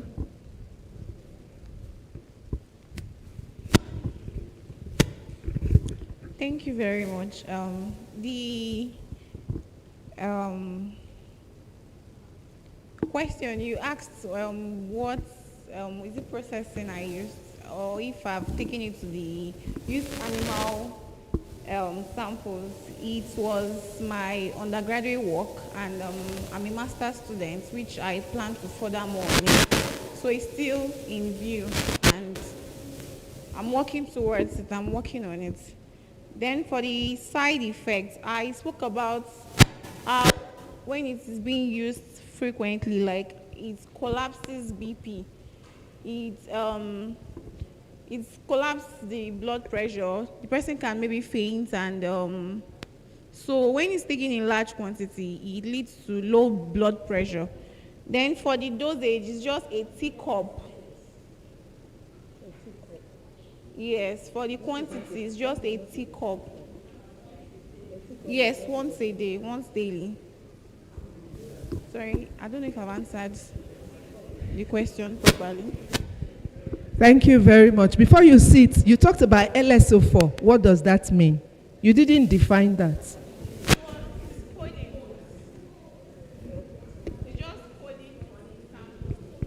Okay, thank you. Thank you very much. Can we put our hands together for them? So I introduce myself. I have a presentation. No, they present it.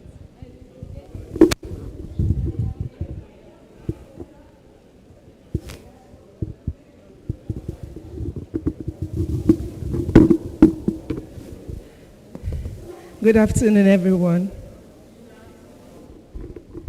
My name is Elizabeth Mangai. I'm making a presentation titled Quality and Safety Legislations and Regulatory Enforcement in Industrial Fisheries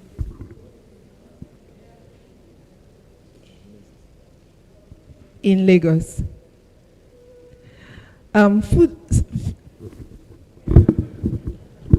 Seafood hazards usually come from the intrinsic characteristics of the fish, the things that are within the fish, poor handling, and environmental factors. The handling issue basically has to do with personnel handling, and then the food handlers and different infected individuals can actually cause different kinds of contaminations. It's been found that poor hygiene of the handlers have very high consequences. And from the food contact surfaces, it's been found that 12% foodborne illnesses are caused by this. Global consumptions have been found to have implications up to $110 billion US, while the African value is about $16 billion US. So it's important that we have safe and good quality fish.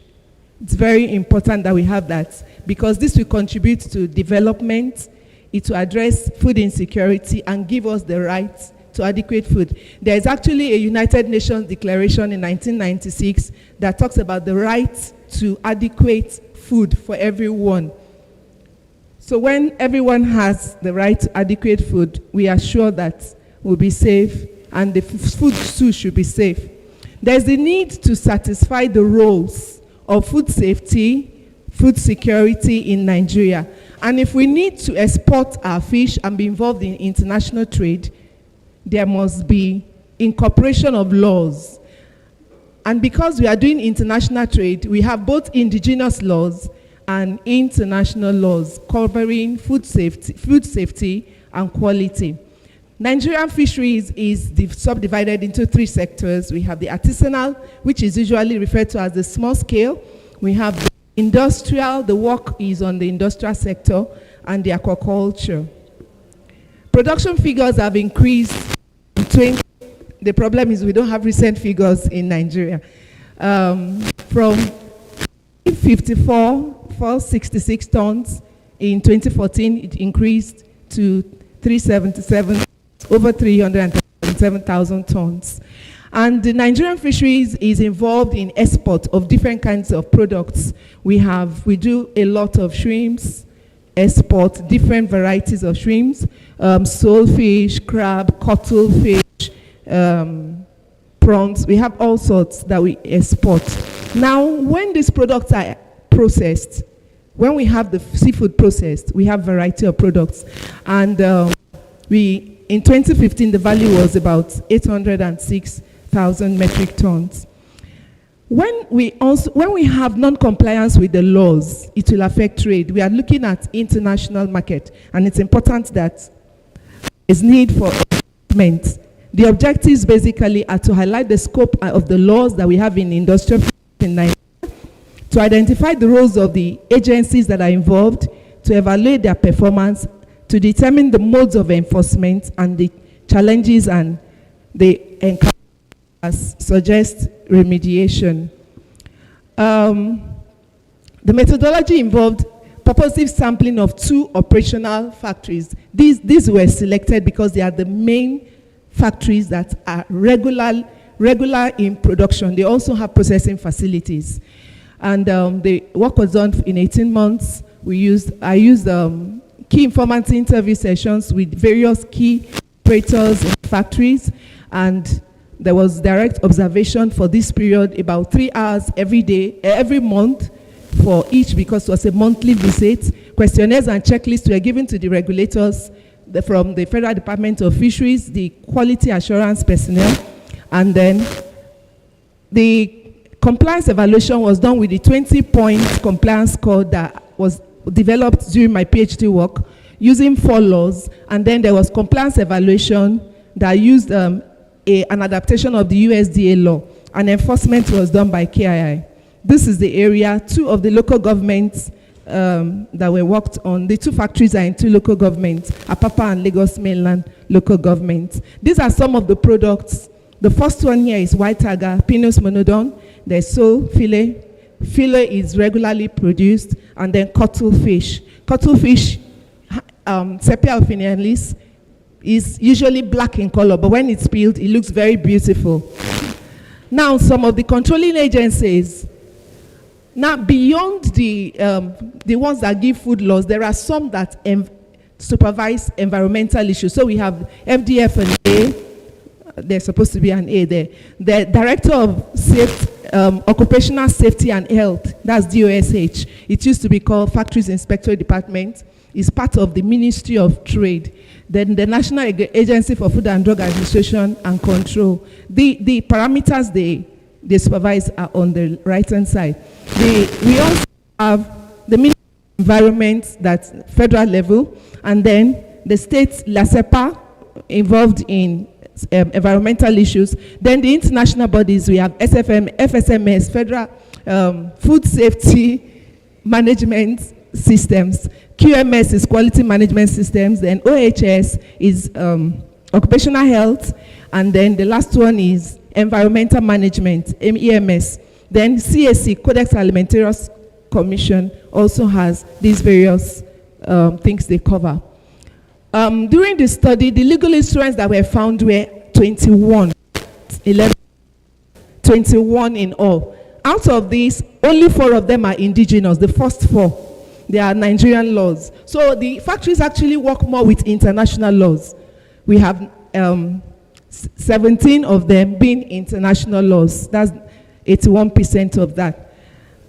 For quality and health legislation, the indigenous laws, the Inland Fisheries Regulation, they are all Sea Fisheries Regulation. Factories Act is from the Federal Ministry of Industries, and then the Code of Practice. Code of Practice from Standards Organization. Then the international laws, these are listed here. The EC, European Community, ISO, International Standards Organization, and then Codex Alimentarius Commission. These are the laws. For compliance rating, a 20-point compliance was done. A total of 41 parameters were identified from 4 laws, and out of these 4 laws, I identified 20 different parameters that could describe those 20 indicators that could describe each parameter. So using that assessment and using 70% as a benchmark that is acceptable, it was found that waste handling was less than 75. That was the only parameter that failed. It actually failed for this assessment. The second assessment, 2, that used an adaptation of the USDA law, it was also waste treatment and waste. The last one is also waste. The waste treatment, 3.7, and that was the lowest. This didn't fail, but 3.75 was taken. So it was the lowest in all, and the highest was on sensory evaluation. There were a total of 90 performance parameters that were selected for this, but I just put indicators. So the various regulatory bodies, the main ones are Federal Department of Fisheries and Aquaculture, Standards Organization of Nigeria, and National Agency for Food and Drug Administration and Control. FDA is the Nigerian competent authority for fisheries. So if you have anything to do about fish, it is FDFA you must work with. Standards Organization is the agency appointed by government for standardization. They implement the government policy on standardization. So they talk about standards, they prepare standards and distribute standards. That's their role. NAFDAC is involved in prepackaged products. Anything that has a package, any food that is packaged, that is their purview, that's their area. And they work on 6 different areas, what we call regulated products: food, water, medical devices, chemicals, cosmetics, drug, and food. 6. These are their areas of purview. There's a collaboration now, even though they have their distinct roles. There is a collaboration that is called the National Codex Committee. The man from Ministry of Health was talking about, he mentioned it along the line. The National Codex Committee level, these agencies collaborate and form, they stand as the Nigerian body for codex. So any issue concerning codex, they are the ones involved. And these 3 agencies, the key agencies, are part of the Nigerian Codex Committee. The committee was set up in 1973 and it's been reviewed and expanded. So currently we have a couple of agencies that are part of it. They inform, what they do is to advise government on anything related to food and the fisheries sector. Now the NCC is divided into different technical committees. So there's a technical committee for different foods. And so these 3 agencies belong to the technical committee for foods. Codex standards are the recognized benchmarks when you are talking about disputes and international trade. Now, these are the methods of enforcement. The most important of them all is routine inspection. Routine inspection is usually carried out about 45% of the time that the factories are operating. 3 times every week, they do their routine inspection, so they are always there. There's also auditing that is done to check what their operations, their facilities, they do it biannually. They give certifications. Now, certification is done with the help of Standards Organization of Nigeria. If you have a factory you want to collect ISO, the factories that I worked with, one of them already has ISO 9001, which is the QMS, Quality Management System, and they are working on the FSMS, which is ISO 22000. They actually have 2 certifications for 9001. It is Standards Organization that does the audit and clears them and declares that they are qualified to get certifications. They do education and trainings. They also do what we call block arrangements. In block arrangements, they go to outlets that are close to each other. Maybe you go to an Apapa, Apapa area, all the bodies that are in that, because it is not only the industrial fisheries, they also supervise cold rooms. So all the cold rooms around Apapa, they put them together as a group. The block arrangement is like groupings. So they put them like that. Then the largest fish factory is a block. So they have them like that as groups. That's what they call block arrangements. They give what we call improvement and prohibition notices. If there is a fault, there is a minor fault, they tell you, improve on this. But if it's a major fault, they stop production. They ask them to stop production until they effect that correction. That's what is called prohibition notice. They give penalties and they give incentives when the factories do well. They give them some accolades. Then there's what they call listing for exports, because these factories are involved in exports. They allow them to be when they comply, they slot them in and their products. Now, there's this issue about analysis, laboratory analysis. What they do is that they allow them each factory to do third-party reports. And the people that are involved in these third-party reports are members of the Institute of Public Analysts of Nigeria. And then, apart from that, they also do laboratory evaluation at the Nigerian Factories Laboratory. This laboratory is ISO certified. So whatever evaluations you have, you can do. And then finally, documentation, like the HSC. What are the challenges? I found out that there are too many laws. I listed 321 here. There are too many laws that they must apply and comply with. And these laws are very old, especially Nigerian laws. 1995 laws are some of the laws they are using. They are too old. They are very obsolete. So it's a challenge. Cost of voyage is very high. For one vessel to go to sea and come back, they spend almost about 100 million naira per trip. It's quite expensive. Cost of electricity, duplicity, and so many agencies of government. And then there's a problem of IUU and catch that is reducing. Now, when they do this routine inspection, there is downtime, because you come every week, you come 3 times. For that period, their work is affected. So what are the suggestions? The suggestion is to harmonize our laws. NAFDAC has a law that has HACCP. FDF has a law that has HACCP. Codex has a law that has HACCP. Why don't you just put these laws together and harmonize it and have one law? Then the laws that are obsolete should be amended. The fisheries laws, I saw the draft in 2016. Up till this moment, I'm not sure it's ready. I saw a draft of an amendment in 2016. And that's a long time. The laws are very obsolete, so we need to amend them. The drafts should also be open to the public. In the US, when laws are prepared, they put them online for people to make comments. We need to start to do that. And then the agencies should collaborate more strongly, and then we must reduce the number of statutory evaluations. Okay, in a factory, for example, they want to do microbiological analysis. The factory has a laboratory, they will do their own analysis.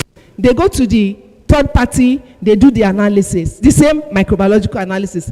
They go to a fisheries lab and do analysis, triplicates for one sample. This is very expensive. They need to reduce that. And finally, there should be subsidy for analytical capacity. I found out that SON has a lab right now that has increased capacity. They have machines that can do pesticide evaluations, heavy metals. It's a recent thing. We were there a couple of months ago, and it's a big problem. And one analysis can be by 500,000. So if there's a way to subsidize and reduce costs, it will help every one of us. Thank you very much for listening. So I'll take questions.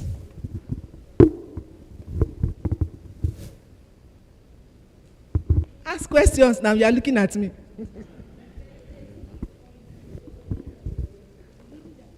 Okay, sorry. There's one more person before my presentation.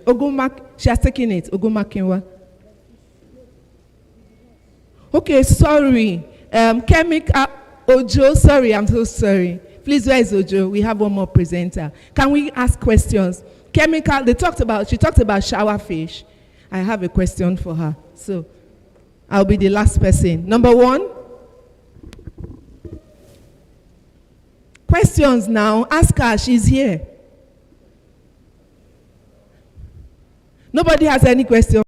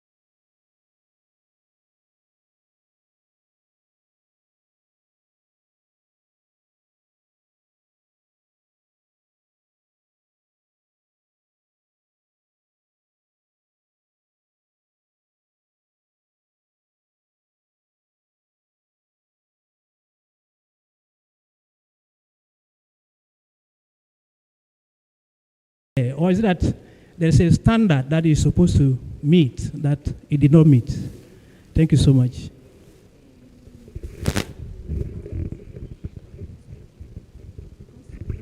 Thank you very much for the presentation.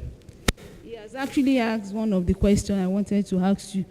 The second question now, on a lighter mood. We all love to take a roasted shower with cold water and so gari. So on a lighter mood now, the heavy metals, are they not contributing to the sweetness of that shower?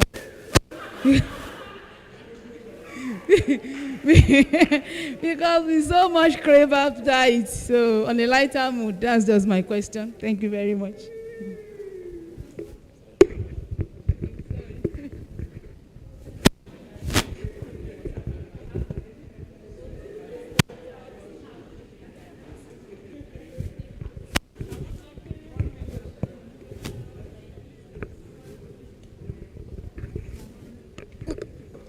Good afternoon. My question is to my boss, Dr. Mangai. You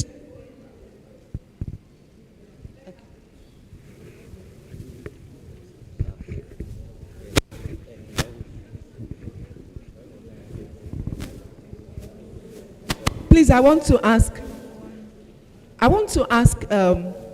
the composition, the heavy metal composition, because did you do an evaluation before smoking or after smoking to find out the possibility of the fish carrying the heavy metal from the water, not necessarily the processing condition? Thank you. Okay, thank you for the questions. The first question is that at what temperature did I do the smoking? Actually, we cannot ascertain the temperature at which these people did their smoking because it's a local smoking method. But the one we did in the lab, we used 150 degrees C for 45 minutes. So that is that. So two, for heavy metals, you asked that, is it supposed to be there at all, or are there standards? Yes, it may not be there. It may not be detected. And it may be detected.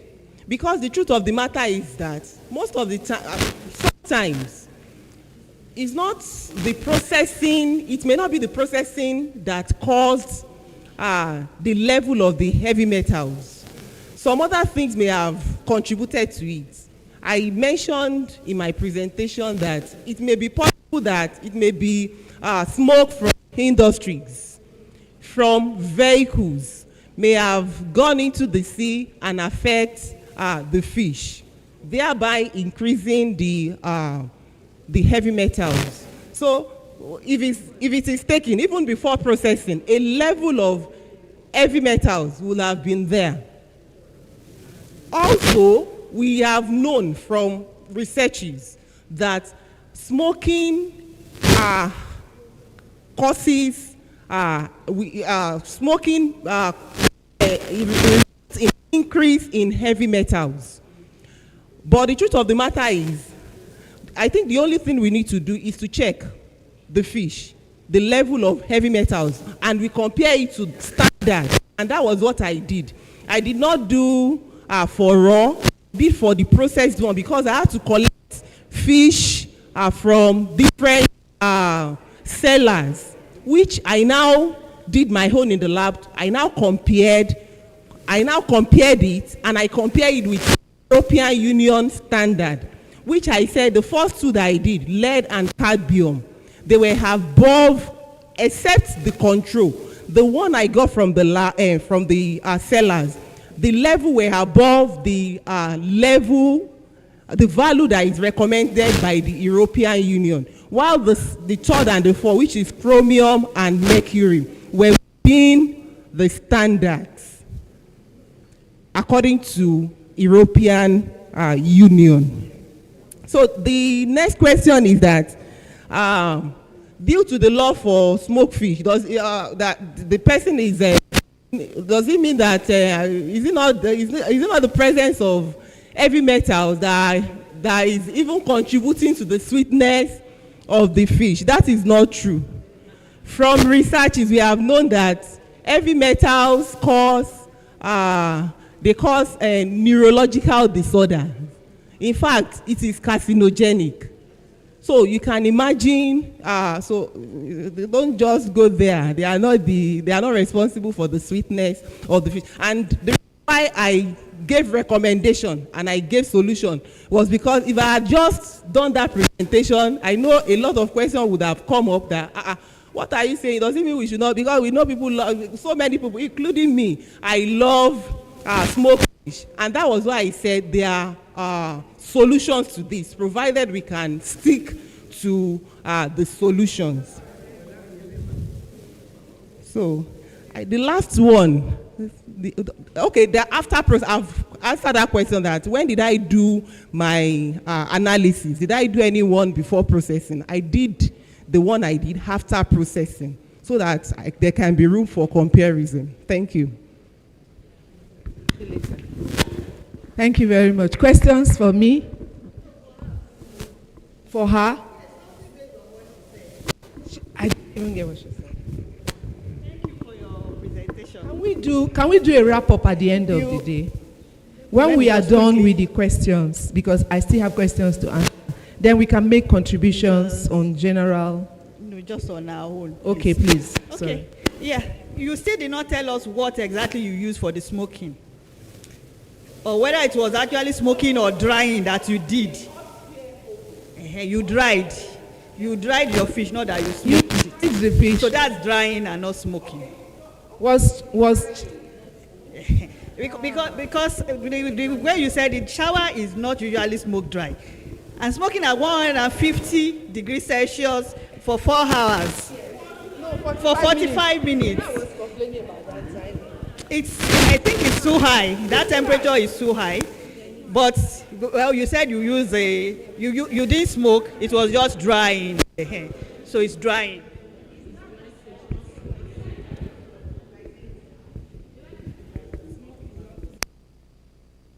So we can take questions for the last presenter. Questions? Number 1. Who else? For the last presenter.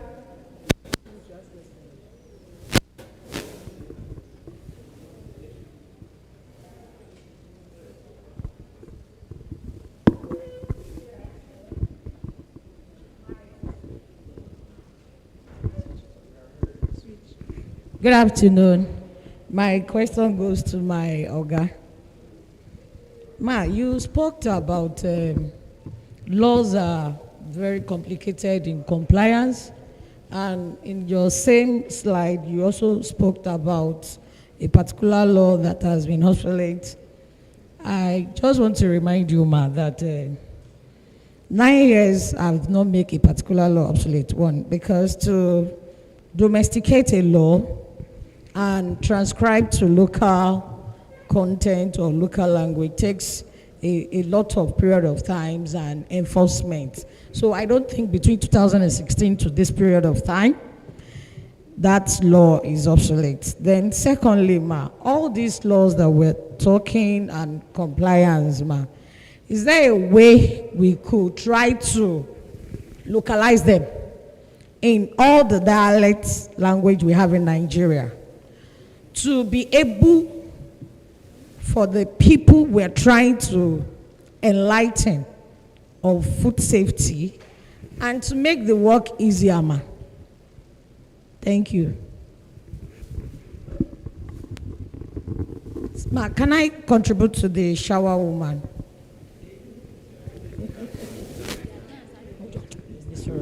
Please, Ma. Hold on. Let's take questions. Let's finish my side, then we can go back to shower. We can go back to every other person's. Any other question, please? Any other question? Okay, let me respond. What I said was that the laws we have, the fisheries laws we have, the indigenous laws, they are 1995 laws.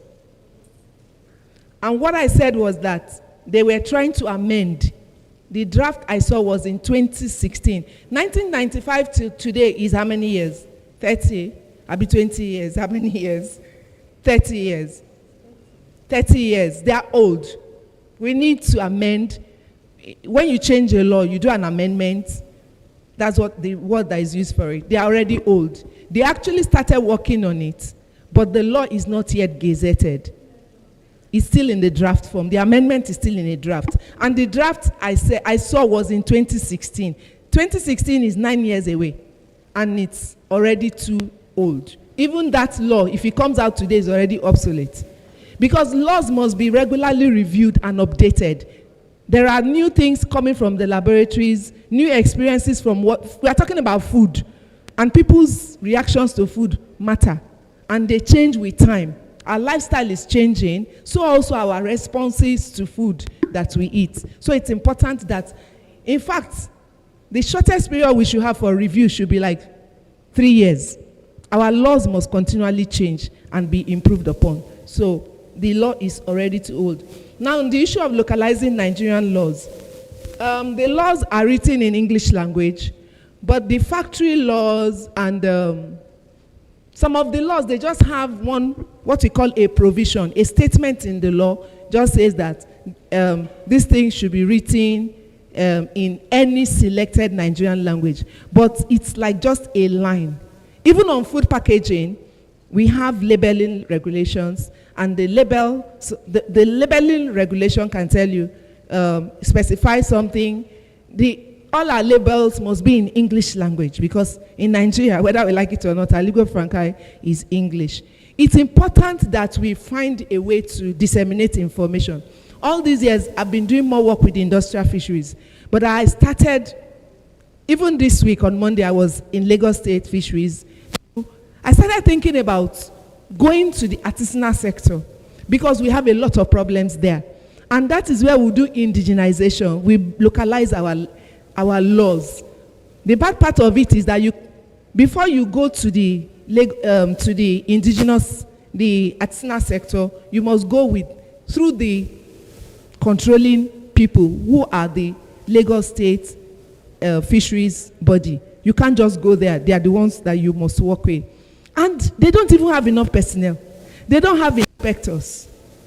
I spoke with the director of fisheries Monday, 3 days, today is Wednesday, 2 days ago. There are a lot of gaps. And I realized that this issue of food safety, that is where we can really address it, at the artisanal sector.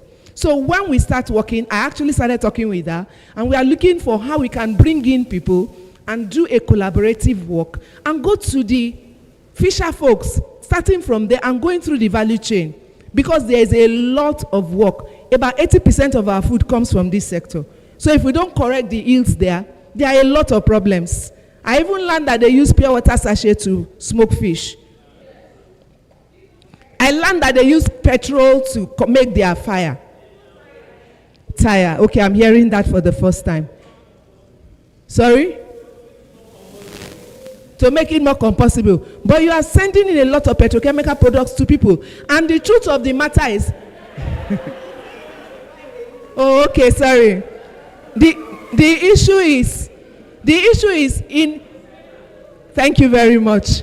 In my lab, when we smoke fish, you don't even come there with kerosene. You don't come near me with kerosene. I have students who are here. You can't come near me with kerosene. It is not acceptable. We don't generate our fire using kerosene. No petrochemical must come near me when we are generating our fires. So we are very strict, because I'm interested in food safety. I don't even buy smoked fish from outside. I will smoke the fish myself. I get somebody that I will instruct. What about the fish? If I am concerned about what I eat, what about the one we ate where we came from this afternoon? What about the ones at the party? So we must all be conscious of these food safety issues. People are doing a lot of wrong things, and we must stop it as fast as possible. It's a collective responsibility. If I teach you, you teach somebody else. If somebody else teaches a third person, because it's like a chain. We must correct this problem. Otherwise, we are eating poisons everywhere and every day. And we need to solve this as fast as possible. When we start, you belong to NGOs, we'll be able to do some work. Thank you very much, everyone. So let me just give room for 2 comments, if people have 2 comments. Anybody, our guys? 2 comments, contributions. Please, you go straight to the point. Anybody? 1? You wrap up. Okay. The microphone, please. Please. 2 minutes. Okay, 1 minute. 1 minute. Your time starts now.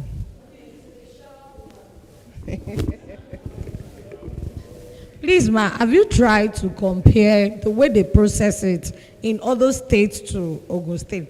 Because presently in Lagos, most people now say that using gas smoking cane is more even easier, faster, and even the shelf life of their fish is more better than using the old method.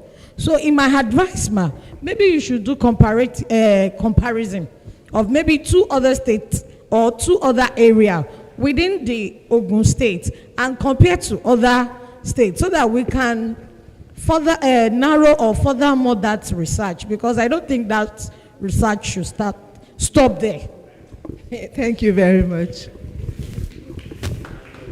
Let's put our hands together for everybody. Thank you all for the presentations. They were quite very educative and very informative. Food safety is everybody's business. When you go to the market, you buy vegetables, you buy fruits, please ensure you wash thoroughly. We all cannot go to buy from the supermarkets, right? But when you are buying from the local markets, make sure your handling is proper, your processing is right, and we're going to have healthy food. For the ones among us that are entrepreneurs, business owners, prioritize safety before your profits. When we think about safety before profit, I think we're going to have a saner environment. Thank you very much. God bless you all. Have a restful night.